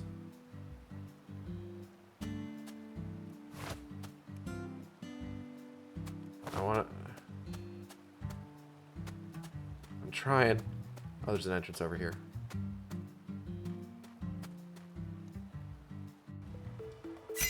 Inspection start.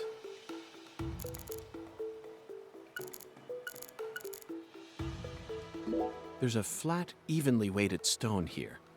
I bet we could use this to score an amazing stone skipping record. Let's give it a try whenever we get some downtime. Good For now, plan. we need to focus on this investigation, Zach. Oh. The growth is all missing from this particular section. It wasn't just cut away. She used fire to burn it out. Everything was planned so meticulously, as if she wanted to show this altar to someone.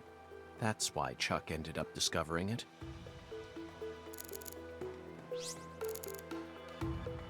These bridge beams have a very unique shape to them. One straight support in the center, reinforced by V-shaped columns coming up diagonally from the sides. Did this bridge always look like this? Oh well, I'm sure it has nothing to do with this case. I don't know. Let's talk about bridges. Let's move on with the inspection, Zach. Don't you love bridges now? Okay, never mind. Blueprint. There's some decomposing cloth here. It says coffee beans. We saw the same type of cloth at the sugarcane plantation. They must have used that cloth when they transported Lisa's body. But who cares about mundane evidence like that? This isn't a case that can be solved by gathering the kind of evidence we'd need to submit to a court. I mean, that might... Okay, never mind. Zach, this is an ominous sign. Among all the different footprints here are a set made from engineer boots. Yes, I know. He probably only made them when he came to inspect the scene. I'm sure that Patty and I left our own set of prints here too. But how do you explain the set that's inside the yellow tape? I mean, I'm pretty sure I walked in there just now, so okay. After Lise Clarkson was murdered, her body was put back together here, just like how Galina's body was dismembered, then rearranged within the holding cell. Lena Doman and PJ's bodies were also blown to pieces in the end. Perhaps that's the nature of the curse that's taken hold of the Clarksons. What do you think, Zach?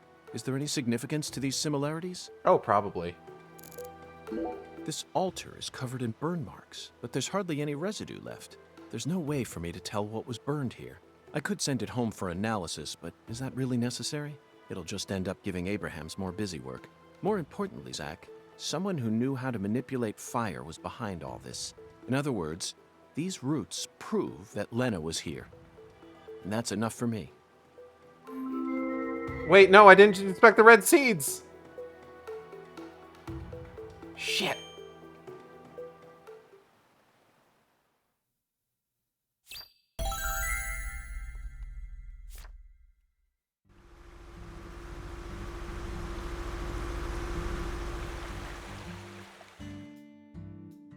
Hey! FBI! The hell you doing back here? Oh, you know.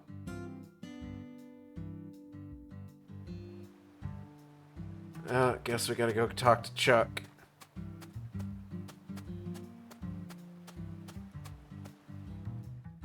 You already solved the case, yeah? So go on! Get your ass out of town!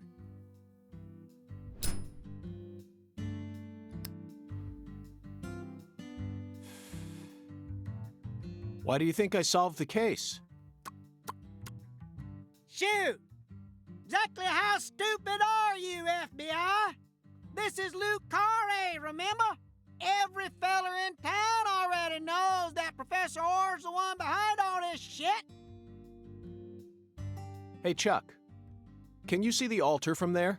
I'd see the whole damn thing. Along with your stupid ass standing there, trying to act all smart and shit. You told me that the poacher's boat you were chasing disappeared around this area, correct? Yeah, that's what I said, all right. What, you forget already? He's so delightfully abrasive. If you're just gonna waste our tax dollars out here, least you could do is catch them goddamn poachers. Fucking FBI, go and make yourself useful for once in your damn life. Chuck, we don't chase down fishing boats. Unless it's a terrorist boat that plans to overthrow our government, that is. Huh. Then stop acting all leery, like I ain't being truthful or whatever. I'm busy too, you know. So long, FBI. Bye, Chuck.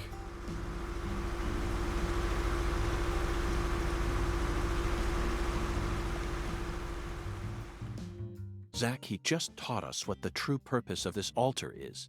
It was built here so that the ritual could be watched from a boat in the bayou. What do you mean? They could have just walked out here. There's no reason why they had to watch it from a boat. The goddess of fertility, Patty. Oh, boy. 1 second, Patty. I need to hallucinate for a few minutes. Bear with me.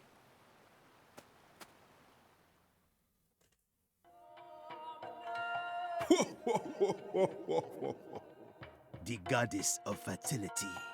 A fine name indeed. So much blood has been shed, yet you remain in this town. Surely, you know why. Of course I do, Hungan. My work here isn't finished yet. You know, I could really use one of your oracles right now.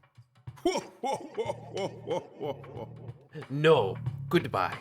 You're more fun than I thought. Here's the oracle you ask for. Listen with your heart. Speak to the 17 comrades who saw the birth of New Orleans. Feel the holy Allah. The giant lady's finger points down toward your goal, the entrance to the forbidden. Poetic and graceful as ever, Hungan.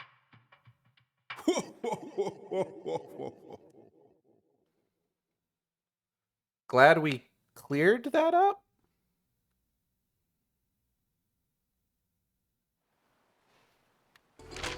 Hungan's oracles are leading us toward the core of this case. That's the one thing I'm sure of. But don't misunderstand, Zach. I'm not blindly following him. I only follow my intuition. Metaphysical offender profiling. That's all there is to it. Oracle decryption start. The 17 comrades must refer to some area that has 17 of the same thing in it. We may need to use history to figure this one out. After all, we need to find someone or something that saw the birth of New Orleans. Trees.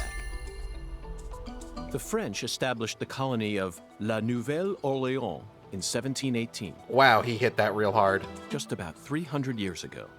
The only 17 comrades that would have been around back then are the 300-year-old oak trees along this road. A majestic road lined by oak trees. The thing with the oracles is that if you let him talk, he'll just answer the question for you. And then you just need to make sure that you choose the right thing. Come on, let's go ask these sages of Lucare for some help on our investigation. Are we not going to talk about the giant lady's finger? Zach, oh, the wait, hold holy up. Allah is a shockingly simple metaphor, especially considering the quality of the oracles we've received thus far. It seems as if Hungan's poetic muse is finally running dry. The great thing about us Americans is that we can recreate our homeland anywhere. We're happy to transport crunchy bacon across the deserts of Africa if we need to. That's what it means to be American, and this holy Allah is just another example of that. Yeah? From the early days of the frontier era, they've been helping us Americans be what we've always meant to be. Hey Zach, if the holy Allah needs to be filled, things must be dire. That's it. I never doubted you, Zach. The holy Allah refers to a water tower. I don't know what an Allah is. Specifically that water tower with its Clarkson family crest. It must be hiding some sort of clue. Let's fill the Allah and see what it yields.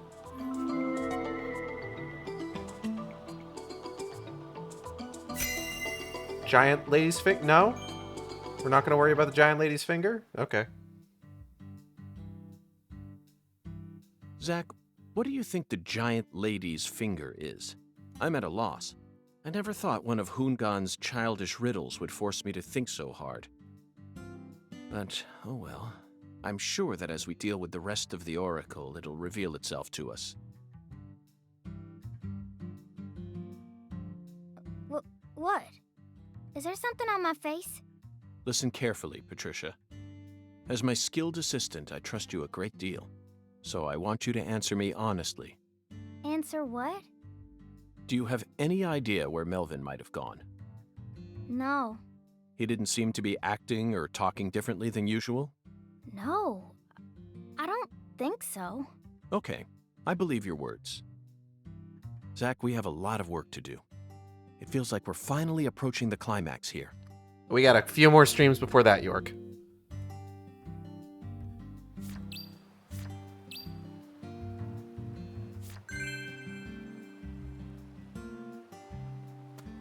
Okay. So with that, oh, yoink. We're gonna go ahead and call it here. I just need to find a place where there's a goddamn phone so I can save my game. I want to thank everybody for coming by the stream. I hope you all had a good time. I know I did. Regardless of, you know, the sort of shit we had to deal with regards to, like, earlier parts of this particular stream and the scenes in this game that we had to get through. There are, like, this is, you know, this is what I'm talking about. There's still lots of stuff in this game that I genuinely have a good time with. The 2019 segments, conversations with Patty, things like that. The rough stuff does make it a little bit harder to get from one thing to another, unfortunately. But you know, we take the good and we take the bad. You take them both, and there you have. I don't know where I'm going with this. If you enjoyed the stream, you can subscribe here on Twitch. We have special emotes for subscribers. You can also follow me on Twitter, Tumblr, and co-host at AcidXShark, where I post all the streams as they happen. Or you can follow me on YouTube at AcidXShark, where I post all the streams after they happen. That's AcidXShark. We are still trying to work towards 350 followers before the end of the year to see about getting a... I'm hungry. I need a snack or something. To see about getting a one-sitting playthrough of Silent Hill Homecoming on the docket. So if you know anybody who doesn't follow me, who you feel like would enjoy my streams and enjoy my content, as much as I hate to call it content, because that just leaves a bad taste in my mouth, maybe give him a link. Tell him, hey, check this guy out. Look how hot his persona is. Look at the hip windows. Get mesmerized by my subtly swaying hips. Upcoming streams tomorrow. Tomorrow we are going to be starting Resident Evil 4 Remake Separate Ways. I got the art for that from Isaac Knucklebone on Twitter, and I'm excited to show it off. Next week, probably going to be Nier on Wednesday, Final Fantasy XIV on Thursday. We're probably going to be doing both Heaven's Word and the Starlight Celebration event. Subtly swaying shark hips. You got it. Just because I don't really have anything else to, like, supplement the Starlight Celebration stuff with at this time, unfortunately. So probably going to be just kind of like folding that in with Heaven's Word stuff. And then next Friday is either going to be this or it's going to be Bayonetta 3. I need to check with Audrey and B of Team Catpull. Friday kind of snuck up on me before I got a chance to ask them this week. So that's why we're here doing more of this. And I also kind of wanted to just kind of like break through sort of like the barrier of like, yeah, we're getting into the part of the game where like the weird shit starts coming up. So getting shot in the foot or getting shot in the shoulder. One of them. what else? New Year's is coming up. I do plan, or I'm hoping to plan to do another New Year's stream where I play through a game up to the new year, like I've been doing for years and years now. I haven't decided what game is going to join the ranks of Haze, 50 Cent Blood on the Sand, and Ride to Hell Retribution, but, you know, keep an eye out, and maybe we'll have something going. Who knows? Is there anybody streaming right now? It's pretty late, so I'd be a little surprised if there is. But let's take a look. There's an update available for Twitch. Oh, BobVids is streaming. Okay, so we'll go ahead and get a raid set up here for BobVids. And I will see you next time on the Shark Stream. Same Shark time, same Shark channel. Take care, everybody.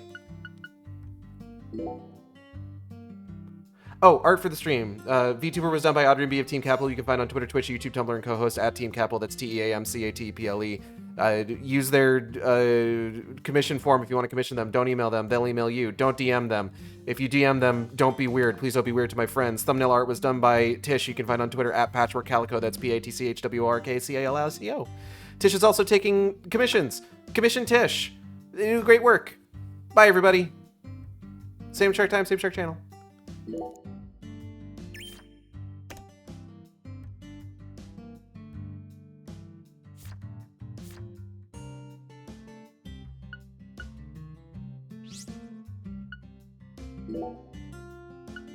Yeah.